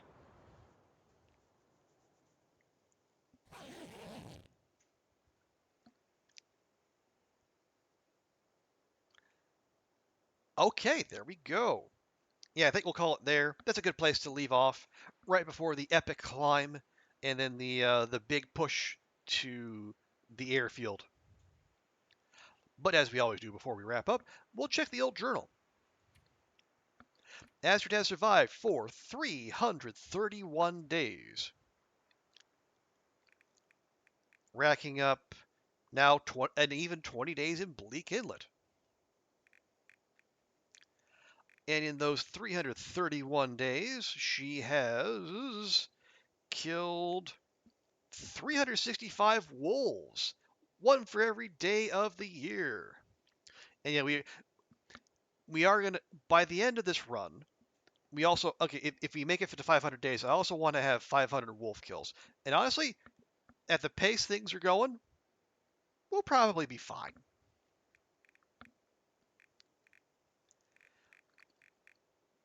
Oh, and the blizzards are up to 161. Yeah, they are coming back hard, trying to get that that one blizzard every other day pace.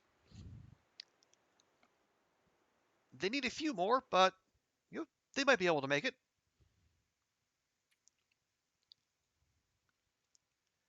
All right, we're gonna leave it there. Oliver asks, "Are we taking raid requests?" I am open to suggestions.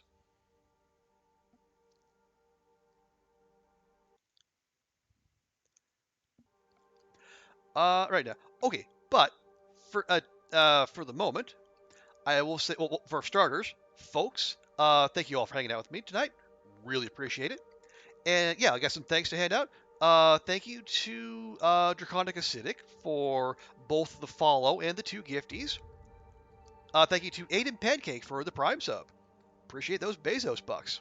And also thank you to Lilo and Ragnarocker. And then also, I think we had a follow after the previous stream. Thank you to Megatokibu for the follow. So yeah, appreciate y'all.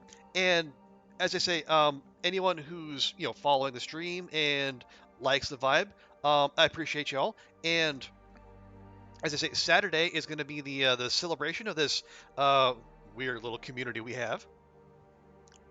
So if you can be there at our fancy new time, I'd love to have you. But yeah, as we always do, let's see if we can find someone to raid. Oliver suggests Knifo. Let's see who's out there.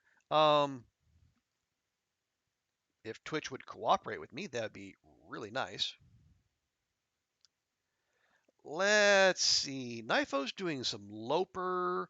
Rand is doing Great Bear Connoisseur. Peach Bee is doing her Loper run. She had day 43 plus. Nice. Ath is on. PT's doing 7 days to die. And Kimmy is on.